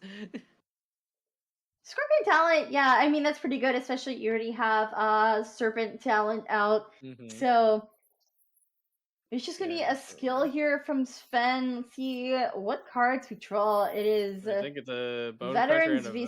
Visage. You Hmm. always get a Bone Cruncher. It was Yeah. Veteran's Visage and a Quick Swap. Yeah, quick swap, pretty huge. Especially escaping because this deck intends to freeze you in the end round. So fast swap could be the choice between you getting totally frozen or getting wiped out by Nuvilet slash Aisha. Hmm. Now the question is, what does Z Crimlet do from Hmm. here? Already drew out a treasure, does have Tula Tula for Nuvalette, but is going to have to be pretty careful playing Hmm. around um those bursts from the Animal Servant on Sven's side. I Hmm. honestly wonder if you stay on Cryo Cube right now. Personally, I'm looking between the lines, right? I'm looking at looking at swap to Nuva, looking at swap to Aisha. They don't really feel that great, to be honest, because thanks to Serpent having burst and having 3 cards in hand, of course it won't knock him out right away, but taking that extra damage without Oh, having enough treasure in your hand, oh, they might do it. Okay. Quick Swap played a treasure on Hmm. Cryo Cube. This is a quick swap over to Nuvalet. Tuli Tula equipped, both Lumen Stones proccing here, and this should almost certainly be a skill to Hmm. generate Yep. the Source Water Droplet. Now, Animal Serpent is frozen with only 3 HP. Hmm. Yeah. Yeah, not looking too great for them right now. Thankfully, Sven has the fast swap and has 2 healthy characters to swap to, but Nuvalet's already gonna start blasting with Tulia Tulia, and you do not want to deal with that. He does so much damage with it. Yeah, so this is what I was kind of talking about earlier. This double dragon deck, whether it's Layla or Cryo Cube, just Hmm. has so much damage output. Whether you're Hmm. going to Nuvalet or Aishaha, in the first 2 rounds, you could even look to cripple your opponent by the end of round 2. And so that's kind Hmm. of what we're seeing here. You're really only going to be able to swap back onto Animal Serpent if you have that quick swap. Hmm. Yeah, absolutely. Conserva, I could probably definitely play that, and then so you can get a free dice, and then swap over to Scorpion, and then you can try and do a little bit of work with them while Nuvalet starts throwing his hydro pumps at you. All right. Oh, really? Okay. On to Scorpion Hmm. for Sven. And the Yeah. question is, Hmm. Yeah, I think looking like yeah, because Ecrimlet's like, hey, I don't need to commit. I can apply more cryo because Cryo Cube has a very finite time in this sort of deck. So as much cryo as I can get out, the better. Okay, going in to destroy countdown and pull it back countdown, out. and now we're drawing it. One cost countdown is gonna be so awesome, honestly. Oh yes, absolutely. Looking at the dice that Sven has in their hand, not looking too great for Scorpion, but they can just fix that.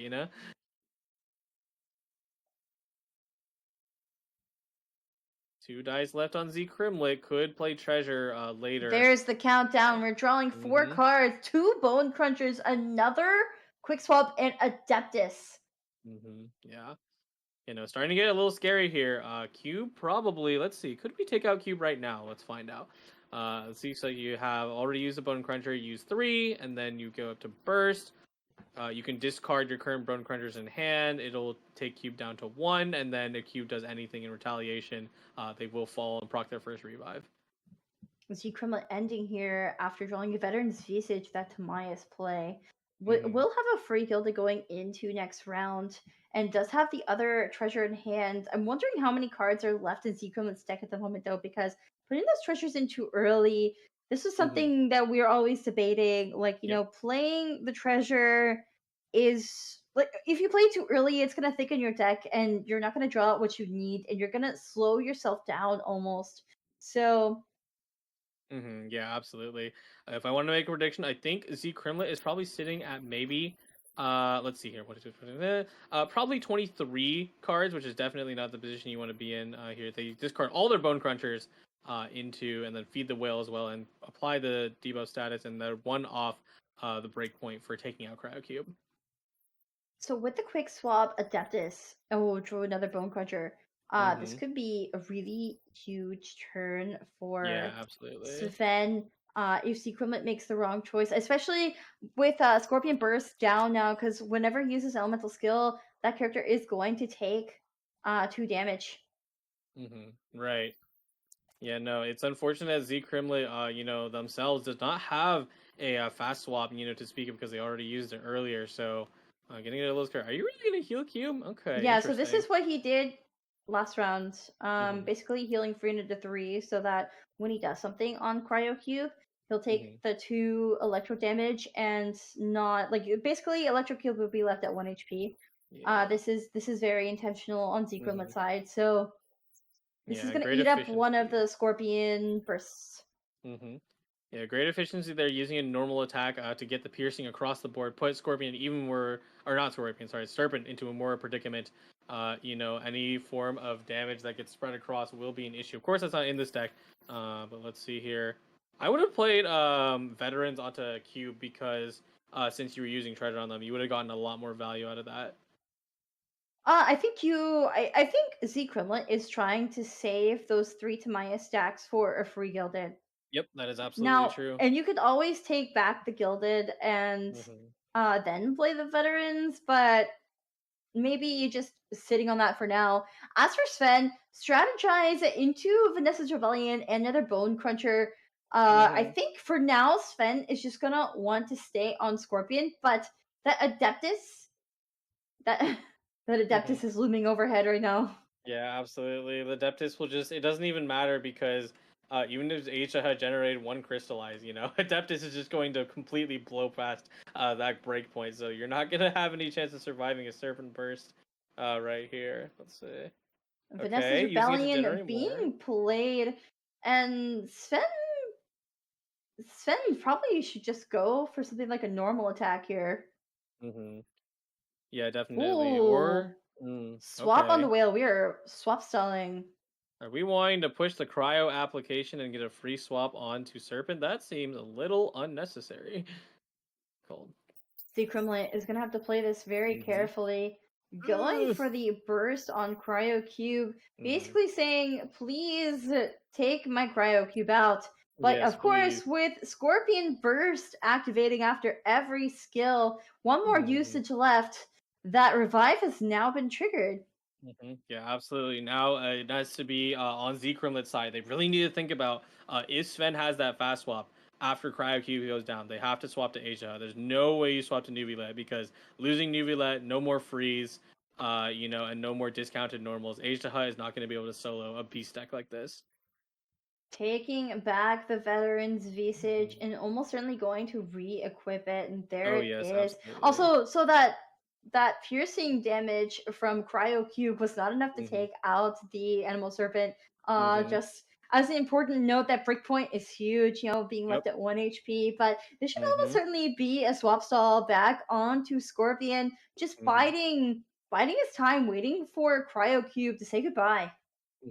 Yeah, absolutely. No, I would start to get a little worried though, because if Cryo Cube does skill into normal, and that's a line that Sven does not calculate for, that's going to be piercing damage across the board, and then Serpent will be taken out. Of course, I do think Sven sees it, but you never know. There are so many factors to track, and not a lot of people play Cryo Cube in the first place. Definitely. So now Zekrimlet has a very important decision to make, because anything Zekrimlet does here, Cryo Cube is going to fall regardless, and it is going to be a slow swap onto Aishtaha. This is it. This is where Sven goes, all right, time for Animal Serpent Burst. Yeah, no, this is absolutely a snipe play. You've got to go for it. There's no way you go for a Scorpion skill or anything like that. You need to take advantage of that Serpent Burst before they fall, because it's going to happen very soon, especially with Cryo Cube and the remaining summon. So... No, just really. So I actually like this line. I actually like this line because you want to snipe off Nuvilet. But the tricky part is you're gonna have to avoid that Cryo Cube damage from the burst summon going on to Serpent. Yeah, no, absolutely. It's gonna be a big deal. You might have to position your character properly. Oh wait, I think Sven was waiting. No, Sven was waiting for this. So now we should see. I mean, you could stay on Whale and do something here too, but like I'm pretty sure you go to Serpent and you burst now. No, you just go to Scorpion, really. Oh yeah, because the Electro application, right? That's what you're looking at. Yeah, the Electro application from Scorpion Burst, but we're just swap stalling. I don't know, because I know you don't want to stay on Whale. You don't want Whale to fall this early. Whale is your anchor, basically, but like, right. What are you waiting for at this point? Are you waiting for Zekrimlet to use up all of his dice before you do something? Pretty much, I think that's what the players are trying to go for a call out. They're really trying to force each other to, drain these dice, and I think that's more of a thing that we can look at in terms of history, right? Because that's what the players did a lot for multiple turns, last game, to the point where it almost became a detriment, but they were just able to eke it out, and here we can see that happening again because, even if there's like certain breakpoints and things that we can look at, regardless, they're really worried about that dice gen. Okay. Oh, there it is. There is the Fontaine Research Institute. It has to be now. Yeah, absolutely. It has to be now. Yeah, unless you're planning on tuning, really, they want to increase Whale's HP. Okay. Whoa, they're doing it. They're doing it. They're not letting this happen. They're like, I'm gonna keep stalling until I have the perfect snipe, which could be a detriment, I mean, this is Z Crimlet's pop-off round, so to speak. So Z Crimlet has all the dice generation, has used many resources, outputting this damage, and still has more yet to come. So I don't know if it's not on Aishaha, it's gonna be on Nouvelette. It kind of feels like a lose-lose situation. Yeah, no, definitely. Yeah, right here, Aishaha, if he attacks in, they're gonna give Shmeen another free dice. Making Smeen's dice breakpoints even nicer for themselves. And there we go. Okay, equips heart, drops the boar. Okay, second boar because they know someone's gonna fall this turn. Or princess into skill, applying the cryo. Even now, this is not great. So Z Crimlet is playing for future rounds because after Aisha goes down, it's gonna be Nouvelette coming out, and that cryo application is going to basically make Whale perma-frozen.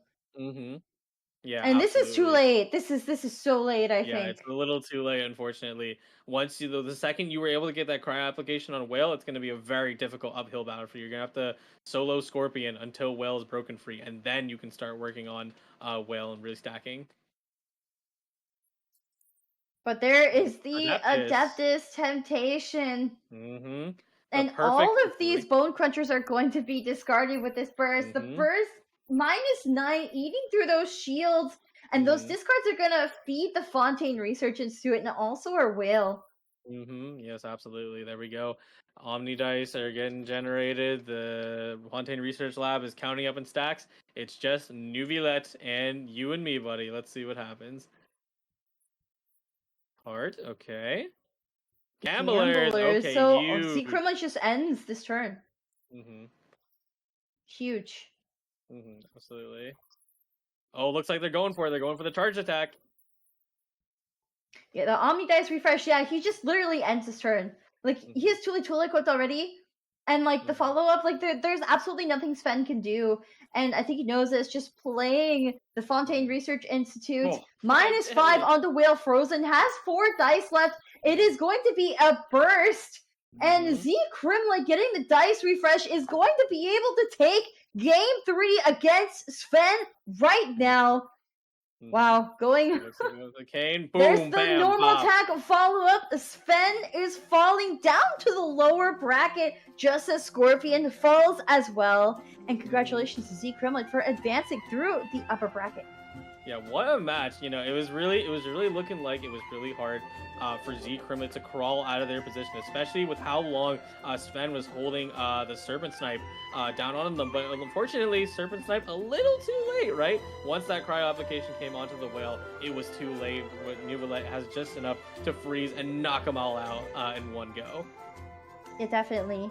And normally I make the joke that it's too late because you get the too late to equip on Nouvelette, and then it's just too slow to get the damage output. But Z Crimlet really able to take control of that game and shut down the Consecrated Beast deck.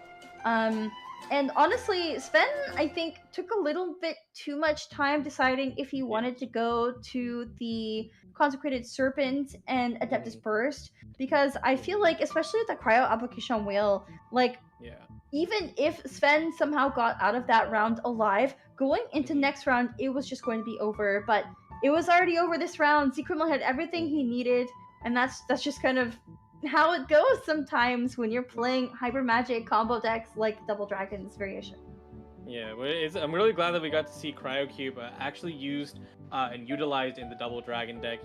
Always the decks are constantly evolving. Even if Double Dragon was meta last patch, they still have to make adjustments for like these really difficult decks that are doing so much frontal pressure to the point where you don't want permanent Cryo app. You just need someone to do a little bit.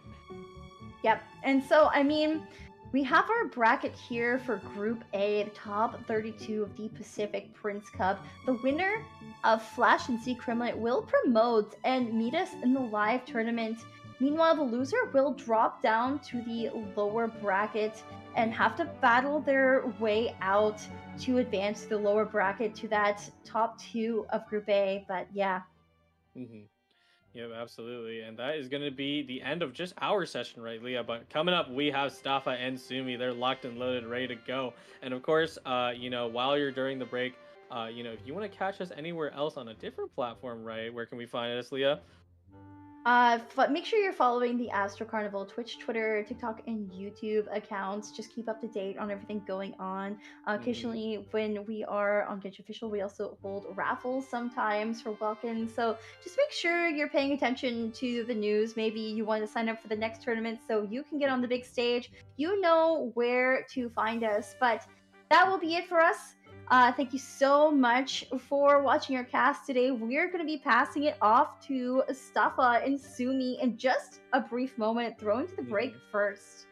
Yep, stick around, grab some snacks, grab some water, and we'll be right back with more matches. But this is me, Koji Creations, and Windflower Leah signing off. See you. bye.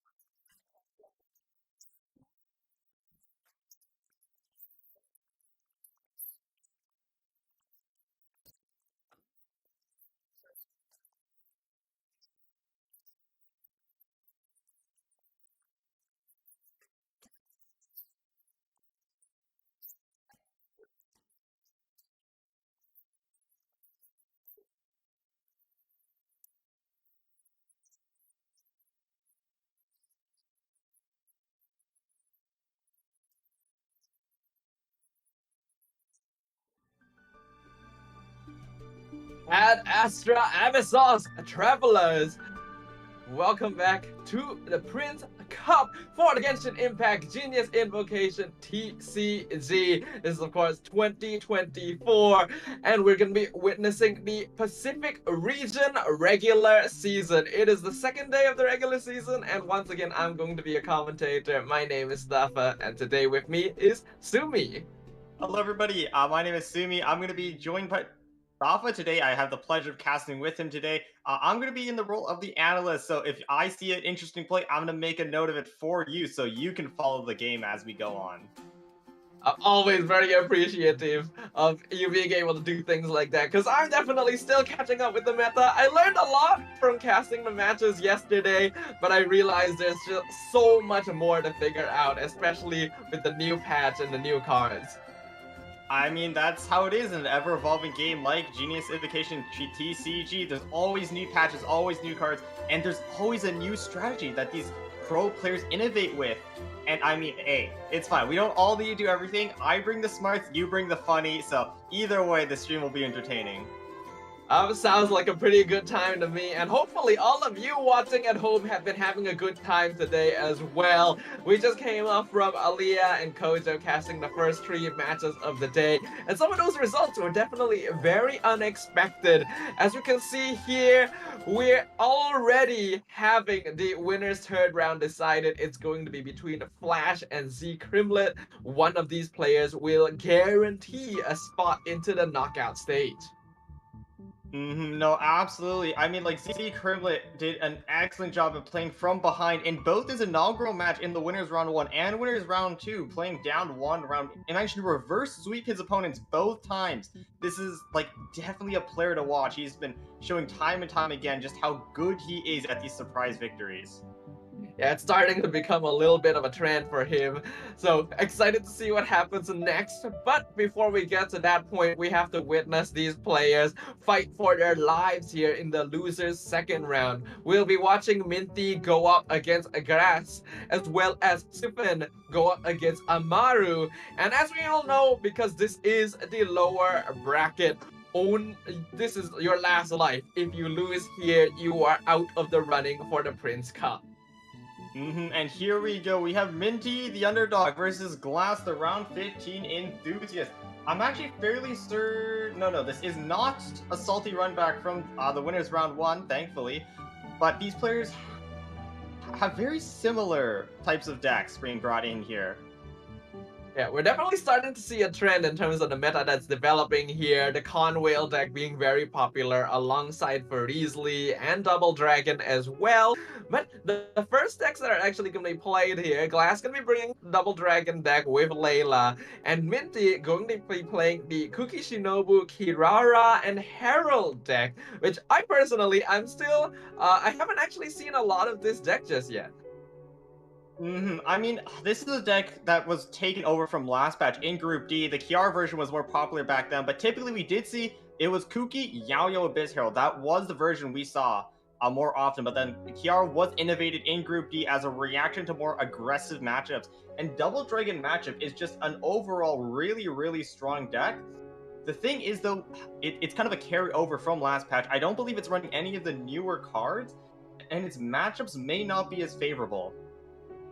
Yeah, we've already been seeing players innovate a little bit with the Double Dragon deck as well, switching in Layla for cards like the Cryo Hypostasis, which is actually the other deck that Minty has here, so we'll get to see that maybe later. But for now, we've got the Kuki Kirara Herald deck. Like Sumi mentioned, it's a deck that we've seen being carried over a little bit from the last patch, but with some more recent updates, such as 2 copies of Mausoleum. Like, King Deshret's Mausoleum is certainly one of the highlight cards we've seen throughout this tournament. It is just so good at messing around with your opponent's hand and deck as well, especially when they're trying to draw like a bunch of magic, draw a bunch of treasures in their hand. Being able to fill that up with untunable cards makes it so they just have a lot less stuff to work with overall.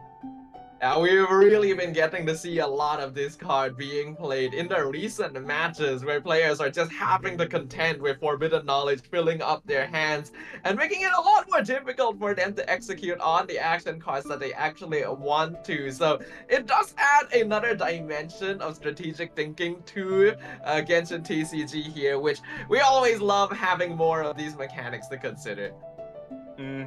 I mean, overall though, I think this deck is still pretty strong. I mean, just being able to do damage on swap, like 1 dice, 5 damage, is just so absolutely threatening. But we'll have to see if it's able to overcome just the amount of dice Double Dragon Magic is able to generate. We got Double Dragon here, Layla, Nubalet, and Azaha. A classic stall deck, start on Layla, get the shield set up, go for on-demand freezes with Nubalet as well as Azaha if you're able to absorb that cryo. In terms of the deck list, gonna be looking pretty similar to how it was in the previous patch, but also having 1 copy of King Deshret in there, so who knows, we could see that Forbidden Knowledge duel this game. They decided to run 1 King Deshret's Mausoleum over, I believe it was the seed box that was put there last patch.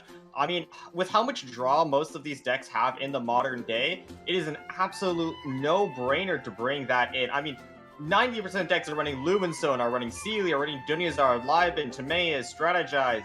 There's just so much draw. It's so easy to stack up to get like 6, 7, 8 Forbidden Knowledge in your opponent's deck. It is an absolute no-brainer to bring nowadays. A lot of it happens automatically as well, so your opponent can't really do anything about it once that Mausoleum has been procced. But here we can have a look at some pre-match data before we jump on in, starting with Minty here. And the number that stands out most to me is going to be that 14 average effective dice in their first 3 rounds. That is certainly an impressive amount. That means they, on average, roll about 5 usable per turn, which is certainly an amount to keep a watch for, especially because their average normal attacks is 0, which means they really do favor these skill-intensive decks. Yeah, I can definitely see how that would be very useful here, especially if you're not running something like the Yunjin deck, which we saw a lot of yesterday. On the opposite side, we also see Glass hitting a pretty high number of effective dice, 12 in total, and having the 1 average normal attack as compared to their opponent here. I mean, average rounds 4, a number of dice 12, that's a lot rougher compared to Minty. Once again, Glass is favoring these skill-intensive decks, unlike what we saw last batch, where it was a bunch of combo, your normal attacking turn after turn after turn. So the average amount effective in the first 3 rounds will be one of the more crucial stats to keep track of. I think especially with the way that the meta has shifted and more cards being added that allow you to easily generate dice, that's the reason why we're seeing like the average effective dice number go up so much compared to previous patches. But without further ado, we're going to be jumping into the losers bracket match here between Glass and Minty. It's going to be a best of 3 series with the loser bowing out of the Prince Cup competition. And it will be, let's see, it will be Minty starting first on the Kuki Kiara deck, with Glass following shortly after. Minty starting on the Kuki Shinobu, Glass on the Layla respectively. Let's see what these players do. Gonna be standard openings here. Now, I know that the Double Dragon deck leans a little bit more towards stall here. I'm gonna assume Kuki Herald, because this combo is usually more of a mid-range consideration. But just on paper, which of these decks it has the more favorable matchup? I can't say too much anymore because both players have added the new Mausoleum of King Deshret in there, so it actually does change the matchup significantly, as you have to work around like having your hand filled up and having 3 less cards, or maybe potentially even up to like 7 less cards in hand to access. But based on last patch's statistics, Minty is favored in this matchup. Both decks are kind of like 2 sides of the same coin. Both play mid-range, but Glass is kind of like a more stally version, whereas Minty is more of like, I don't want to quite say aggro, but it has easier access to damage early on. I can definitely see where you're coming from. Having Kuki and Kirara both with abilities to deal damage off of character switching does definitely provide a bit more on-demand damage pressure as compared to Glass's deck. We can see both players now playing very quickly, gonna be ending their round for that ramp, and Minty already playing the Mausoleum of King Deshret very, very quickly. I mean, the first few rounds are going to be rather quiet. None of these decks really have big explosive damage like a double power deck like Fire Station, or maybe one with Bennett in there. So it will be a slow start from both players, but when they get going, they will indeed get going. Yeah, I always do enjoy when these games start getting going because we're definitely seeing a lot of these players lean a little bit more towards more slow and calculated play, which I think is good. It's something that has to happen now at this level of competition, but it can also cost you if your opponent is taking advantage of that to play very quickly. As of now, the Forbidden Knowledge has already been procced, so that's something that Glass will have to deal with.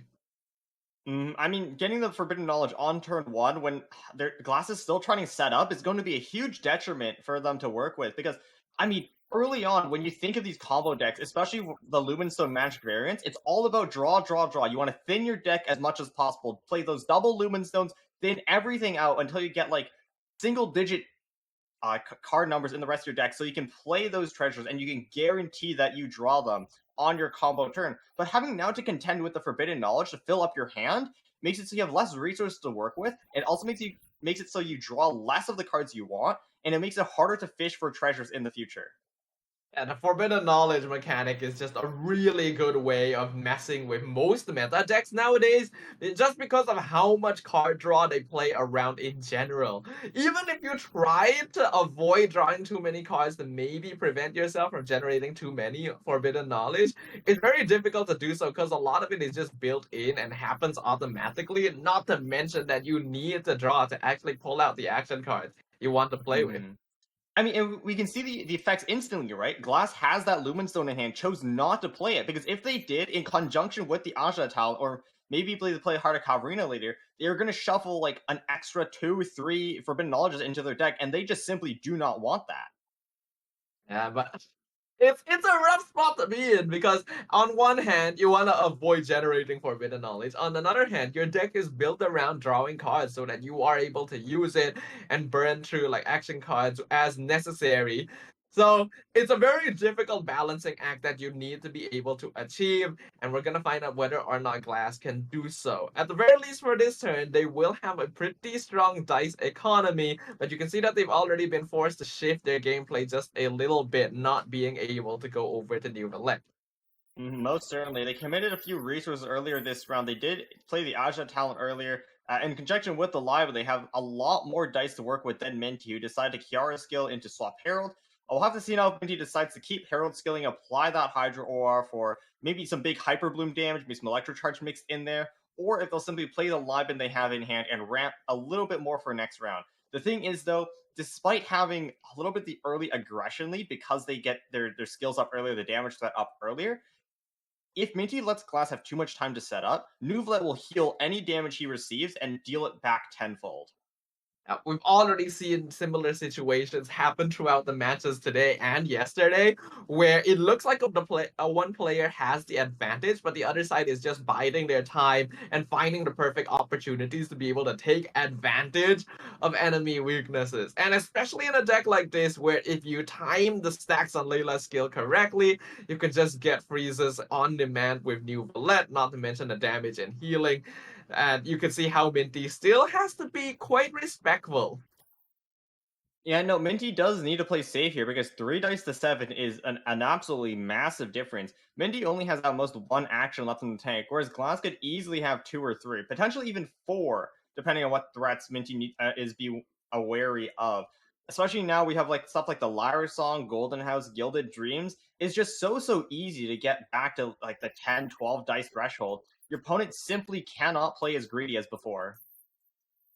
We see the switch back over to Layla here to try and bait out Minty. Glass, aware that they have the dice advantage right now, are going to make use of it to force Minty to either make an action happen or just straight up like waste dice to switch around, and it looks like the latter is going to happen here. So the chances of another action coming out this turn for Minty are reducing. Oh, even more forbidden knowledge being shuffled in the deck. Our hand is slowly filling up as well. Really smart play from Glass to swap Salt instead of just going in on Ajna, recognizing that Minty needs to be aware of magic, needs to be wary of the extra dice they have in hand, and playing around that perfectly. We see some ramp potentially being set up here by Glass. They do have 3 dice they can feed into Lieben, and they don't really need to force an action out here unless they want to do like maybe a basic attack or something on Layla to get those skill stacks up to 3 and set up for the freeze. It should just be the live and pass here. Yep, that's what happens. Minty only has 3 dice remaining, no Gilded Dreams or any sort of artifact currently equipped. So very unlikely they can get 2 actions to really threaten Layla here. But really smart of Glass to swap over onto the Layla swap slot instead of just hitting again on Ajna. Minty only has 3 dice remaining, right? So they need to be wary of whatever combo Glass could pull off. Is forced to swap off onto the Kiara to avoid Kuki getting killed earlier, being knocked down to critical HP, and that prevents them from playing their live in. Great So heads up play far, from Glass. so far Glass doing a good job despite having to contend with the forbidden knowledge here. But perhaps the knowledge still providing him a little bit of assistance in one way or another. But going into this round now, Glass having the slight dice advantage, and we know that they're gonna have a pretty strong economy since they've already played the Golden House. They have Gilded Dreams in hand, along with Laya Song and Poor Princess. So a lot of potential dice this round. I mean, it's not even about the dice they have in hand. It's also the dice they have on field. 2 Lumen Zones ready and waiting. That's 2 additional dice to cap off Glass's already pretty noticeable dice advantage. Minty is going to be playing from behind in this round. Minty gonna be drawing another challenge. Actually plays the Ooh. Passing of Judgment here. So even a more denial coming out from Minty as if the Forbidden Knowledge will... Oh! Wait! Oh, this is great from Glass. I didn't know it worked like that. Okay, so the way Forbidden Knowledge works is that you play it, right? And then its effect is that it'll do 1 piercing damage to your active character, draw you 1 card, and make it so you cannot play another Forbidden Knowledge that turn. But the thing is, the Judgment negates the entirety of Forbidden Knowledge's effect, so you can just play them endlessly until you run out of that prohibition. Oh my goodness, That is anti-synergy coming in from Minty. Minty played that Judgment so Glass wasn't able to combo, but their own Forbidden Knowledge worked against them, bringing down the Judgment stacks.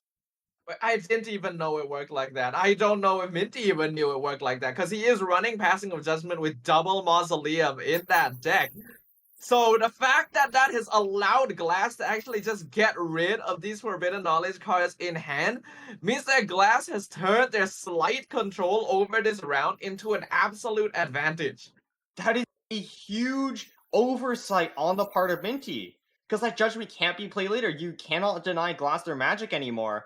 And like that Forbidden Knowledge is no longer a factor in this round.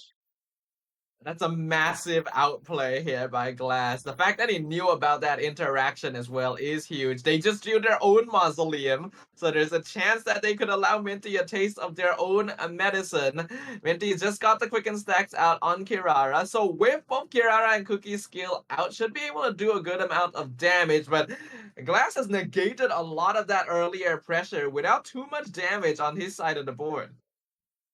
I mean, Glass has been doing such a great job out-dicing Minty, forcing them to play from behind this entire time.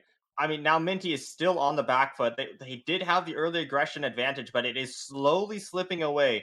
New Valette is going to get stacked up as well. I mean, the Layla summon is now on field. You have to worry about freezes starting from next turn. And it feels like the game is slowly slipping from Minty's grasp. And ordinarily, Forbidden Knowledge, like the Mausoleum card mechanic, would work pretty well against these slower, stallier decks that want to draw out their cards, right? But the Unsixth in one fell swoop, Glass has reversed that momentum. And now, because Minty hasn't been able to play aggressively enough to like stop them from switching over to New Valette or pressure Layla or Azdaha to low HP, Glass is now going to start gaining more and more control over the rest of the game.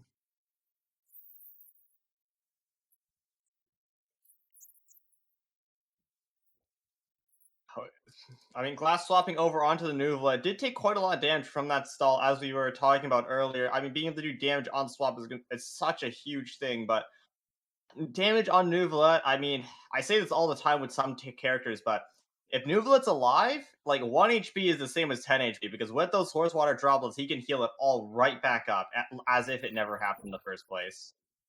We see the animation here, Nuvolet doing some damage, preparing the source water droplets for that healing here.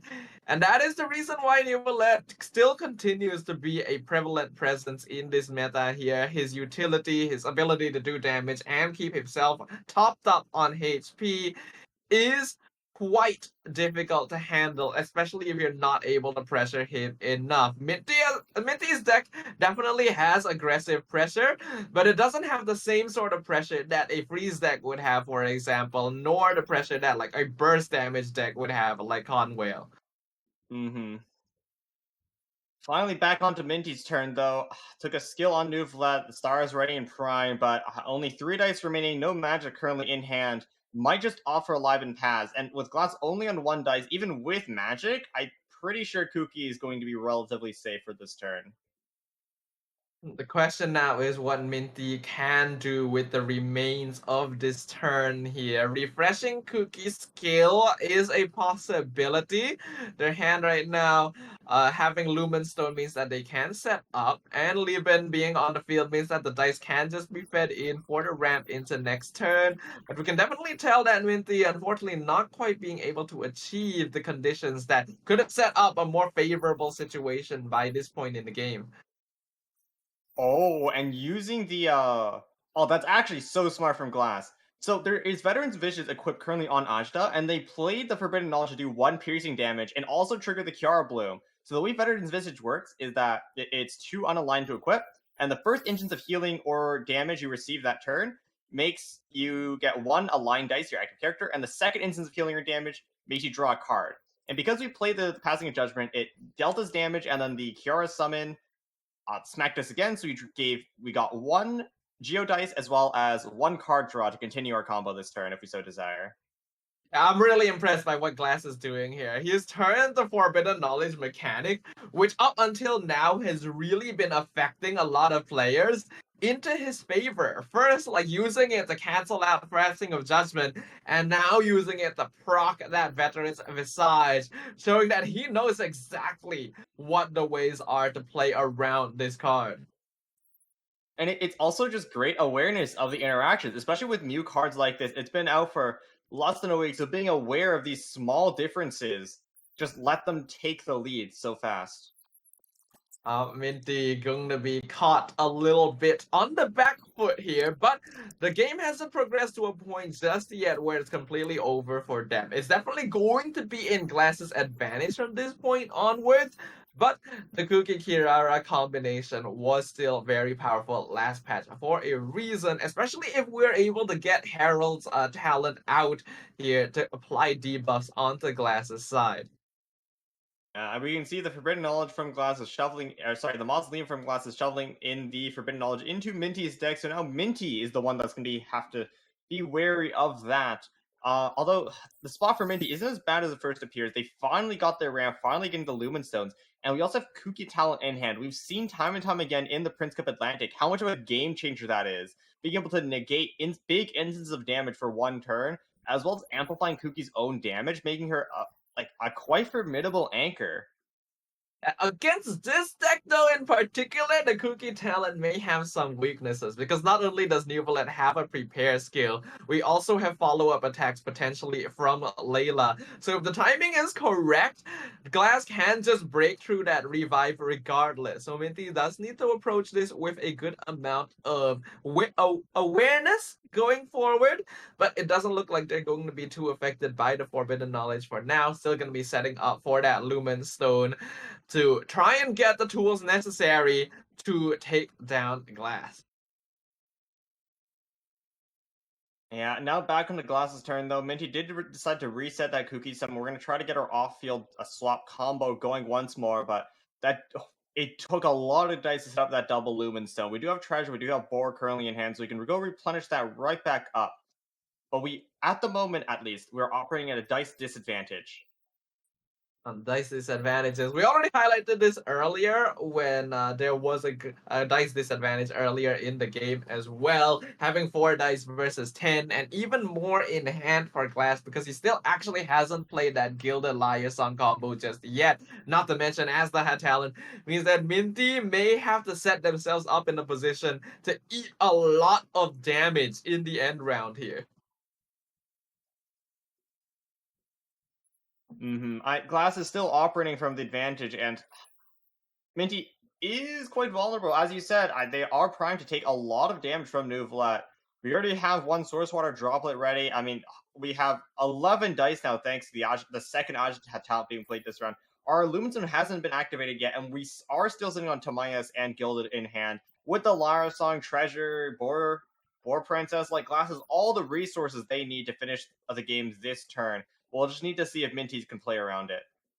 Minty has been able to generate a lot of dice for themselves here by playing Forbidden Knowledge here in order to activate the Lumen Stones, and that's allowing them to make up the difference somewhat. I expect we're gonna see some swap stalling here from Minty just to make up for that dice difference, and it works out pretty well as well because Cookie's skill is already out, which enables them to do some damage with it too.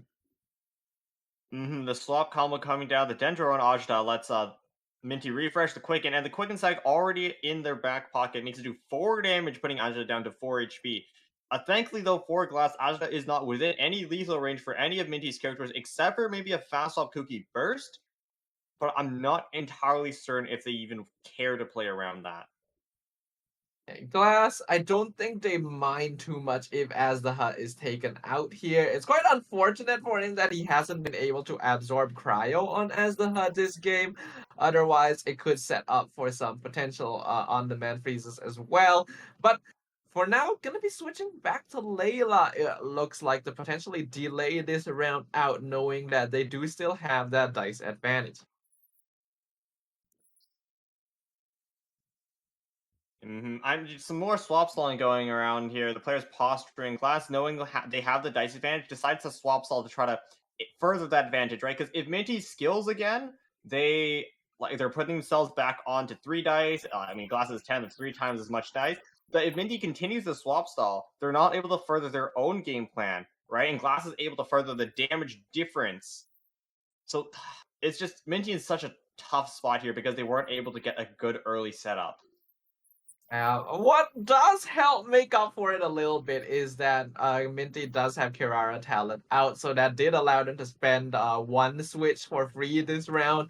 But it's still a very big margin to have to make up for. They did a good job of getting up to 7 dice earlier, but Glass is still playing very aggressively here with their positioning. We already see the quick swap as well being spent, knowing that they do have that on-demand freeze. If we quick swap to Nuvolet here, freeze Cookie, then that is basically the bigger source of damage on Minty's side of the board removed for this round. No, absolutely. Like, Cookie Burst right now does like 6 damage, which is enough to one-shot any of Glass's characters, but Fastlow coming in over onto the Nuvolet starts at 4 stacks. Cookie's about to get frozen, and after this, Minty just doesn't really have pressure. Because no Kiara Burst right now. Herald doesn't do a lot of damage by himself. His Prepare skill does only 3 damage. Right? Lots of aura, but not a lot of HP being taken away from your opponent. So with this Cookie getting frozen, I think Minty's plan for the turn is wholly disrupted. Minty just has to try and hold the line here.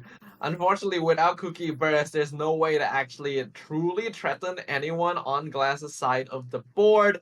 I expect that we're going to have to see the character is just basically balancing out damage right now, because Glass, this is his turn. I mean, this is Glass's time to shine, right? We did the enhanced normal attack on Nuvolet. Our prepare skill is ready. No weapon currently in hand, but even still, that follow-up attack is going to do tons and tons of damage. We finally have the burst primed as well, so we're going to generate even more source water droplets. Sealy is stacking in the background as well, so if we manage to get that to pop, potentially even more treasure in our hand. War Prince has already played Lyre Song in the back pocket as well. This is Glass's time to go in. I'm not sure if Minty knows just how much is prepared in the hand of Glass right now. Because at first glance right now, they've actually managed to even out the dice economy to the point where it is 4 versus 5 dice. The thing is, they gotta consider how many dice Glass could pull out of their back pocket here with the magic combo in his hand. So swapping over down Kiara, she's gonna get frozen as well, but it does leave our Herald open to actually preserve HP on him a little bit as well. Something to consider for Minty as well is just to play the Herald talent as well, to apply the Abyssal debuff to make Glass's burst be very, very expensive for aligned Hydro dice. That could put a stop to the rest of Glass's combo for the turn. It's just Yeah, whether or not they can get it off. I was kind of wondering whether or not it may have been a better choice to go into Herald instead and maybe bait out like the kill, but yeah, that would take a bit too much dice to go for, so they did have to go through Kirara first. So the hope now for Minty is that if Glass does enough damage to take out Herald here, the talent comes out, then no matter how much dice Glass has afterwards, the debuff on it will reduce the number of possible actions he will take before the end of this round. Not happening just yet, though. New Blood Burst coming in. It will do 3 damage to the Abyss Herald. Not quite enough to proc its revive. And, I mean, even if it did, and we did play the talent, normal attacks are not affected by the Curse the Undercurrent. So, Glass is still ready to do an additional 2 normal attacks. Yeah, things are looking pretty bad here for Minty. We're seeing the wrath of New Willette dropping on their side of the board, being judged by the Oratrice Mechanic, the Annalise Cardinal right now, basically. Because Cookie and Kirara and Harold all on very low HP, and both frozen as well, means that they're not really going to be able to do much else this turn. They play the Herald talent, and after that, I feel like they may have to end here, because they don't have enough dice to even come out with an action. I'm currently healing Herald with Treasure, trying to get him above a certain breakpoint. I believe 3 HP is enough to survive the initial hit, even equipped with weapons. So Herald will tank both the initial hit and the follow-up attack of Nuvelet's Source Water Enhanced Charge Attack, even with the Tula Tulas, which we do see Glass has in hand right now. But unfortunately, I do not believe it is enough, as with the Treasure in hand, with a Sealy about to pop as well, that could be another action in Glass's hand, depending on what they draw. The Glass will go for the equip on the Tula here. I was wondering if maybe they might hold off on doing it to keep more dice for actions this round, but looks like they will still elect to do that anyway and just go for the basic attack. It would proc the Herald debuff, but at that point they've already done all their actions for the round anyway, so I don't think they mind it. No, most certainly. And there's a Treasure coming in clutch. Like, as we can see, it barely brought Herald above the breakpoint. Letting it live a weapon enhanced normal attack will still fall to the second hit, though. But I mean, now there's the revive. Nuvla needs to hit again. And drawing 2 Forbidden Knowledges instead of Treasures, that is going to put a stop to Glass's combo for now. Yeah, we haven't actually seen a lot of Forbidden Knowledge from Glass for a while, since they were able to get rid of those previously. Place the Treasure to heal up New Valette. I doubt they'll have enough dice to really do anything. They might set up the Sealy, I would assume. But the genius with Glass's movements here as well is that they've set up New Valette in a position where now he does have 3 Layla stacks to play with, and an on-demand freeze for free at the start of the next round. The thing is, though, because of that talent play from Herald, the Treasure play from Minty, Herald still lives yet again, and there is now the Curse the Undercurrent to worry about. That is going to put a very heavy dice burden on Glass for the next turn until they get rid of it. That is fair. We know that New Valette can definitely handle we burned the liar! Oh, that's not what you want to burn, especially since Glass... Minus they 2 still dice. Gilded, yeah. Minus 2 dice. That's actually terrible. That is not the card you want burning, especially in this situation here. The Forbidden Knowledge, even though Glass had played around it earlier, now biting him in the butt once again. And you can see that a lot of thought has to be put in here. The dice roll, not looking good for Glass's side, actually. Perhaps a miscalculation for Glass. Maybe they should have pre-tuned something just in case they overdrew, but I mean, what in their hand could you... Actually, no, I think I should have pre-tuned one of the Dunyazards in hand, maybe miscounting how much they would have drawn from the end phase, or maybe just forgetting that the overdrawing was a potential. Yeah, I think they were focusing very hard on basically the combat statuses happening on the board. That's why you saw that they were able to set up the Layla skills stacks very nicely here. But I think that did result in them forgetting about their hand card total and burning a very important card for getting dice advantage in this turn. And he needs that dice advantage as well now that that Curse of the Undercurrent has already been applied. I mean, now that the Curse of the Undercurrent is applied, it's like everything you do now costs 4 dice except for the normal attacks, but we only have 1 Source Water droplet remaining, and after that we need to refresh it. And because we burnt that Lyre earlier, minus 2 dice that we have to work with, and that's going to be really tough for Glass to overcome. Yeah, those 2 dice could have basically offset Curse of the Undercurrent entirely. So that must make a big difference here. Glass is able to generate more dice, but the number of actions he can take this turn will be reduced pretty notably as a result of that misplay. We are starting to hit the nitty-gritty of the game.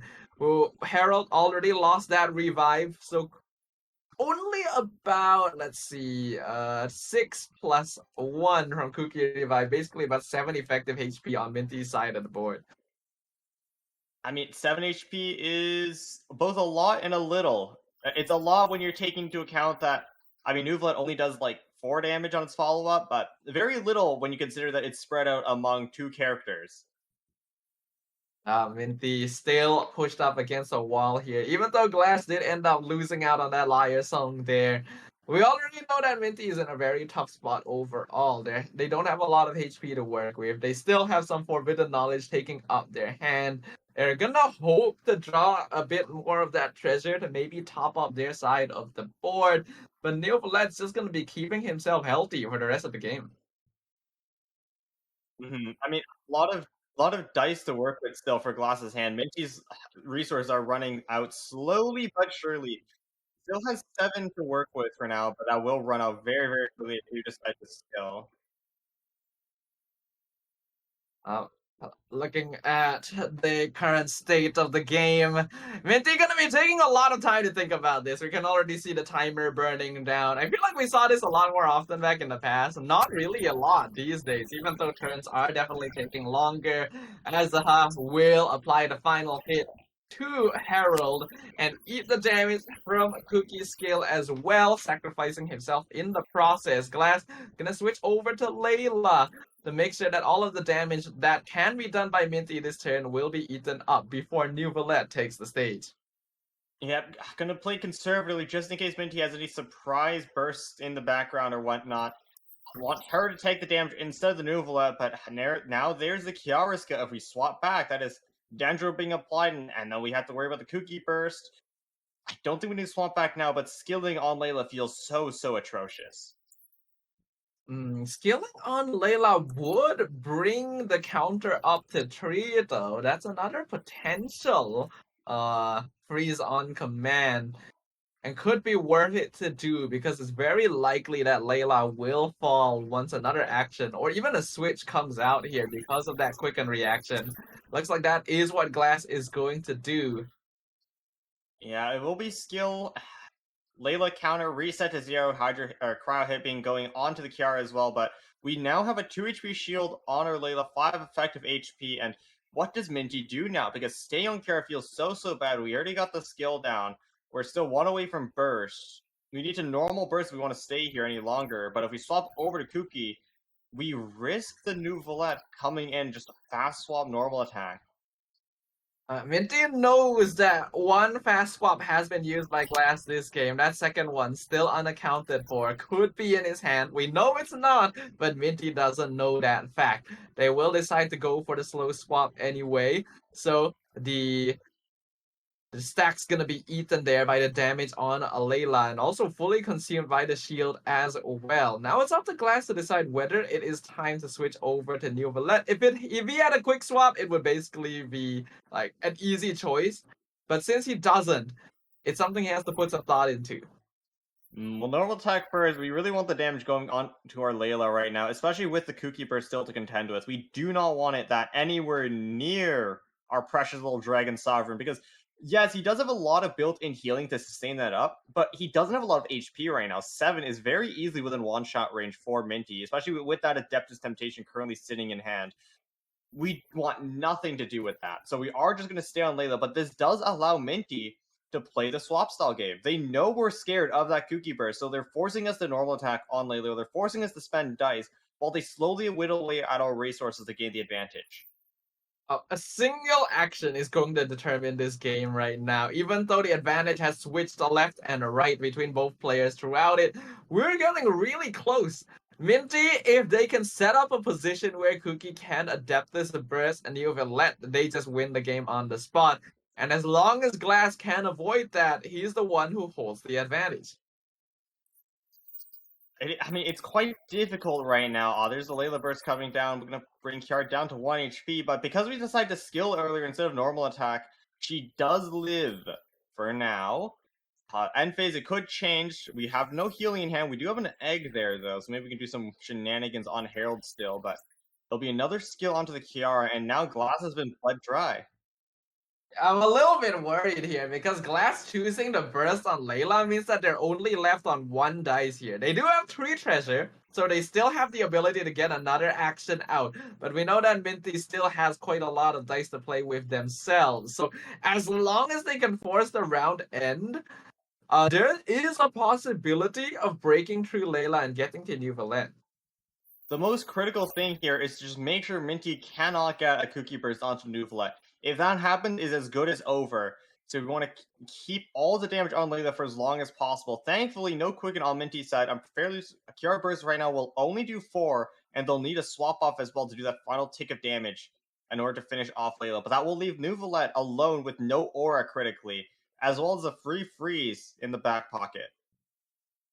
It's a tricky situation here. They do decide to go for the switch. Unfortunately, that's not going to be enough damage to take out Layla. Luckily for them, Glass doesn't have any dice left. If Glass had enough dice in hand to pull out 1 more action, even a basic attack from Layla would have been enough to finish off Cookie and secure the game for Glass. But without any dice left, now they're at the mercy of their opponent. And you know what would have given Glass an extra normal attack? The Lyre they burned. Oh, yes. Oh, feels so bad, but like as it happens, these mistakes will cost you. The Kooky Burst finally coming down, but critically, Minty did not swap off. Wanted to keep Kiara alive for some swap stall action going on to this turn, but that does give Glass turn priority, as well as Cryo Aura on Kooky. I think this is Glass's game. Glass is very easily able to just freeze both characters, and Minty can't do anything about it. Yeah, I think Minty tried their best to hold on until they could burst on Cookie onto New Valette, but they were forced to use it because Layla just got healed up enough that no other attack would actually take her out. And like you mentioned, with Cryo Aura now on both of Minty's remaining characters, Glass is basically guaranteed victory here, even with the Cookie revive. Oh, and the follow-up attack as well, going through the shield. And now left on Kiara solo, I mean, against a 10 HP Nuvula, yes, Burst does chunk quite a lot, and we do have a shield to let us live, but with Cryo Aura, we're facing down to the follow-up attack of Nuvula with weapon equipped. I think this is good as over. Wait, hold on, Adeptus from Kiara... Oh! The Adeptus play on Kiara Burst! Oh, wait a minute! With the Quicken, with the Kooky Aura! With the Adeptus in hand, it was just barely enough. I was perfectly calculated there. Oh my god, we didn't even consider that up until the very end, right? Like we were considering that like as long as the Cookie Burst was not used on New Valette, there would be no way for Minty to pull that back. But we completely forget about the Kirara Burst as well, and that's incredible. I mean, yeah, like. Quicken on the swap, it dealt barely enough damage to lower New Valette to that 8 HP threshold. Also applying the aura as well, Adeptus Burst coming in just like that to clinch the game for Minty. I can't believe we didn't see that. We were so like hard focused on like, okay, the interaction here is that Cookie Burst on New Valette, and we completely forgot about the remaining character. We thought it was a mistake using the Cookie Burst onto Layla, but turns out Minty had other ideas the entire time. and it was the perfect amount of damage with that Adeptus Temptation to one-shot New Valette. Really well played there in game number 1. But that is also kind of the weakness of playing Nouvelette, right? Because if you're running this 2-dragon combo, yes, you do have some built-in healing with the treasure, but you're not running the General's Ancient Helm, and you're not running, like, the Tassia Millilith. There is no shields on your characters. 10 HP is all you get. You cannot stack beyond that. And which makes your character so much more vulnerable to these high damage bursts in conjunction with Adeptus Temptation. It's one of these matchups where you do have a possibility of letting down your guard when you get to this very end. Because I imagine that Glass as well was thinking to a similar line as we were, that New Valette is still comfortable enough that he should be able to secure this, especially with 2 Cryo Aura on the enemy side. But Minty calculated things perfectly to set up that final turn for Kirara. And because this deck usually does damage a little bit more slowly through switching and quicken stacks, we forget about that burst damage on characters outside of Kuki. Yeah, that surprise damage threat, just barely enough to clinch the game for Kuki, and a great play playing the Kuki talent, right? Kira's one as it was at 1 HP. If Kuki didn't absorb that follow-up hit, it would have been Glass's game, so great heads-up play from Minty. I mean, Glass did such a good job retaining that early advantage, like being able to burn so many of the Forbidden Knowledge stacks, being able to negate the majority of Minty's passing of Judgment, but like being able to clinch it from behind like that really shows the caliber of player they are. A really back and forth game. Like at first we were thinking, oh, Minty has the advantage with the Forbidden Knowledge, then Glass turns it around by playing it to cancel out passing of Judgment, taking control with his own Forbidden Knowledge, taking it down to the wire. And we literally talked about this interaction as well, right? Where we thought that Kuki talent wouldn't have quite as much value in this matchup specifically because New Valette has Prepare skill and you have Layla with the follow-up attack. But in this case, it was perfectly used to counter that instead. 1 HP was the amount of health Minty had left to work with, and 1 HP was all it took. Despite Glass's best efforts, they do clinch game 1, but that does mean that they will no longer have access to this Kuki Kiara deck. It's good to see, though, that decks from the previous patch are still working out in this meta, and even though you would think that these players have enough experience to be able to just play around all of these breakpoints, there are still times when you can catch these veterans off guard as long as you position correctly and play smart. And that is what we saw here. I'm honestly impressed. I did not expect it to get to that point. Yeah, I mean, nothing is ever over until it's over, but I think that also shows the weakness of this 2-dragon magic deck. Lots of healing, lots of damage, but the damage comes slowly and you're able to capitalize off of it. This is even considering the fact that Glass had made a mistake earlier with burning that Liar song, right? I really wonder, would that have made the difference here? Would that have allowed him to secure the game? It's hard to say, but it's great to see what's happened here. And that means that we're going to jump into game number 2. Minty currently 1 game up. And that means that we're going to be seeing the Double Dragon Mirror, but with a different Cryo character in that 3rd slot. I mean, yeah, Minty running 2-dragon magic, but with Cryo Cube. This is an innovation that just happened this patch. We didn't see any of this back in 4.6 in the Prince Cup Atlantic, so this is a completely Pacific specialty, I suppose. It's interesting to see, and I personally do like this variant of the deck quite a bit. I personally have always been a little bit anti-stall, even from back in my days casting like the Asia Invitational. People know I'm not a big fan. I feel like it takes a bit too much brain power for little old me. That's why the Cryo Cube variant of this, allowing you to whittle people down, do damage to standby characters, and just play a slightly more aggressive position, feels more fun to watch.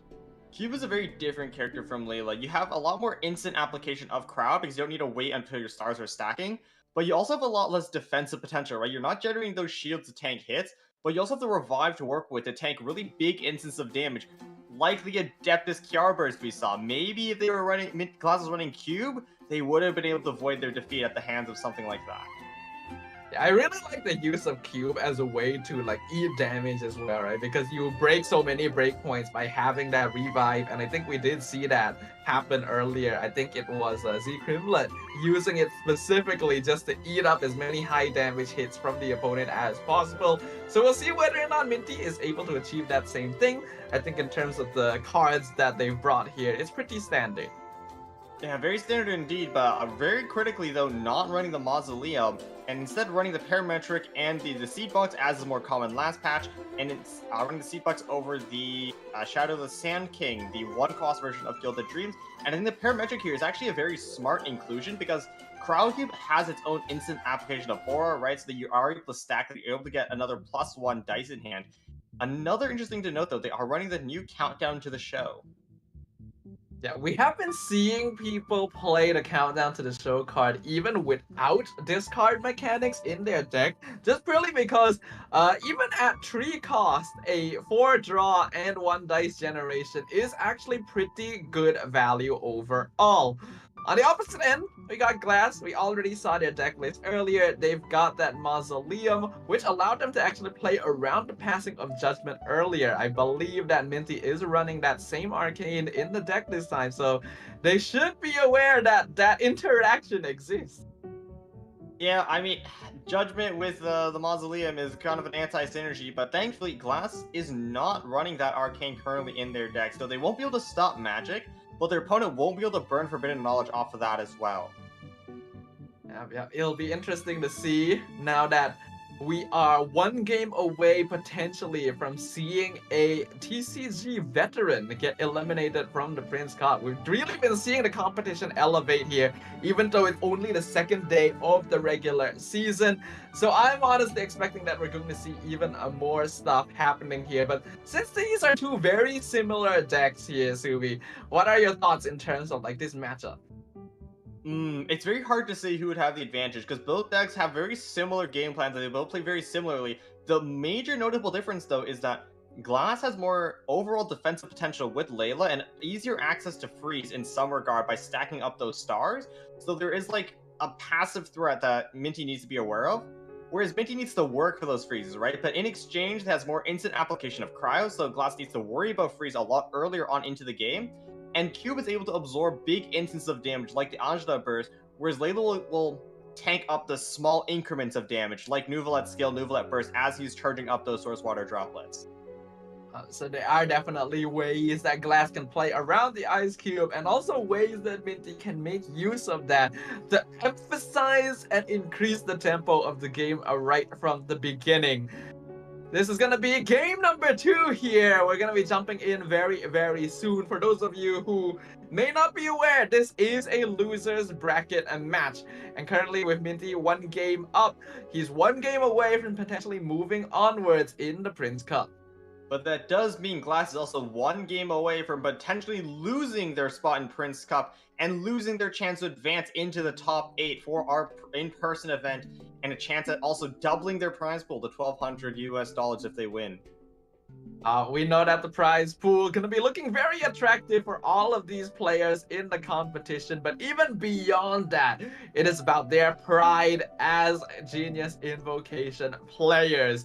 So, as we jump into game number 2, I'm going to be very excited to see which of these 2 strong competitors are going to be the ones coming out on top.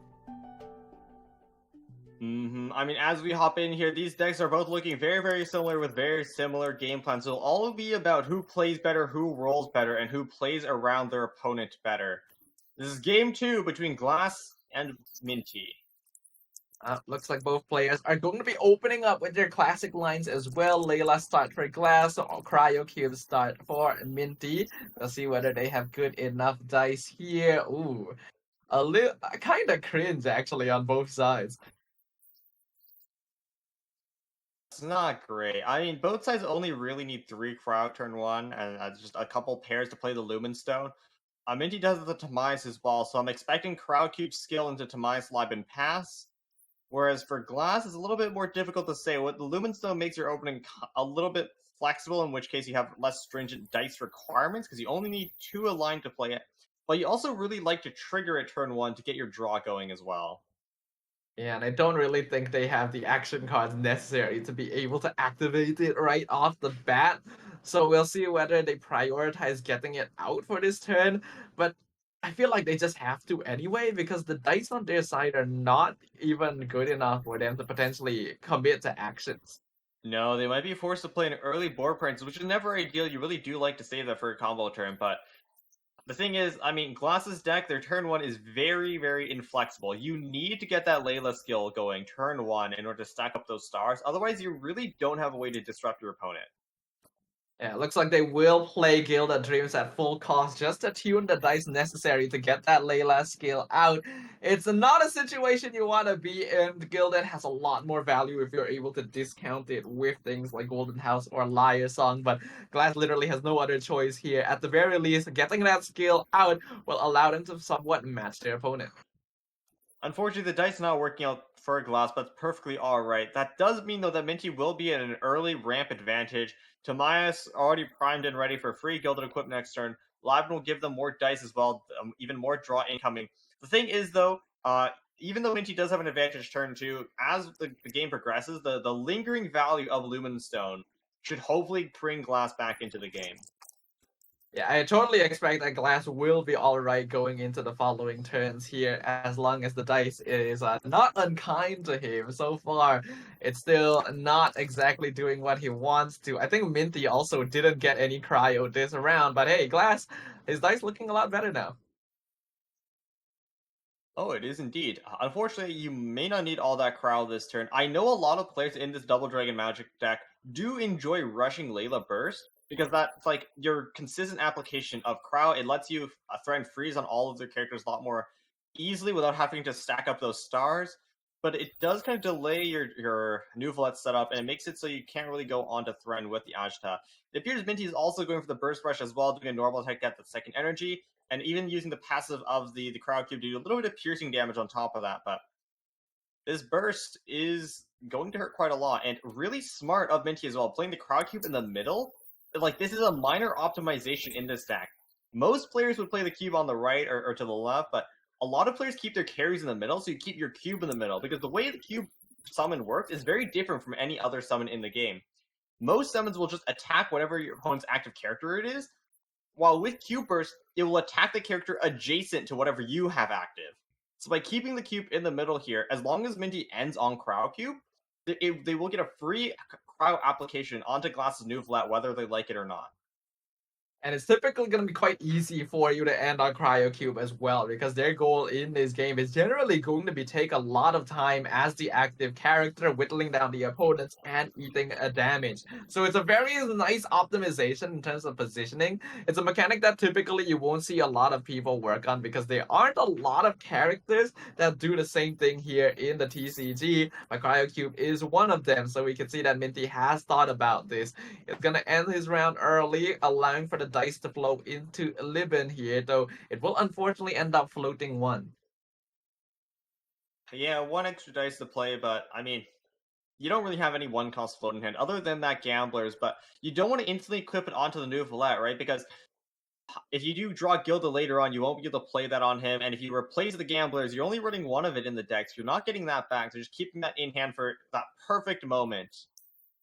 Not to mention that Nuvalet isn't necessarily the only anchor in this deck as well. Both Cryocube and Azdaha do have some potential to take out enemies, so keeping that Gamblers in hand to be more flexible based on the situation is a lot more important than maximizing efficiency on this one leftover dice. For Glass, they're going to be committing to drawing more cards here. We do see both Underwater Treasures in hand. Still a little bit early to play it, but just enough dice to get that too late Tulas set up for next turn. That weapon is going to be really big onto the Nubla. We've seen a lot of games where it comes just a little bit too late, and that extra damage could have carried the game forward for them, but getting it early is going to be really, really nice for Glass. Minty is still at a slight dice advantage because of the help of that second live they just drew, but Glass is slowly bringing it back. Oh, I definitely expected going into this matchup that things would be pretty even for the first couple of turns, since we know that neither side has a lot of upfront burst pressure early on in the game. But as we start to approach more of the mid-game phase, we are definitely going to see the actions make a big difference in terms of how much of a lead they can actually generate for their respective players. We will be Minty starting out first on this Ashta. We'll be skilling as well, absorbing the crowd and getting a crowd dice back. Oh, chunking glasses Ashta to 3 HP. That is a very, very huge breakpoint. As one more skill and he's gone. This might force Glass to swap off onto another character, most likely the Layla, as you do not want to go Nuvola and get an early application of Hydro. That would put Minty at such an astronomical advantage. And critically as well, Aja is only at 3 HP because Crowd Cube did a piercing damage hit to him earlier on. So we can already see the differences of these decks working their magic in the mirror. Yeah, it's this is part of the reason why I do really like the Cryo Cube as an addition into this deck as well. That piercing damage to standby characters is something that a lot of players will generally not need to consider because, again, it's a mechanic that very few characters in the TCG actually do. But when it does come out, especially in a deck like this, it allows you to whittle down your opponent in ways that they would normally not expect in any other regular matchup. Like in this position, typically as the hub would want to be able to attack here to absorb that cryo on Minty's side, but now he's not able to do so safely. If you do attack into Minty's Ashta and absorb the cryo, it will also generate Crystallize, so it will put Ashta onto 4 effective HP, so you will live 1 attack, but that is still incredibly threatening breakpoint. Facile coming out here. We are not messing with that Ashta for the rest of this turn. We don't want to worry about the burst later on either, so we are burning our one and only Facile, unless Glass is running 2. I forgot the exact list. So we are just going to freeze the Ashta with our Facile. We're burning it for now. We're going to have to spend a little bit of time drawing our second one, if we even have one in the deck, but that is Ashta burst we no longer have to worry about for this turn, and we don't need to worry about that crowd application from him either. Yeah, I think it's a good timing to do so because it not only freezes as the it reapplies cryo to him from the Layla skill. So if he needs to be frozen again at a later time, then that aura is going to be able to stay on him. And it also means that Minty may be forced to go back into the cryo cube as well because exposing New Valette right now to damage can be a little bit unsafe. No, I think I disagree with swapping to Crowd Cube because, like, if you swap into Crowd Cube gets frozen, and Nuvola with Weapon will also activate its Revive. So Minty doing, I think, the better play here, swapping over onto the Nuvola. Yes, you will get applied with Hydro, but, I mean, Glass's plan was always to apply Hydro with the Nuvola anyways. So this isn't too much of a bother. Yeah, I can definitely see where you're coming from there. And since Glass will be inclined to attack on his new Valette as well, Minty, I suppose, can at the very least respond with his own attack from New Valette. Now, this does create a situation where the Cryo Cube summon is actually a little bit disadvantageous, though, because now that it will automatically attack a New Valette if the Cryo Cube is active, it could potentially waste any Hydro application that he has at the end of the round. Glass deciding to go in for the Prepare skill right now. This actually puts Minty in a pretty difficult position. The follow-up here will do 4 damage, and with a reaction, it will do 5, meaning Minty cannot swap back to Ashta to swap stall. But you also can't swap into Crowd Cube, because that will practically revive and freeze it. But no, we are just going into the Ashta. Follow-up attack does kill him. This does give Minty a free swap, most likely onto the Crowd Cube. Yeah, we're just going to skill here to apply that freeze. So far, Glass gonna be doing a good job here of controlling things. They were put a little bit behind earlier because Azlaha had been taken so low on HP, but taking out Minty's Azlaha first is going to be pretty huge. Not to mention that now he will have enough energy to get that burst out. Beautiful animation once again. Freezes the Cryo Cube too through that revive. So Minty not gonna be able to do anything on him for the rest of this round. Tough decision now for Minty because we can't go over onto the Nuvola, but we do still have 3 dice in hand. We can just equip the weapon onto Nuvola, our own Nuvola, but the problem comes end phase, right? Because Cube on 1 HP. Layla Summon does 1 HP. Oh, thankfully, Countdown to the Show draws us into a bunch of treasure, so we can go negate that. But then we aren't able to play our weapon as we don't have enough aligned dice, which is the kind of difficult part here. We don't have alignment as well to pass on those unaligned into the next turn, so either way, it's kind of bad news for Minty. Glass is out of dice, so like if Minty does have enough treasure in hand to go for a swap into an attack or an equip on the weapon, but it would mean spending all of the treasures in hand. If we're left on solo Nuvolet, we just lose. So we can't afford Crowdcube to die here. Going to swap over onto the Nuvolet. We're going to take a lot of damage, assuming Nicholas has any more actions left in hand. Double treasure here. Oh, and with the Tula Tulas, it discounts charge attack to only 2 dice, so we do actually have another action. Ooh, this is very scary. Minty is gonna be dropped very low in terms of health there. Glass gonna heal up. Wait. He gets frozen. Wait, Minty just loses here. Minty just loses here. Nuvolet on the follow-up attack to 4 damage, and we stay Nuvolet. Oh yeah, you're right. Like, our treasures here could heal Nuvolet up to 6 HP, but that's not enough. Because follow-up attack does 4, and then summon with reaction does another 2, so that's 4 damage. Nuvolet always dies here, but we swap the cube, it's Nuvolet solo, and then end phase we get crowd applied onto him, so Glass just freezes. I think it's an always lose position for Minty. Yeah, there is no correct position here. I think Minty himself does know it. Gonna try and heal up Nuvolet as much as possible, but with all that damage coming out from the follow-up attack from Glass, and all 3 characters still surviving on his side of the board, we could be seeing this series get brought into a game number 3. It looks very likely that Glass can even up the numbers here. I don't believe Minty can get any more HP on the Ajda. They need to get at least 7 in order to live onto the next round. Even then, it's a bit iffy whether or not they'll win. She's going to sacrifice the cube, because if we lose to Ajda, it is actually just game over from there. We now have 3 dice, though. We could equip the weapon, but that's it. That's all we're able to do. Yes, we have turn priority, but I don't think it matters now. Turn priority actually could make a difference here, because with cryo applied onto Glass's Nuvolet, Minty can still actually freeze him at the start of the next turn. And we have no Hydro in Glass, and we already saw them burn a fast out. They might not have another one in the deck. Yeah. So Minty is not completely out of this. He can freeze Nuvolet here, take control of the next turn, because Glass doesn't have a quick swap to respond in kind. Okay. That is true. It looked kind of rough for a moment, but maybe it's not too bad. We have seen Minty win behind just in the last game. Are they able to do it again? Can they pull off another comeback? Will we witness the Nuvolet solo here? One last treasure here being played, unless he draws another one. No, that's Timaeus. Probably not who he's looking for right now. Nuvolet can freeze here. We get the parametric out. I forgot that he had that card. That will Seedbuck's coming in a bit late. We'd have loved to see that earlier, but still freezing Glass's Nuvolet.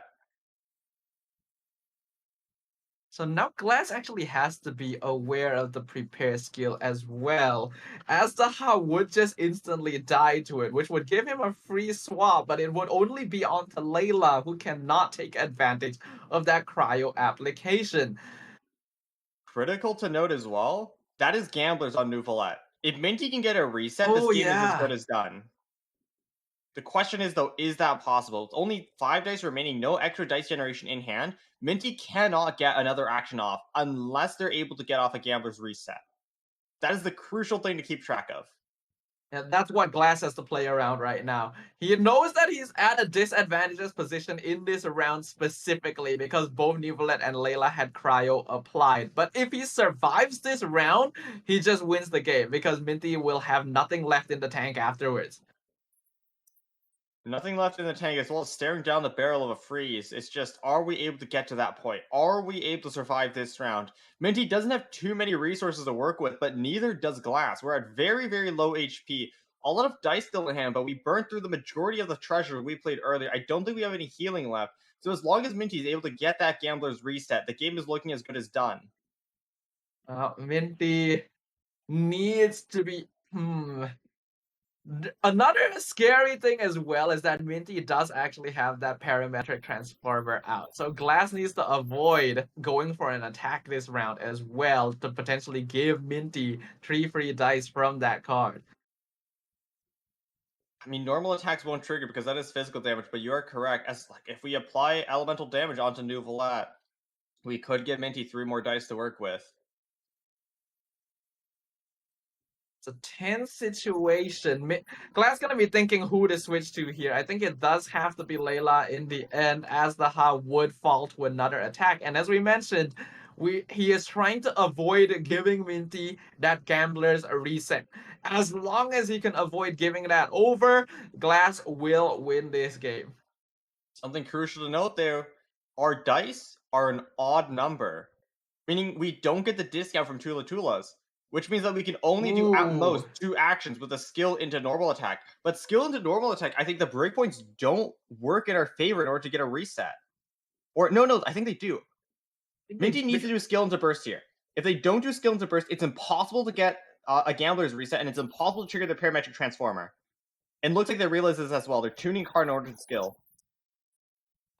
That's gonna be 4 damage onto Layla, gets her frozen as well. Glass currently sitting on 2 Azdaha talent. Unfortunately, not enough health on Azdaha to fully take advantage of it. I think you might need to consider switching back to New Valette here, unless you just sack Azdaha. But if you sack Azdaha, then you're playing into the Gambler's reset, so it's a tough decision. Swaps first in the New Valette. I think this is smart. New Valette will not die to normal attack. It'll only do 2, but the problem here now is that follow-up does 4. Everyone on Glass's side would die. Parametric gets reset as well. We might actually see the New Valette solo here. I think this could be a New Valette 1v3. Swap over to Layla, eat the follow-up hit. Here we go. Okay, what do we do now? Gambler's reset. Over on Ashita. Does Azdaha do enough damage? With the healing, it would take him out of breakpoint status. He could eat another 2 attacks. Alright, skill here only does 3. But is this enough? I think just another normal attack, and I think it's over. Yeah, we are just going to talents. Get some more dice here. What does Minty do? Was it like burst and normal? Burst would do 2 damage, normal would do... The problem is we only have 1 source water droplet, so I think burst and normal is the better play here. Yeah, I agree with you. I think that would be the play. It would drop Glass's New Valette to 2 HP as well. Give him more source water droplets. The thing is, does he have the cards to tune for it? Yes, there is. We need 4 Hydro for that. Gamblers has 2 Omni right now. Burst costs 3, and then we have 1 more to give for the normal attack, so it is enough. As long as Minty realizes Burst into normal wins... Oh... No, I think this is still okay. Both characters are on 3 HP, which means follow-up attack is enough to take 1 out. And that will give the Gamblers reset. So this should still be... Oh, the freeze! The Hydro Absorb from Ajdaha! Because he played Talent! He absorbs the next element he interacts with, and that freezes him! No! No! No, but critically though, that cleansed the Hydro off of Ajda. Oh, but it doesn't matter! Because we have the Shatter! Because you have enough damage now. Enough damage and enough dice on Azdaha to finish the game. The absorption from the New Valette attack, allowing Glass to freeze him in a return to drag it to a game number 3. My goodness, what are we watching here?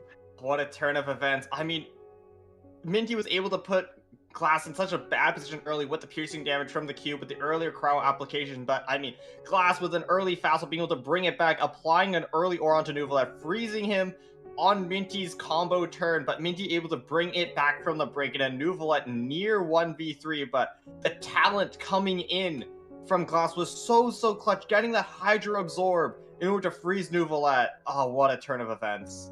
Yeah, we always forget about the fact that the talent provides that absorption, because so many of us will think that, oh, it just delays the turn, it gives you some dice, and then that one particular mechanic allows you to take control of the game and drag it until the very last one of the match. These players once again showing us why they are here at the Prince Cup. And now in game number 3, only 1 deck choice left for both players. Yes, Minty will be playing the Two Dragon Magic with the cube, while Glass is going to be on Conwheel, probably the most popular deck currently in this tournament. Don't have a lot of data on this matchup because, I mean, the Conwheel's a new deck, but we'll have to see who comes out on top. Yeah, we haven't really seen a lot of this interaction yet, so it's a bit difficult to predict exactly how it will work on paper. We already know that Conwheel has a tendency to be weak to decks that are able to disrupt with mechanics like freeze, so at first glance, Minty looks like they would be able to potentially stop this very popular meta deck. But I mean, the thing is though, Two Dragon Magic is one of the slower decks. It's a combo deck, right? So it takes a little bit of time to get going. Whereas Conwheel, with the Bone Crusher energy block, it's very easy to just charge up burst, especially Serpent Burst, to just instantly one-shot one of Minty's characters. But Minty does have that Crowd Cube to absorb such things like that, like big burst damage. That is why it is there with that revive. Here it is though. This is Glass's Conwheel deck, running quite a lot of artifacts, a lot of discard in there as well with the Bone Crusher energy blocks. Countdown to 3 as well. Hoping to discard that with the Bone Crusher energy blocks and draw it right back in your hand to get advantage. And running the new Fontaine Research Institute. And also a very interesting card there. I see. It's been so long since I've seen that played. I actually forgot the name of it. The which one? Ocean Hued Clam. There it is. Oh, Ocean Hued Clam. Yes. We don't see a lot of that anymore, but the healing on demand can be quite useful, especially when we know that Whale can get up to pretty insane max HP values, and of course the two Adeptus Temptation as well to take advantage of the massive burst damage that the Flying Serpent can output with that burst. Minty and Glass have done very well to get to this point. It is going to be a single game that determines who moves on and who bows out of the Prince Cup Pacific. It will be Minty the underdog versus Glass, the round 15 enthusiast. Game 3. Winner will advance to the round 2 of the lower bracket, while the loser will be asked to leave the tournament. Both of these players' tournament lives are on the line. We'll have to see who comes out on top. As we have a look at the starting hands here, do drop in the comments who you guys think is going to come out on top in this game, because this is going to be an interesting matchup between two decks that have gained a lot of notoriety in the brand new meta. Gonna be classic openings here on both sides. Minty going for that Cryo Cube, Glass starting with the Flying Serpent. This is kind of the standard start for Conwheel, though. I mean, yes, you're not going to be swirling anything, but the thing is, Consecrated Serpent draws you cards, and its burst is the really threatening one early game, because it could potentially do, like, 16 damage, you have 6 energy blocks in hand, and going for an early round 1 Judgment to prevent any, like, a Bone Crusher energy blocks turn 1 OTK with Serpent Bursts. Wow, that is quite the play there from Minty. Massive respect over to the Conwheel deck, recognizing the possibility of that OTK to make sure that Cryo Cube can remain on the field and be as annoying for as long as possible. Ideally, they'd want to eat that attack with the revive, but not just yet. Yep, you want to wait until a little bit later when you've got a little bit more cryo with the cube, and ideally get its summon out as well. Will it just be a full ramp turn for Minty, though? Apply that Crow onto the Serpent, get your little status going, and play live and to generate more dice into the next round. Refill your hand. What does Glass do now, though? We kind of don't want to skill again. So Tamias draws the Macha Chaussee, and it will be just live and pass into the next turn. Yeah, it looks like they will equalize in terms of the ramping here from Minty. I think it's a good idea to go for that, since they've already been stopped by Passing of Judgment this turn anyway, so may as well slow it down just a little bit. They've also drawn that Serpent Talent here, so that's going to be even more scary for the side of Minty. I mean, that Serpent Talent's going to generate another energy block instantly, as well as 1 dice when you swap off, so very high value card in the hand of Glass. It'd just be, when do you find the time to use it? I mean, do you keep it to generate you that 1 energy block right when you need it, or do you perhaps just play a little bit earlier to get that dice that you need to do another action? Adeptus Temptation coming in hand, though, that is going to be rather crucial. Yeah, another energy block and Adeptus in hands. means that if the Serpent gets that burst out, it is already going to be that 10 damage burst. It would be a little bit wasted, unfortunately, on Cryo Cube. Cryo Hypostasis is very good at eating these big one-shot hits with that revive. But at this point, getting rid of that revive early on is something that's worth considering for Glass. I mean, you do have a little bit of piercing damage built into the deck, right? Animal Serpent has swirls if you combine it with either Whale or Scorpion, and then of course Scorpion and Whale has Electro Charge, so if you do knock out the revive, it is quite simple for you to go pop whatever 1 HP it has left with some piercing damage in your deck. I'm not choosing to go for it though. You really would rather save that Serpent Burst for either Ajda or Nuvolet, preferably the Nuvolet, because he is the main carry in this deck. We have seen mistakes being made though, just earlier today, where that Serpent Burst was held on to for a little bit too long just to find Nuvolet specifically.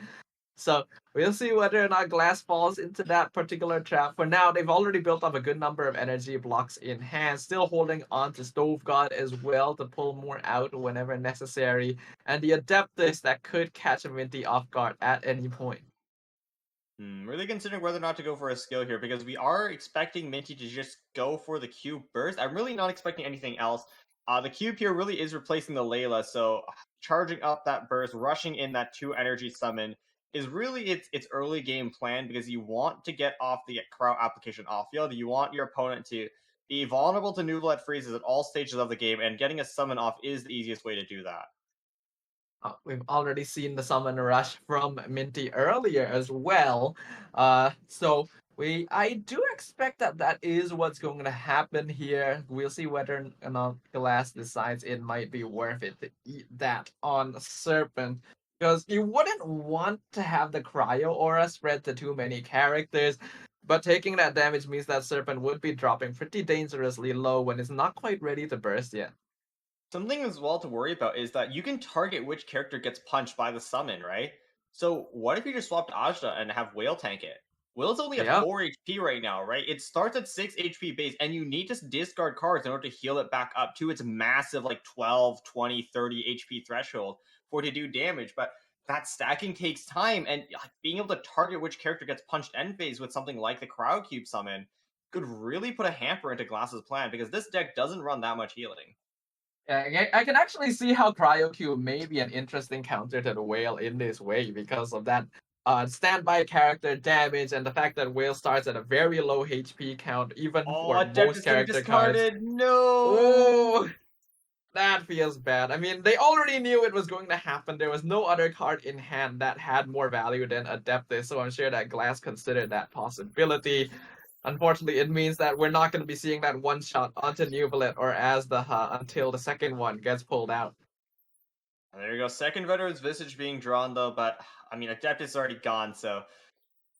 coming a little bit too late. All of our other characters are also already equipped with artifacts, except for the Serpent. Maybe we do put that on him later, but...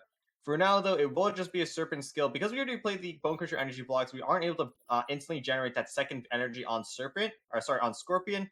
So we might just be forced to skill again, but after that, only 2 dice remaining. What do we do? I guess just equip the artifact and pass? I think it's not a bad choice.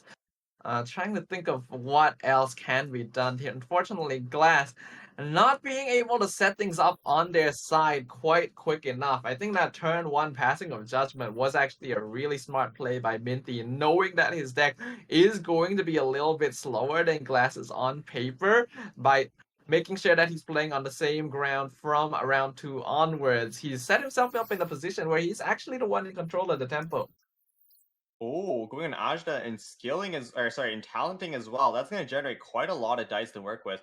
I mean, Glass is completely out of resources now, right? We just skilled twice on Scorpion. We don't have any really good ramp in hand, no dice generation, because we can't play our energy block. We played one earlier, so I think the best play right now is to just play the Veteran's Visage in pass, unless we want to swap around, but yeah, it's forced to stay on the Scorpion. Something critical I do want to note, though, is that Scorpion's skill, whenever you do it, it will shuffle 1 Bone Crusher energy block to the top 2 cards of your deck, and Glass has done it twice. So theoretically here, it is very much possible to draw 2 Bone Crusher energy blocks right off the top, and that will give Glass 6 energy blocks to work with, which will make Serpent Burst do 16 damage.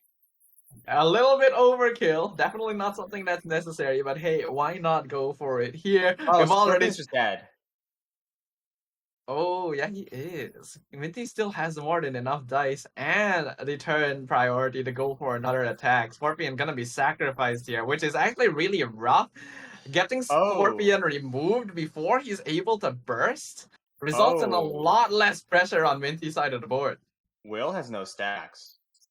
Will also has cryo. Ajna Burst here does 6 damage. Ooh. Oh. We also have no healing. Also, Yeah, our this is entire not hand is good. full of Bone Crusher energy blocks, which you would have wanted to start it with Scorpion Burst, so that Silly draws us 3 to replace it. But look, I don't want to say the game's over yet, but like, Minty has a quite sizable advantage.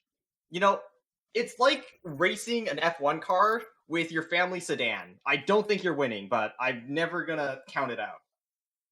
I'm still gonna enjoy watching it because it's going to be absolutely hilarious. But yes, it is not a good situation for Glass right now. Like you mentioned, as the hub burst being set up can just one shot onto the Serpent, and Whale has not been given the opportunity to properly scale up in terms of max HP just yet. Glass only just starting to do that now.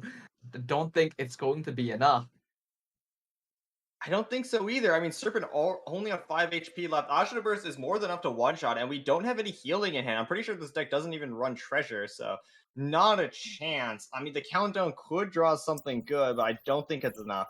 We are just going to burst 15 Ouch. damage, but unfortunately, not on the Nuvolette. That will burn all of our energy blocks as well, so no more dice generation, at least for the time being, but that will heal our whale a little bit to hopefully bring us back into the game.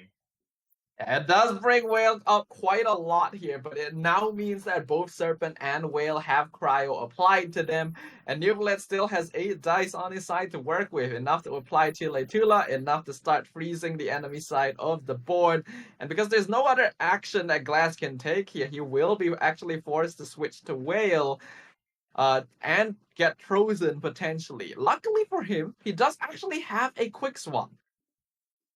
There is a quick swap, but Whale at only 8 stacks right now deals what? 3 damage? It'll be 4 on skill, not nearly enough to make a difference here. And after that, Whale will immediately be frozen by Nuvolette. I mean, and with Tula's equipped as well, that is a world of hurt, and you don't want to be dealing with that.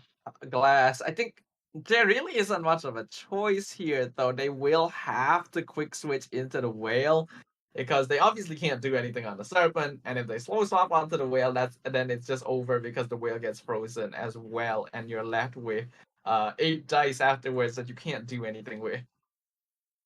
I mean, it's not looking great for Glass. I will have to say, they still have some draw on the hand with the countdowns. Maybe they could fish for something good, but it will just be the fast swap into Whale. A Serpent generating 1 dice thanks to its talent as well, but I mean, here we go. Will skill It will do feels quite really a bad, bit too. of damage, but we're getting frozen, and yeah, not great. It feels really bad for Glass because he has so much more dice economy than Minty, but he knows he's going to get frozen after this one attack. And then there's just nothing else he can do with the rest of his dice. The only consolation is that Minty only has enough dice to go for that one attack and freeze into the Whale, so he will still survive into the next round. But then the Cryo will come out again from the summon, finish off the Serpent, and the Whale has to 1v2 when his health is not all that high yet. I think that really comes back to the turn 2 play on Minty, right? They had 3 Omni Dice remaining. They could have just played Tulas on the Nuvola and ramped, but no, they went for the talent. They recognized that, hey, I have enough damage to kill Scorpion here. I have enough damage to cripple my opponent turn 2, and they went for it. So, like, great calculation by Minty, predicting that Glass will end on the Scorpion, and knowing that they have enough dice to really just cripple their opponent before they can really get the ball rolling. Gamblers equip on Minty just to get that in there. Freeze the Whale. Glass is going to be forced to end turn here. At least he'll give them turn priority going into the next round. They have another quick swap, but I'm not sure how much use it's going to do for them when the Serpent doesn't have any energy for burst anymore. So, fun fact, Nuvola does piercing damage on his follow-up attack. If Glass stays on Whale, Serpent is dying, so I think you always swap over to the Serpent here. It's never the play to stay on the Whale. It's always incorrect, but I think either way, though, this game is as good as done. I mean, Whale is going to get Cryo applied to him end phase thanks to that summon. If you stay Whale, though, Whale's going to die. But if you swap Serpent, you're going to get insta-frozen next turn. So either way, it is just bad for you. I don't think there's a way for Glass back into the game right now. Even if Glass tries to end round first to get turn priority, he'll only be able to get 1 damage out, and it's not going to be enough to lethal Neuvillette. Okay. Ocean Huge Clam. I think Will lives now, but it might not be enough still.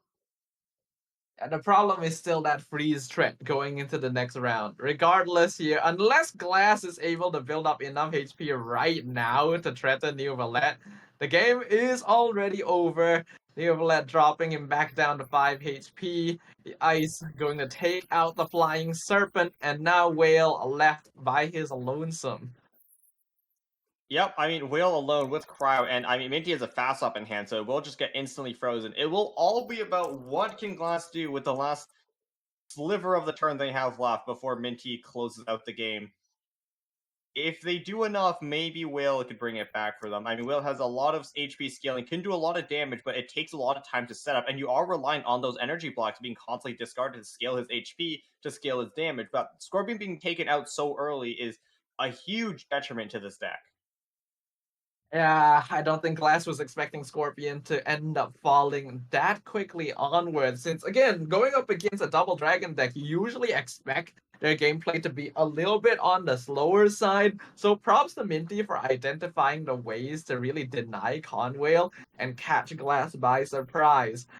We'll see the energy block being played here, but I don't really see a way for the Whale to bring this back on its own. No, I don't believe so either, especially when it's contending with a freeze and only 5 HP remaining. I think, like, either way, though, this Whale is going to fall shortly, and the dice aren't looking great either for turning the situation from bad to worse. The dice not looking good for Glass. Just adding insult to injury there. Like, right at the very end of things, I think it's just going through everything, calculating all the numbers, seeing if there's any possibility of pulling this back. But it doesn't seem very likely. He can at least, like, tune some more cards to bring the Whale up a little bit, but it's not going to be enough still. If Whale can get to 12 stacks, it's actually enough to one-shot Neuvillette. 12 stacks. Tune the Adeptus, tune the countdown, tune the fast swap. Will get the 12 stacks. Skill deals 5 damage, plus 1 from the clan because we healed 3 HP. Neuvillette dies, and then it's Cube solo. Right. It actually might not be over for Glass. It's actually, you're right. Actually, yeah. I forget about the plus 1 damage from the Ocean Hued clan. That's always something that you really don't consider, but it would be enough if he tunes all of these cards, which he needs to do anyway because the dice was not good.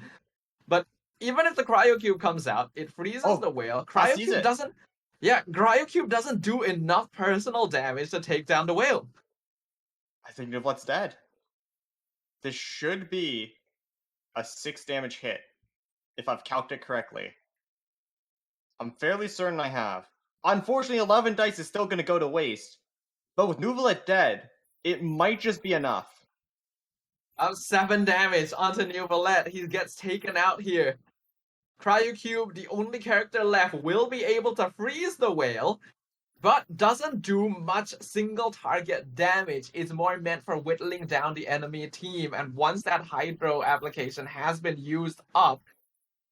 Oh, but it doesn't matter. Gonna be enough? Is it going to be enough? It doesn't matter. With 6 dice, you just skill 3 times, it's 9 damage.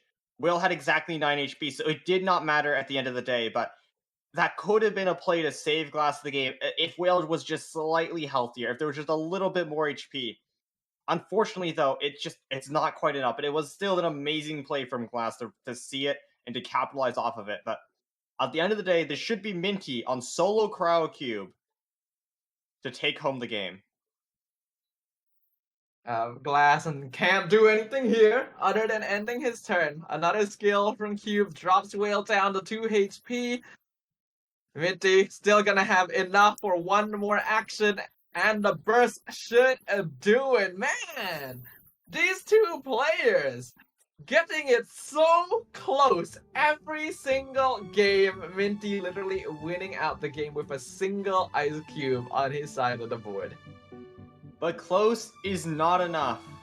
As long as you're still alive, you're not losing, and as long as all your characters dead, no matter how much dice you have, or how much HP you have in hand, or what potential plays you could have had next round, when it's over, and unfortunately that is it for Glass.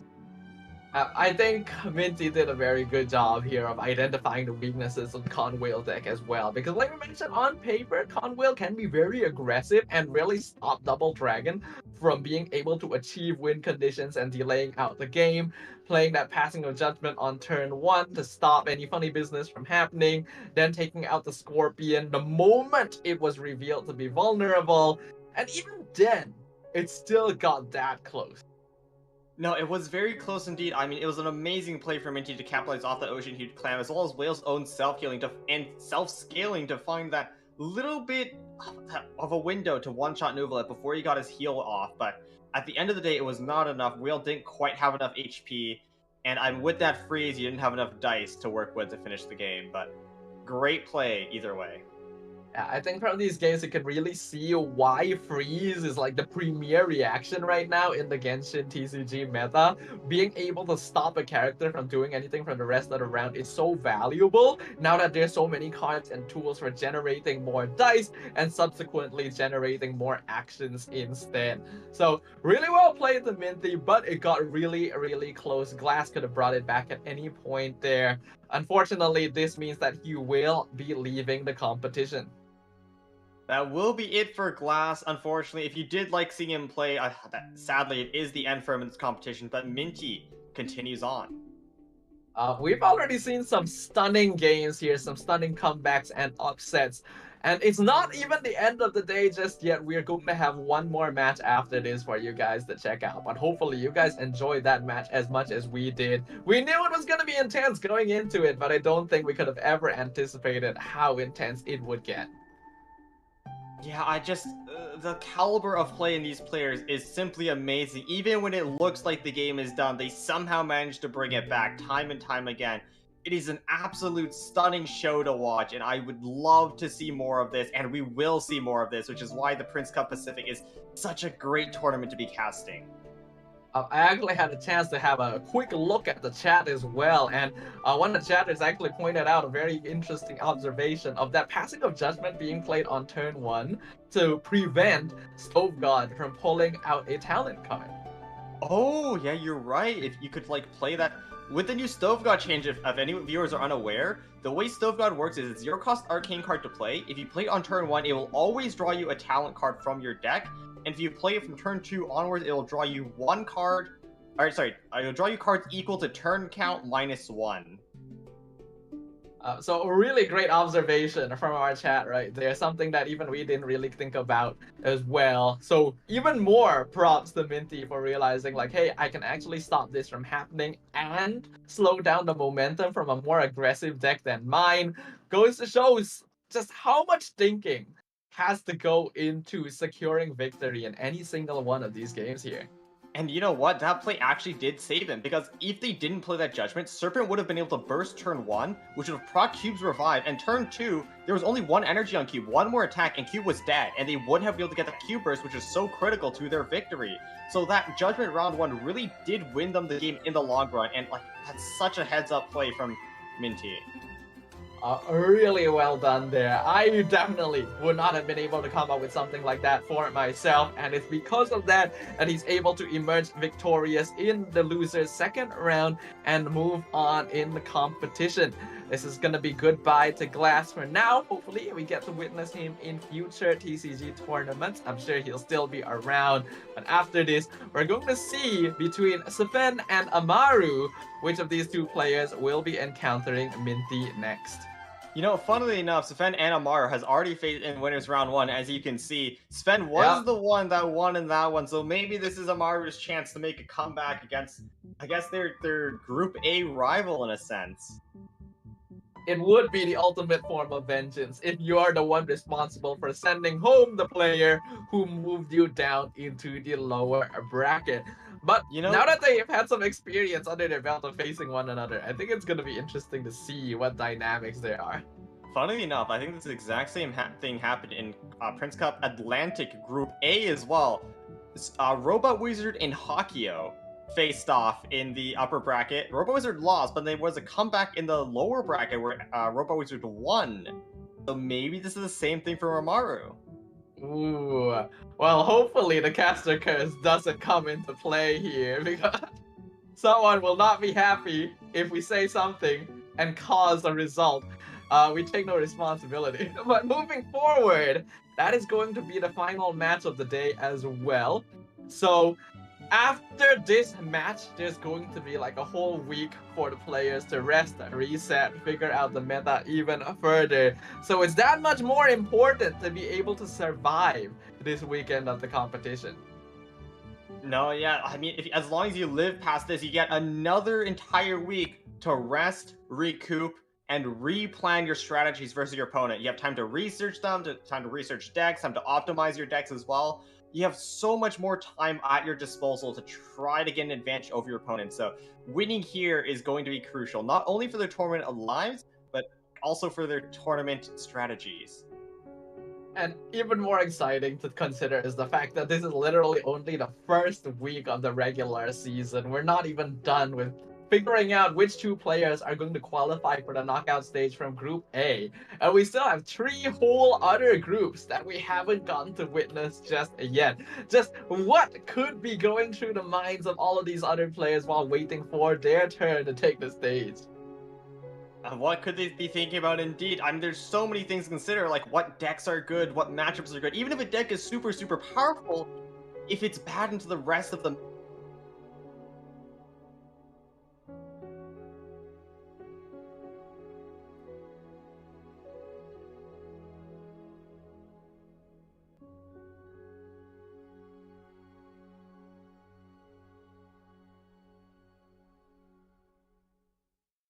Make sure the players are ready to bring their A game to the table. So don't go anywhere. We'll be right back in just a few minutes.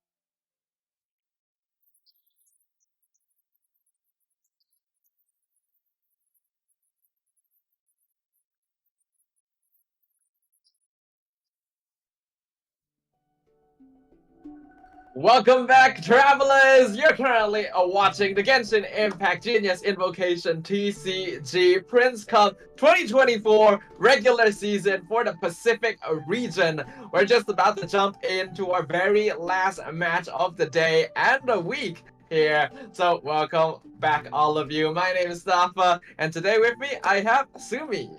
Hello, Sumi, and we're finally back from our break into our final match of the day. It's going to be super, super exciting. It's going to be a rematch between Amaru and Sven. So hopefully they bring some innovative stuff. Otherwise, we could be seeing a repeat of the upper bracket round 1. Yeah. For those of you who may not have been here earlier, we already mentioned that these two players have already encountered one another before in the very first round. And now we get to see whether or not there will be a repeat of history or a dose of vengeance here as we look at the brackets. Yes, here it is once again, though. Just a reminder, we just saw a match between Minty and Glass, where unfortunately Glass was knocked out, but Minty was able to clinch victory, advancing into the losers round 3. But the match we're going to see, Amaru and Sven. This is a rematch from the winners round 1, where Amal was knocked down into the lower bracket, so this could be a repeat, but maybe Amal could take the victory over Sven this time. We've already seen in the past across different tournaments where the comeback, the vengeance can definitely happen, but it's going to be up to Sven to see whether or not they can repeat the success they saw before to be the one that goes on to face Minty. Let's have a look at their decks. Here it is, though. Sven the underdog versus Amaru the mastermind. Round 1, Sven will be bringing that 2-dragon magic. It's been seeing a lot today in day 2, whereas Amaru is bringing in a very interesting Shenhe Zhao Yelan deck. I believe we saw Colomon, I think. No, it was 9006 bring this in Prince Cup Atlantic Group D. It had a pretty good matchup into a Xingqiu OTK. Was able to put on a lot of damage round 1 and really stop their combo going in turn 2. So Amaru trying to replicate that success. Wow, this is actually very interesting because you mentioned that we've seen it in Prince Cup Atlantic, but I didn't really have a lot of chance to tune in at that time. So it's my first time seeing this deck here. It does remind me a little bit of a combination of like Yelan coming in with classic Shenemo with Xiao and Shenhe as well. I'm going to be very interested to see how this will perform. So let's go ahead and have a look at the deck lists here, starting with Sven. Here it is, though. This is Sven's 2-dragon magic list, looking relatively standard. The one thing I do want to point out, though, is that they are running that Fruit of Fulfillment as opposed to Tulas. So they're able to get a little bit more draw in there at the cost of the dice efficiency and extra damage that Tulas will provide. Yeah, that's an interesting choice to go for here, but card draw has already been a point of discussion throughout all of this meta and the previous one as well, where you just run cards like Lumenstone, Sealy, Lieben to get as much card draw as possible, combined with cards like Treasure to get increased value. So exchanging the damage for that, we'll see whether or not it does work out for Sven here. On the opposite side, I'm very interested to see Amaru's deck list, because yeah, it's the first time I've seen this deck. Here it is, though. This is Amaru's deck running the triple Liyue in order to capitalize off of the Lithic Spear Resonance, I suppose. For those of you who are unaware, Lithic Spear, it's not a very often played card, but it costs 3 aligned dice to play, and it will give you, the character that equips it, 1 shield point per Liyue character currently in the team. In this case, Amaru running Shenhe, Xiao, and Yelan, all Liyue characters, so it will give 3 shield points. I am definitely going to ask you after this exactly how this deck works, because I feel like I'm going to need it. I'm also very curious to see that we have Master Zhang and Unseen Razor here as well. So clearly a deck that plays around weapons quite a bit. But here we got the pre-match data for Sven. Single strike is 8, as expected. I mean, Sven did bring their Consecrated Serpent, Consecrated Whale deck. So not too surprising to see that number in their average normal attack's 3, which is on the high end, which is rather surprising. A lot of players bring more skill-intensive decks, very unlike the Prince Cup Atlantic. Here is Amaru's, though, average normal attack's 3 as well. That's kind of the same as Sven. So both players really favoring the more skill-intensive decks. The average effective dice in the first 3 rounds, though, is quite a bit lower in comparison. Yeah, we can see that the Pentagon here for Amaru definitely lower than Sufen in total here, especially in terms of the strongest single strike and average elemental bursts. So that could be an interesting sign of what kind of interactions we are going to be watching here between these two players. But without further ado, ladies and gentlemen, let's go ahead and jump into game number 1 of our final match of the day, Amaru versus Sufen. Which of these two players are gonna come out on top? Yes, it will be Sven on the 2 Dragon Magic deck, where Amaru running the Lire Armory deck. We'll have to see which one of these competitors will come out on top in game 1. It will be Sven starting first, although Amal will have the aggression advantage going into turns 1 and 2. It will be up to Sven battling an uphill battle in order to bring back the lead.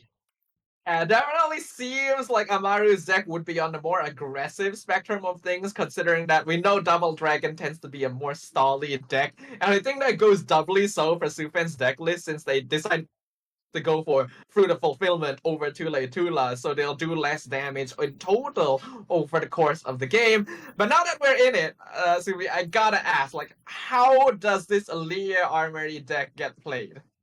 It's all about that Shenhe Xiao combo early on, right?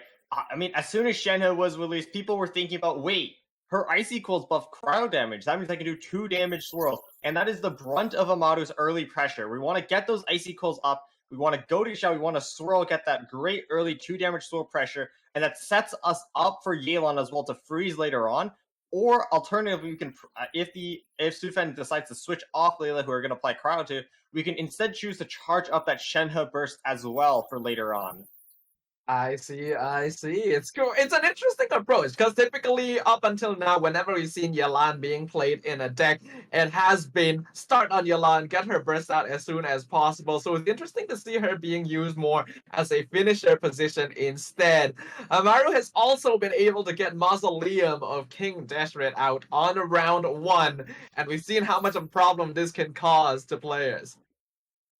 Oh, here it is, though. I think that Mausoleum may have been played a little bit early, because now we can't swap over to Xiao and swirl if we want to. So it will be a full Shenhe burst setup. Going to skill again. 3 damage over onto Layla. That is a quite hefty chunk, although a fair bit of it was blocked by her shields earlier. This is Shenhe burst now finally set up.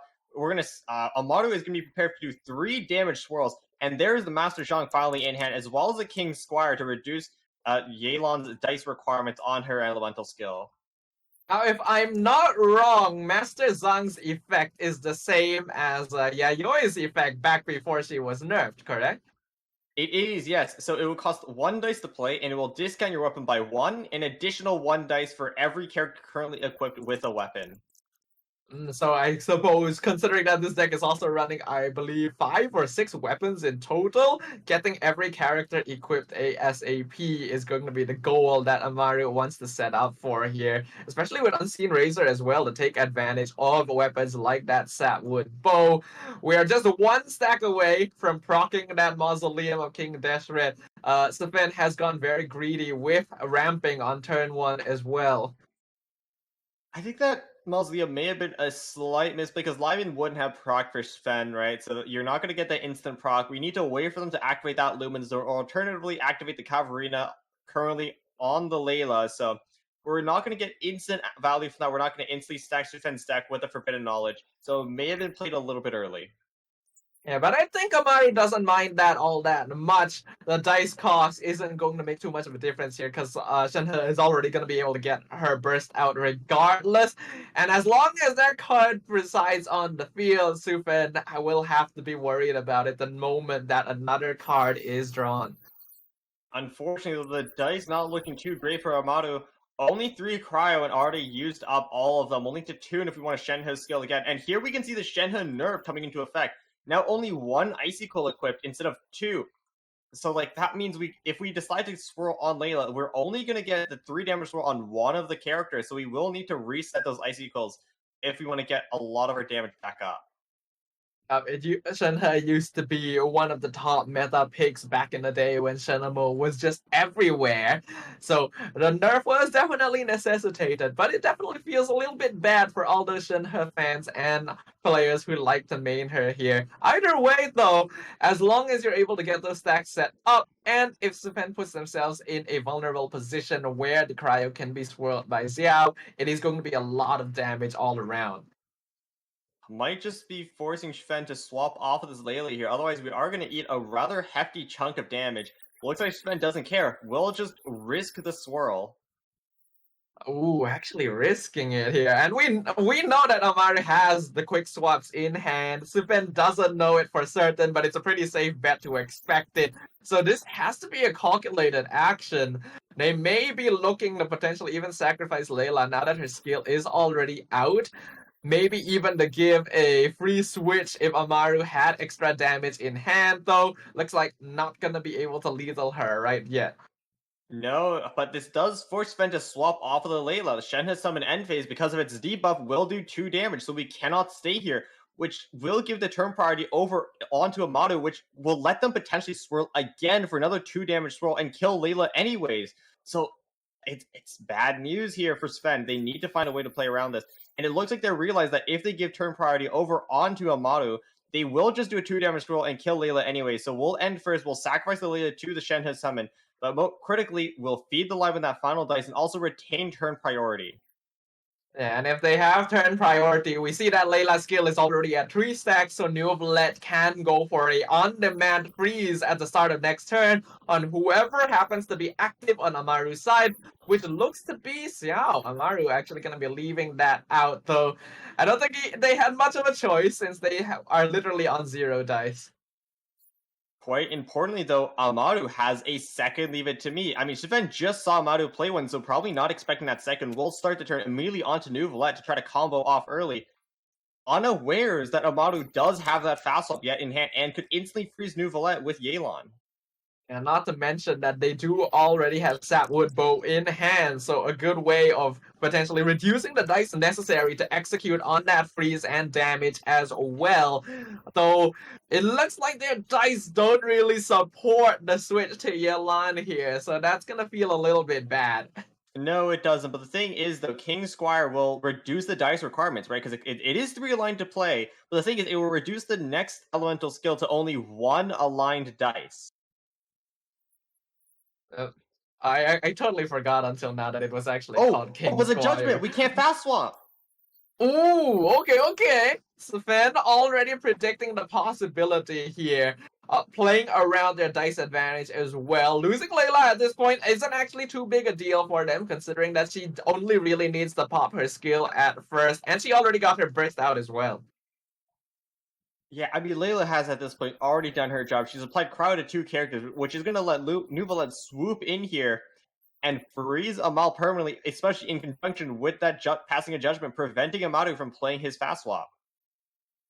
This is looking pretty good here for Sven, even with the loss of Layla. Without the quick swap, there's no way for Amaru to directly punish the cryo on Neuvillette. Even with a switch over to Yelan, he's going to be forced to go for that slow swap instead. The only consolation they have is that Yelan doesn't have any elemental application on her just yet, so there's no way for Sven to directly freeze her either.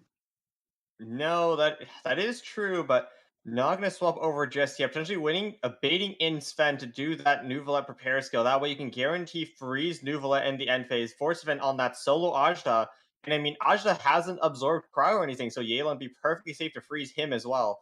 Sven is now in a tough decision. Do we decide to go for the extra value from that charge attack for that prepare skill, heal us up with a source water drop, or do we just skill again in order to ensure we don't get frozen? It's a good question here. Because you would ideally want to maximize efficiency. You can afford to go for that basic attack, get the healing, get the extra damage. But making sure that there's no way for Amaru to freeze Neuvillette can be a pretty valuable thing right now. Shenhe's health is just outside of being lethal by a skill as well. So it might not be too bad to go for the skill. I mean, skill generates the second source water droplet as well, right? Which will make it so we do want to do double charge attack in a row. We are still able to do that. I will be slightly energy inefficient though, because I mean we have burst set up, but we kind of don't want to use it when you already have 2 droplets. Alternatively, here we could just swap to Ajda, but that will let Shenhe reset her icy quills. It looks like we are just playing to leave it to me to stall for time. Timer was taking a little bit low. Sven needs a little bit more thinking time to get this done. It will be the Ajda swap. Going for the Azdaha swap. It's not a bad idea here, as the going for the skill would allow him to absorb cryo, and since we know Layla is already down for the count, having some extra cryo application could be pretty useful here. They will decide to go for that, drop Shenhe down to 1 HP as well, an important breakpoint that doesn't give Amaru a free quick swap over to Yelan. Yeah, Shenhe is just a little bit too healthy for that fast swap for the freeze, but I don't think Amaru is quite upset with that one way or another, because this does let us do an elemental skill to reset our icy quills. Yeah. Losing Yelan there will give the quick swap over to losing Shenhe there would give the quick swap over to Yelan, but since there's no icy quills left on the board, which is a very important status for the Lear Armory deck to actually play around, Amaru I would ideally want to be able to refresh this. And by doing so as well, would force Sven to have to use more dice to take out Shenhe, but would one more reset of Icy Quills be enough to close out the game for them? I mean, Icy Quills is kind of inefficient here to use for the swirls, because there's only one character remaining, right? That means you only get to do 3 damage rolls to 1, so it will just be the Yelan swap here. I mean, if Sven stays on Ajda, that's perfectly fine. We get to freeze him, deny that burst. Also, draw 1 card by the grace of our Breakthrough Barb, currently at 3 stacks. But we swap back to Ajda. Sven just burnt one of their fast off. Very unlikely to have the second one in hand, even with all their draw. So this could just be a freeze lock for Amaru. Unfortunately, switching over to Yelan here is going to allow for that cryo to be applied to her, which means that the next time Nuvalet gets to come out on the field, she will be frozen. But we see that Queen Squire being applied, doing that damage. We draw out the Gamblers and the Fresh Wind of Freedom. Very important combination of cards if Amaru wants to close out this game soon. It's actually very critical that Amaru did draw that Fresh Wind of Freedom, because that's an extra 0-cost card that they could use to burn away the judgment, right? Fresh Wind of Freedom, board Prince's fast swap will let them get a reef, or will let them use their Unseen Razor and skill again on Yelan, killing the Ajda and leaving on just a Nuvalet solo. But leaving a Nuvalet solo here does have its risks as well. Yelan currently has cryo on her. And Sven does have the choice of not attacking on her just to make sure that it's preserved for the next round as well.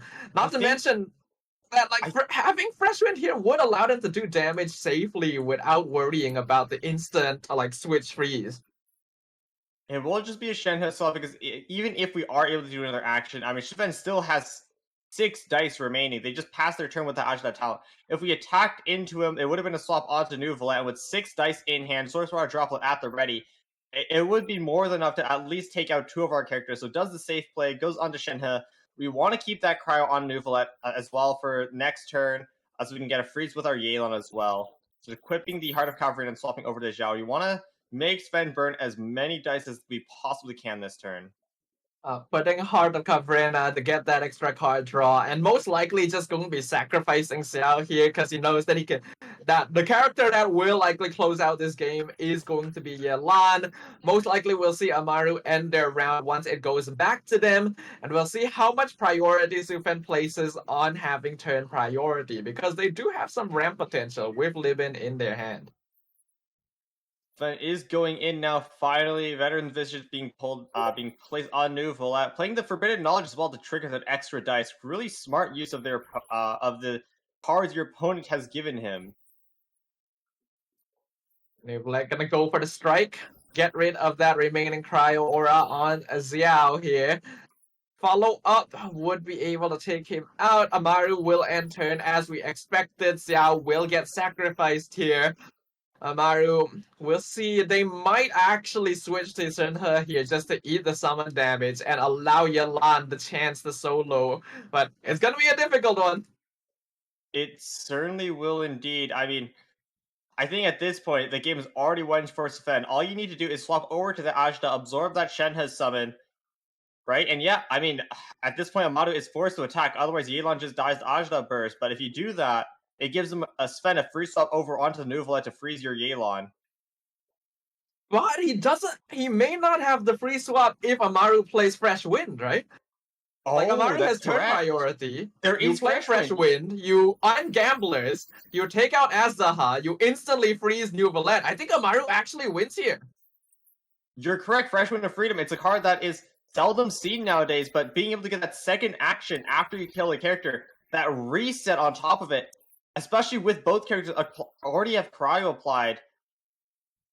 I mean, that's right, gonna get burned there. But you don't need it. I think you just win this turn. I think you're right. Amaru should be able to take it. Yelan just equips Gamblers, goes for Fresh Wind, one-shots Azzaha, Sven cannot respond, Nuvolet gets frozen, and Here basically the game is over. Princess, Cavalrina, Gamblers. Fresh Wind coming in. Yep, this is gonna be the final blow. Amaru, they've already secured it. One hit is enough to take out Azzaha, gives them one dice. Gamblers reset as well with that Fresh Wind of Freedom. This lets Amaru do a second action, drawing the Golden House, but it's completely unnecessary. Just Unseen Razor being pulled back as well for the King Squire.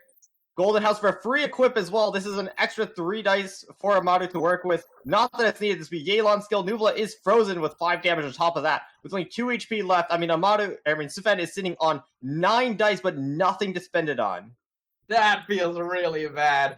Sven literally cannot do anything here. They're gonna play the treasure, most likely into the strategize to see if they can pull out treasure to keep Nuvolet healthy. But considering Amaru will still have at least 2 more actions this round, I don't think there's any way he can heal Nuvolet to a point where he survives. Especially not with Yelan at 6 dice remaining, right? Like 2 skills from Yelan is 8 damage. I don't think it's even possible to heal beyond that break, but you need to heal, what, like, to 16 HP? Yep. I don't think that's happening. I mean, skill is 8, so technically if you can heal Nuvolet to 10 HP, it is possible to live this round. We'll see what Sven decides to do before they meet their end here. But I'm pretty sure that's gonna be it. Fruit of Fulfillment to try and draw more treasure. They do get 1 here, but a lot of Forbidden Knowledge in hand as well. It's not enough though. Sven needs at minimum 7 treasures. 9 HP is the breakpoint you need to reach. If you cannot reach that, Nuvolet just instantly dies. But if you are able to miraculously draw 7 treasures, heal Nuvolet to 9 HP, Yelan's skill only does 8 damage. Which means you live on 1 HP, and with Cryo on her, you can freeze her, and then you're able to take back the game from there. The question is, though, are you able to draw enough of those precious little chests in order to reach that point? Has Sven even played enough treasures to have 7 treasure cards in the deck? You only get like 6 from 1 play here. They'll play both strategizers. They pull 1 more treasure out, getting Nuvolet to 5 HP. But that's not going to be enough. It was a solid attempt. I mean, they drew 3 or 4 treasures. That is a rather respectable amount. But here it is, though. The final hit coming in from Yelan, taking out the Nuvolet of Sven. And that will be Amaru taking game 1 against Sven. A really impressive showing for this deck here. Is Lear Armory the official name for it? Nope. It's not played enough to have an official name, so I named it. Well, I'm a fan of the name, so we'll call it that. Lear Armory showing what it's capable of in this game, playing very aggressive, and that Fresh Wind of Freedom being preserved for the very last turn, just to really pull the rug out from under their opponent there.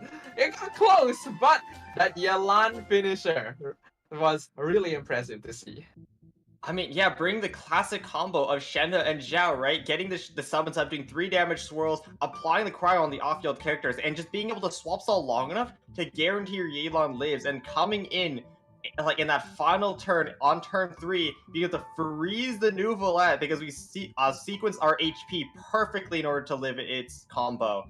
What a great play from Amaru. And what's even funny is that Xiao really didn't get to do anything this game. He was basically being used to bait and take damage.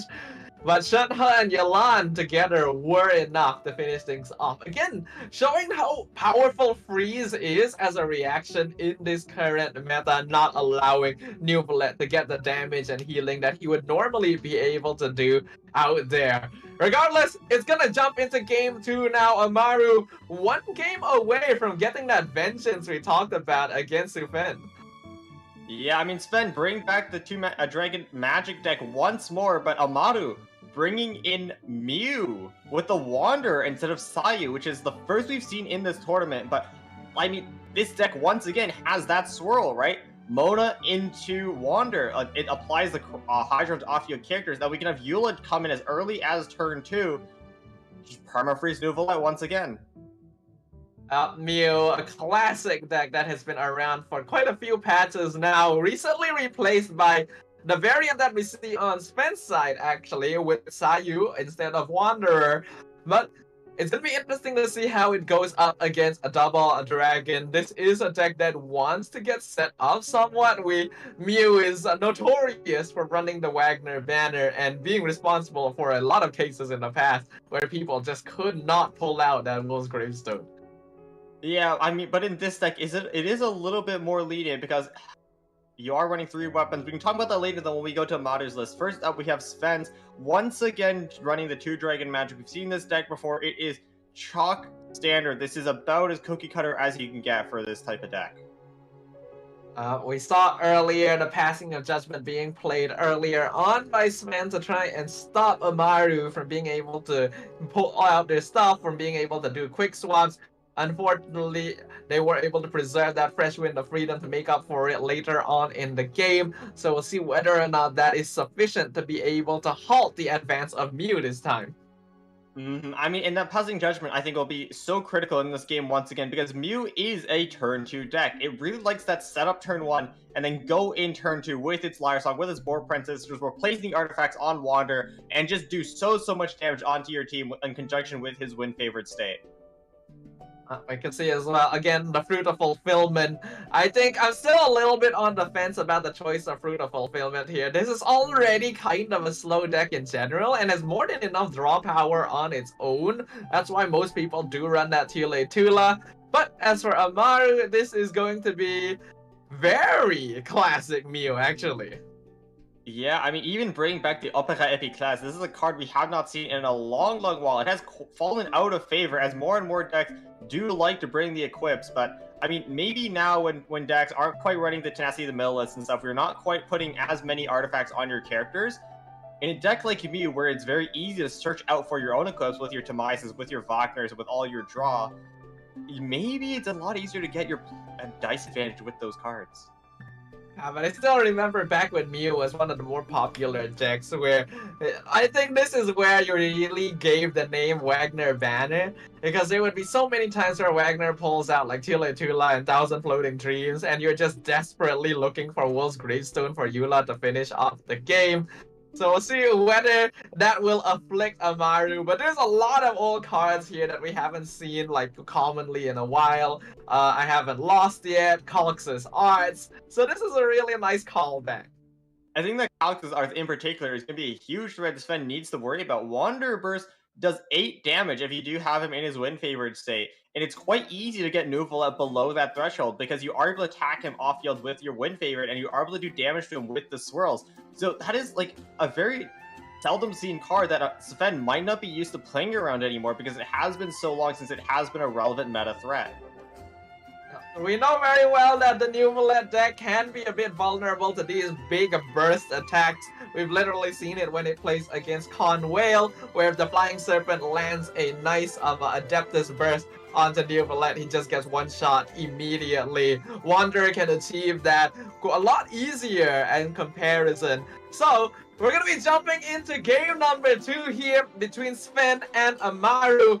Can Amaru complete the quest for revenge and send Sven out of the Prince Cup? Or will Sven start their comeback with a victory in game 2 for a reverse sweep to once again triumph over Amaru? It's gonna be interesting to find out what the answer to this question is. We jump back into the TCG board right here to have a look at what kind of opening hands these players are going to have. Amaru starting off quite solid though with the Dunyazard already in hand. You do really like another companion with her though, so you can instantly capitalize off of her search capabilities. But you kind of do want to keep the instructors as well, because instructors just has so much synergy with Wander, especially if you are able to equip it with for free with something like the Timaeus. Amaru really deciding what to throw away here, because you kind of want to keep all of these, but of course you can't afford to. Oh, and there's the Timaeus. That's going to be a really good card to have. Yeah, that's a nice draw. I was wondering if they might keep Opera Epiclist, because one of the safest times to play it is during that first round, because you know the opponent most likely isn't going to have anything equipped too soon, but he will mulligan it in favor of looking for Timaeus, is able to successfully find it. Whereas on the opposite side for Sven, they have Duizard, but no other companion to play with her, as well as Gilded and Fruit of Fulfillment. So I think it's not quite as ideal a starting hand. Something critical to note, though, is that Amaru did start first. This makes it so they can guarantee get a swirl start of turn 2, which will make it so Wander can endlessly chain swirls on Sven's characters. Ooh, Sven did actually manage to pull Passing of Judgment out of the deck as well, so if they're worried about that turn 2... Unless Sven just full ramps turn 1, and then that way they can swap over onto Ajda immediately to deny that instant swirl. But the thing is, like, Sven is rather reliant on that Layla stars to get that freeze down to stop Wanderer. So this could be rather risky, but we are going for the full ramp turn 1 so to deny the constant swirls on turn 2. This puts Amaru in a dilemma. Do we ramp now and spend a little bit more dice next turn to get that guaranteed swirl by scaling on Mona again? Or do we swap Wanderer and do a skill? Being forced to do a normal attack, so our dice aren't good enough, and we really do not want to tune any cards in hand. Looks like both players are going to be forced to take less than ideal paths here. Sven not getting Layla's skill out to try and avoid the swirl. And Amaru not being allowed to ramp just to make sure that that does happen. I think though in the end, this still does favor Amaru because now having Hydro on all 3 characters is excellent. I mean, something I do want to point out as well, though, is that Sven pre-equipped Nuvolet with the Fruit of Fulfillment, which means that currently Sven has more equips than Amaru, so those epic dices will not actually activate. Ooh. Yeah, he does have both, and Amaru unfortunately does not have Wagner to potentially pull out a weapon to match it as well. So he does basically just have 2 cards that don't do anything in hand currently. I mean, the Op-Ed would also be really helpful right now. Unfortunately, it looks like Amaru's dice aren't that great. Not a lot of Animo dice turn 2, which is where you really want to have all of those Animos. You really would have liked to have that. Yeah. Having that extra dice would be huge in a turn where Wanderer is going to be able to do a good amount with Hydro already applied all around. But as we mentioned, Opera Epiclist is not going to be able to provide any extra dice for Amaru currently. Now that the swirl has already happened, I would expect Sven to just go for that Layla skill to get it set up. No reason not to. I mean, Wanderer at this point is always guaranteed to swirl all 3 characters currently with Hydra on them. So, on the other hand, though, Amaru, I'm kind of expecting them to equip the instructors and then start scaling on Wanderer. I mean, instructors will refund you 1 aligned elemental dice every time you do a reaction. Unfortunately, drawing the second instructors as opposed to a Gilded Dreams, although I think you do prefer the instructors currently in this situation. We'll play it immediately. We did draw the Wagner from the Dunyazard, so that will be really nice if we have 2 dice remaining in the end phase. Hopefully it pulls us the weapon we want. Whether it be Gravestones, the Tulos, or the Thousand Floating Dreams, we have a 30% chance, 33% chance actually, to get the weapon that we want for a situation.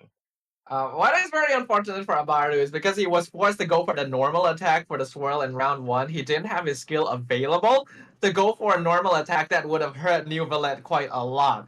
He had to still skill on Layla, so this will actually give Sven the opportunity to switch over to Nuvolet to prevent the normal attack from hitting him.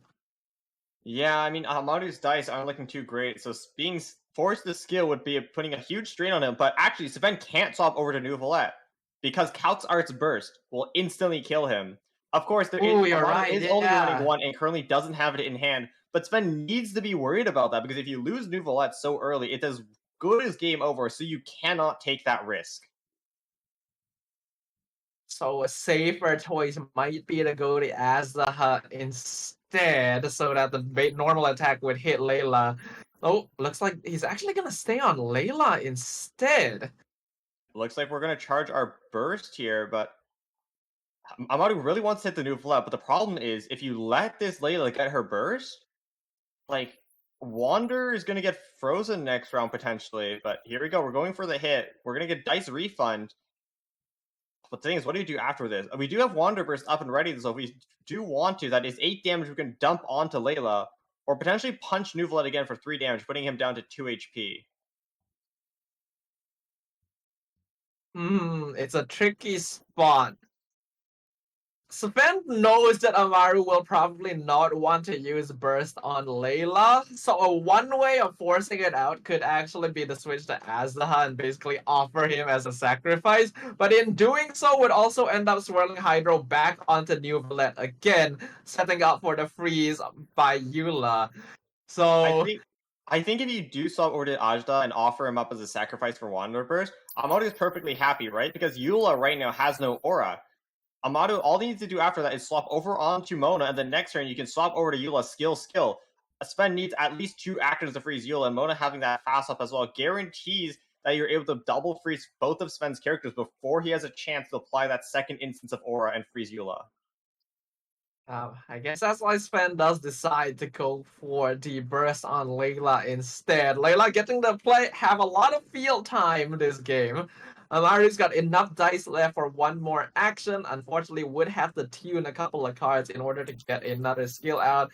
So they will choose to go back onto Mona instead. I guess set up Wagner and end for next turn. I think this is a perfectly acceptable play, right? If we, like, any weapon currently would be really, really great. If we have the Fruit of Fulfillment, all of our reactions do more damage. If we have the Tulas, we can, like, hit more Wander next turn, assuming he doesn't get frozen. And if we get Wolf's Gravestone, I mean, we get Wolf's Gravestone. I think if you pull Will's Gravestone off of Wagner, you're almost guaranteed a win already, because they do still have fresh wind. Eula has no element applied and is perfectly healthy. Almost all of Sven's characters are within Will's Gravestone range. So we'll see whether Amaru wins that Wagner banner. Yeah, it will certainly depend on whether or not we can draw a very crucial card. 33% chance, though. It's not that low, but on the other hand, it's not too high either.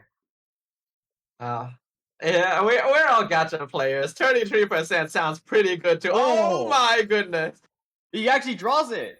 He got it! He won the Wagner banner! This is actually so bad for Sven now, because without healing, Eula with Wolf's Gravestone equipped will kill the Layla, and with Fresh Wind of Freedom as well, it will force Sven to go onto either Nuvalet or Ajda, and in conjunction with Grimheart, will kill either one of those characters. So Sven needs to find some healing, or is forced to stay and skill onto the Layla, which will reduce the amount of dice they have available. That is a disastrous draw for Sven, but an incredible one for Amaru. Literally the one weapon he was looking for at the precise time he wanted it. Having Wolf's Gravestone, having 3 stacks on Wagner to be able to play it for free immediately, Fresh Wind as well as Gilded, as well as already having ended on Mona, so there's a free quick swap onto Eula too. Unfortunately, though, the one thing we don't have is dice, but we can fix some of that, though, by the grace of the upper IP class. If we do equip that Wolf's Gravestone, we will have more equips than Sven, so we will start generating dice because of that. Yeah, we should expect to see that here. Veteran's Visage going on to Nuvalet, and a passing of Judgment! Oh, wait, Judgment! We can't play Fresh Wind now! Yeah, that prevents the Fresh Wind. Very well timed by Sven. He realizes the risk that is going to be happening this game.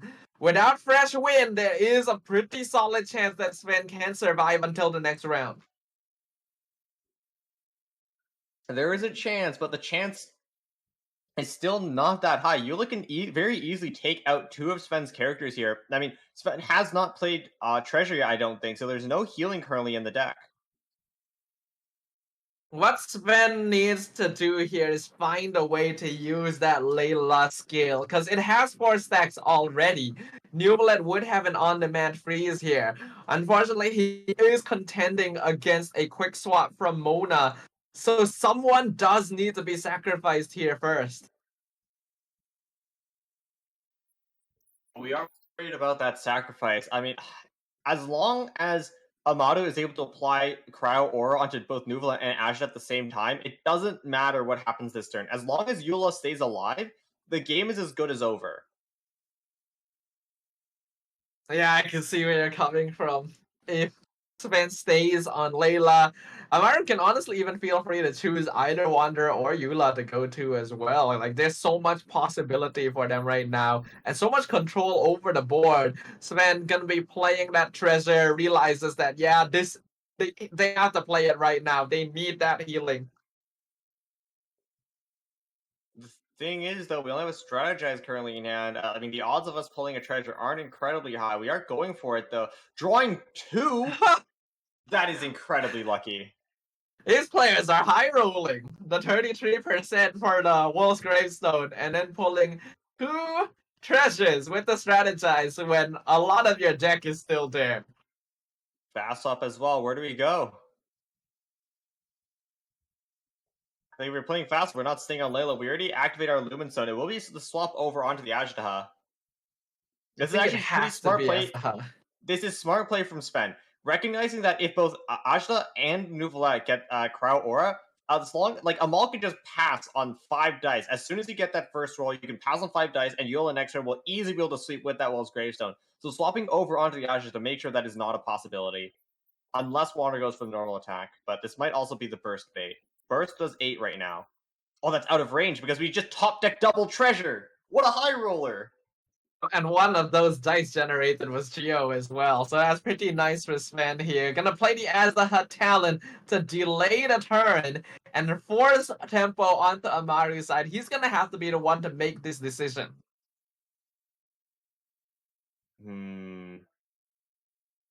I think the best play we have available right now is Fast Wander, and then we should normal attack into Layla. Oh, equip the Wolf's Gravestone. We're gonna fix our dice there. Alright, displaying the weapon a little bit early, but I mean that was the threat that Sven was gonna worry about anyways. It was the highlight of the show. Not replacing any of our companions. I think that's a bit of a misplay. I don't think there's any way in hell we're gonna get Wagner to give us another weapon for free. The game won't last that long, so we should have played the uppercut to generate more dice this turn. Yeah. Oh wait, but it's not generating us dice because Sven just equipped Nuvola with I think a Veteran's Visage. Yeah, that's the thing. Amaru did go for the Wanderer Burst. Not quite enough to label as the but I think he doesn't mind that all that much. So it would have been nice to get rid of him here. If we swap off Ajda, he's gonna fall to a swirl. No more treasures remaining in hand. That's true, yeah. It basically means that Sven has to stay on Azdaha, right? So that like he doesn't just get taken out for free by a swirl. Oh, issue here though. Ajda's skill kills Wanderer. That's kind of a problem. Because if you're Amaru, what do you do after that? You kind of don't want to go Eula now, because then you get Aura applied to her, and then we can freeze with Layla next turn. That's a lot of her pressure gone. But we don't have cards in hand to ramp either. If Azdaha Lethals Wanderer here, I think you go to Mona, go for her skill, which will lethal Azdaha and set up the summon. No, it wouldn't, because Ajda gets crystallized, which gives him 1 extra health. Oh yeah, you're right. I always forget about crystallize. It's forced onto the Eula. We need to normal attack here, but the problem after that though is Nuvola can apply Aura onto her. Now, if not for the passing of judgment, Amaru would just win on this round by pressuring the freedom alone. So Sven playing that is a huge identification. I think Amaru just has to eat elemental application from Sven here, and then they'll probably end turn after switching back to Mona so that they at least have some control with quick swap. Yeah, I believe so as well. There we go. That is a Nuvola skill coming down over onto the Eula. Hydro Aura imply that could potentially mean Sven could freeze with the Layla next turn, but it will all depend on how it plays out. Amaru now finally swapping back over onto the Mona. We're going to let her tank all the damage to keep our Eula nice and healthy for next round. We're going to combine that Wolf's Gravestone with the Fresh Wind of Freedom to maybe, hopefully, get a double KO. Yeah, I think the Fresh Wind of Freedom next round will be enough to secure the game for Amaru here. Even with the Hydro applied onto Eula, Sven will need to be able to actually attack once on either character in order to freeze her. That's Mona true, dropping dangerously low. Layla starts on 3 stacks. Summon at the end phase will knock out Mona, so no more swap stalling available for Amaru anymore, but I don't think it matters. Gravestone equipped, Fresh Wind of Freedom in hand, no more Passing of Judgment to worry about. Mona gonna get lethal by the summon, just like you pointed out. This allows Eula to get on the field with turn priority, and Gamblers! they just top deck the Gamblers as well. Amaru be high rolling real hard this game. They do get 4 cryo dice as well, so don't have to worry too much about dice of cringe. Yeah, Fresh Wind, here it is. If it wasn't for that Fresh Wind, I think Sven wins it, but I mean, now with the Gamblers equipped, with the Fresh Wind, with the skill doing just barely enough damage to kill Nuvola, and Fresh Wind granting them a second action before Layla has a chance to freeze. We burst coming out from Eula, killing the Layla before she gets the freeze with her 4-stack stars, and that will be Amaru taking the revenge match against Sufan to advance in the lower bracket.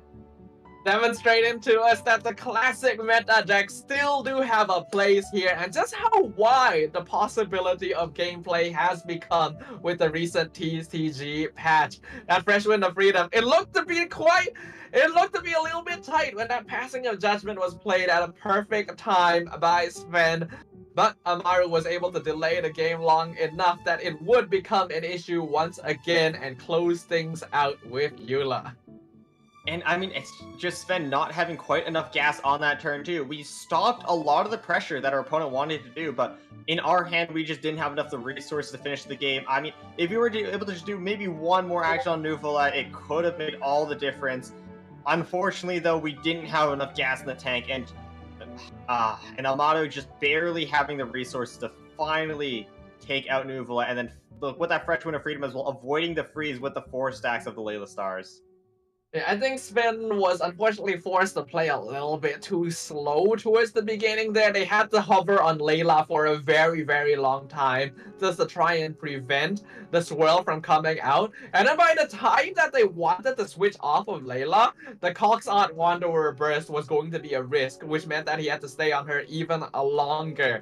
And when you have to play like that against an aggressive deck like Mew, it really does put you on the back foot. Yeah. Mew just has so much pressure coming in. There's so many threats you need to be wary about. You can't play around everything. If you play around one thing, you leave yourself vulnerable to another. Maybe not immediately, but over the course of the game. Either way, with that result, it means that Amaru will take out Sven and end his journey here in the Pins Cup Pacific. His next opponent going to be Minty here, and just a few matches away from potentially earning a spot in the knockout stage. And of course, the winner of that will face the loser between Flash and Z Crimlet to be able to promote into the live event. Of course, that is all for next week, though. We'll see them next week. Hopefully, they bring some more stuff as well. I really want to see a Kave deck. I know, right? I want to see a Kave deck as well. It would be so fun to see like cards getting discarded and doing damage as a result. But that means that at the end of the first week of the Prince Cup Pacific, we currently know the top 4 players of Group A. Half of these players will get to advance into the knockout stage, and then after that, we'll get to watch the matches for all the other groups as well. Yes, of course we will. And also, congratulations to the 4 who have made it to top 4. Flash, Z Crimlet, Minty, and Amaru. Not only do they get to continue on to the tournament with a chance to make it to the top 8 overall in the tournament, as well as a spot in the live event, they've also currently doubled their prize winning, from 600 USD to 1200 USD. Ooh, it sounds pretty good. Sounds like more pulls for more 5-star characters, if you ask me. These players, they have fought really hard to get up until this point. Every single player that has been eliminated so far has shown so much mettle as well, demonstrating just sheer level of competition here at the Prince Cup. Yeah, no, absolutely. Like, they showed their flexibility with the types of decks they're able to play, as well as their versatility in the game as well, playing around all of the threats of their opponents, and just finding these small opportunities to take the game back, and take control back into their hands. I'm personally so impressed. I would have gotten taken out so easily at any of these rounds, so a big hand to all of these players. And there's still going to be more games ahead of them, but they'll at least get to breathe a sigh of relief for now, because there's going to be a whole week's break before we go into next week, where they will face off then. On the other hand, though, the competition is now tougher than ever for the players who do remain. Like, the players that are still left in Group A have faced adversity after adversity. They've faced tough opponent after tough opponent. So while they will have time to rest and prepare, recoup, and re-strategize, their opponents will also have the same, and they are harder than ever to defeat. But we have to note, Prince Cup has started quite newly off the heels of the recent TCG patch as well. So the meta is still a little bit up in the air. We're seeing a lot of Conwhale, a lot of Double Dragon, but who knows what the meta is going to look like when we jump on into next week. Suvi, I gotta ask you, in your personal opinion, are the decks going to be the same for next week of Prince Cup? Yes and no. I think a lot of the decks we've seen today have kind of been cemented into the meta, right? Conwhale, I think it has proven its strength, as well as Sue, right? It's proven that it has a lot of good matchups in a lot of different decks, and maybe we might even see Double Dragon Magic. But stuff like Yunjin, and maybe even Farizi, maybe on the chopping block, their performance hasn't been too good according to the statistics, so we might see players dropping those decks. It does feel a little bad, because I personally do quite enjoy watching Farizi. I think it's a really fun deck to witness these players pilot. For Double Dragon, personally, I think it can go. I'm okay with that. We have seen it for quite a while, but yeah, I think if we do see these types of deck leave, though, I think that's where we might see Kuki at Pep come in with the Jinyan, with the discard mechanic. Oh, right? yeah. Conwheel is a scaling deck, Two Dragon Magic is a scaling deck, Farizi is a slow deck, right? And 8-Pep is able to absolutely demolish all these decks because it's able to get its stacks a lot faster than them with Jinyan to discard all of its kindreds, right? It's able to come in with that big damage faster. So if we do see these slower scaling decks, we might see that pop into the meta more. Yeah, one thing I always really like when it comes to these long tournaments, like we have with this regular season, is that as the tournament proceeds and the tournament meta becomes more defined, we get to see the development of anti-meta decks, which are designed specifically to counter the most common decks here. So I'm really excited to see that. I really hope we get to watch some APEP and Kave being played next week. Those are the ones I'm most excited for. Yeah, I think there was a really funny Kave deck I want to see. Unfortunately, no players brought it in week 1, which is kind of where I expected to. They do prefer aggro in the week 1, but with that, I think that does conclude day 2 of the week 1 of the Prince Cup Pacific Group A. Hopefully, all of you watching at home have enjoyed this week's of games. Make sure you guys follow Extra Carnival on all of their social media, Twitch, YouTube, TikTok, you know the drill, so that you are always aware of when the next stream and the next games are going to be happening. For now, we're going to sign off. My name has been Staffa, this has been Sumi, and on behalf of Leah and Kojo for the start of today as well, thanks for joining us. We'll see you guys next time. Bye-bye.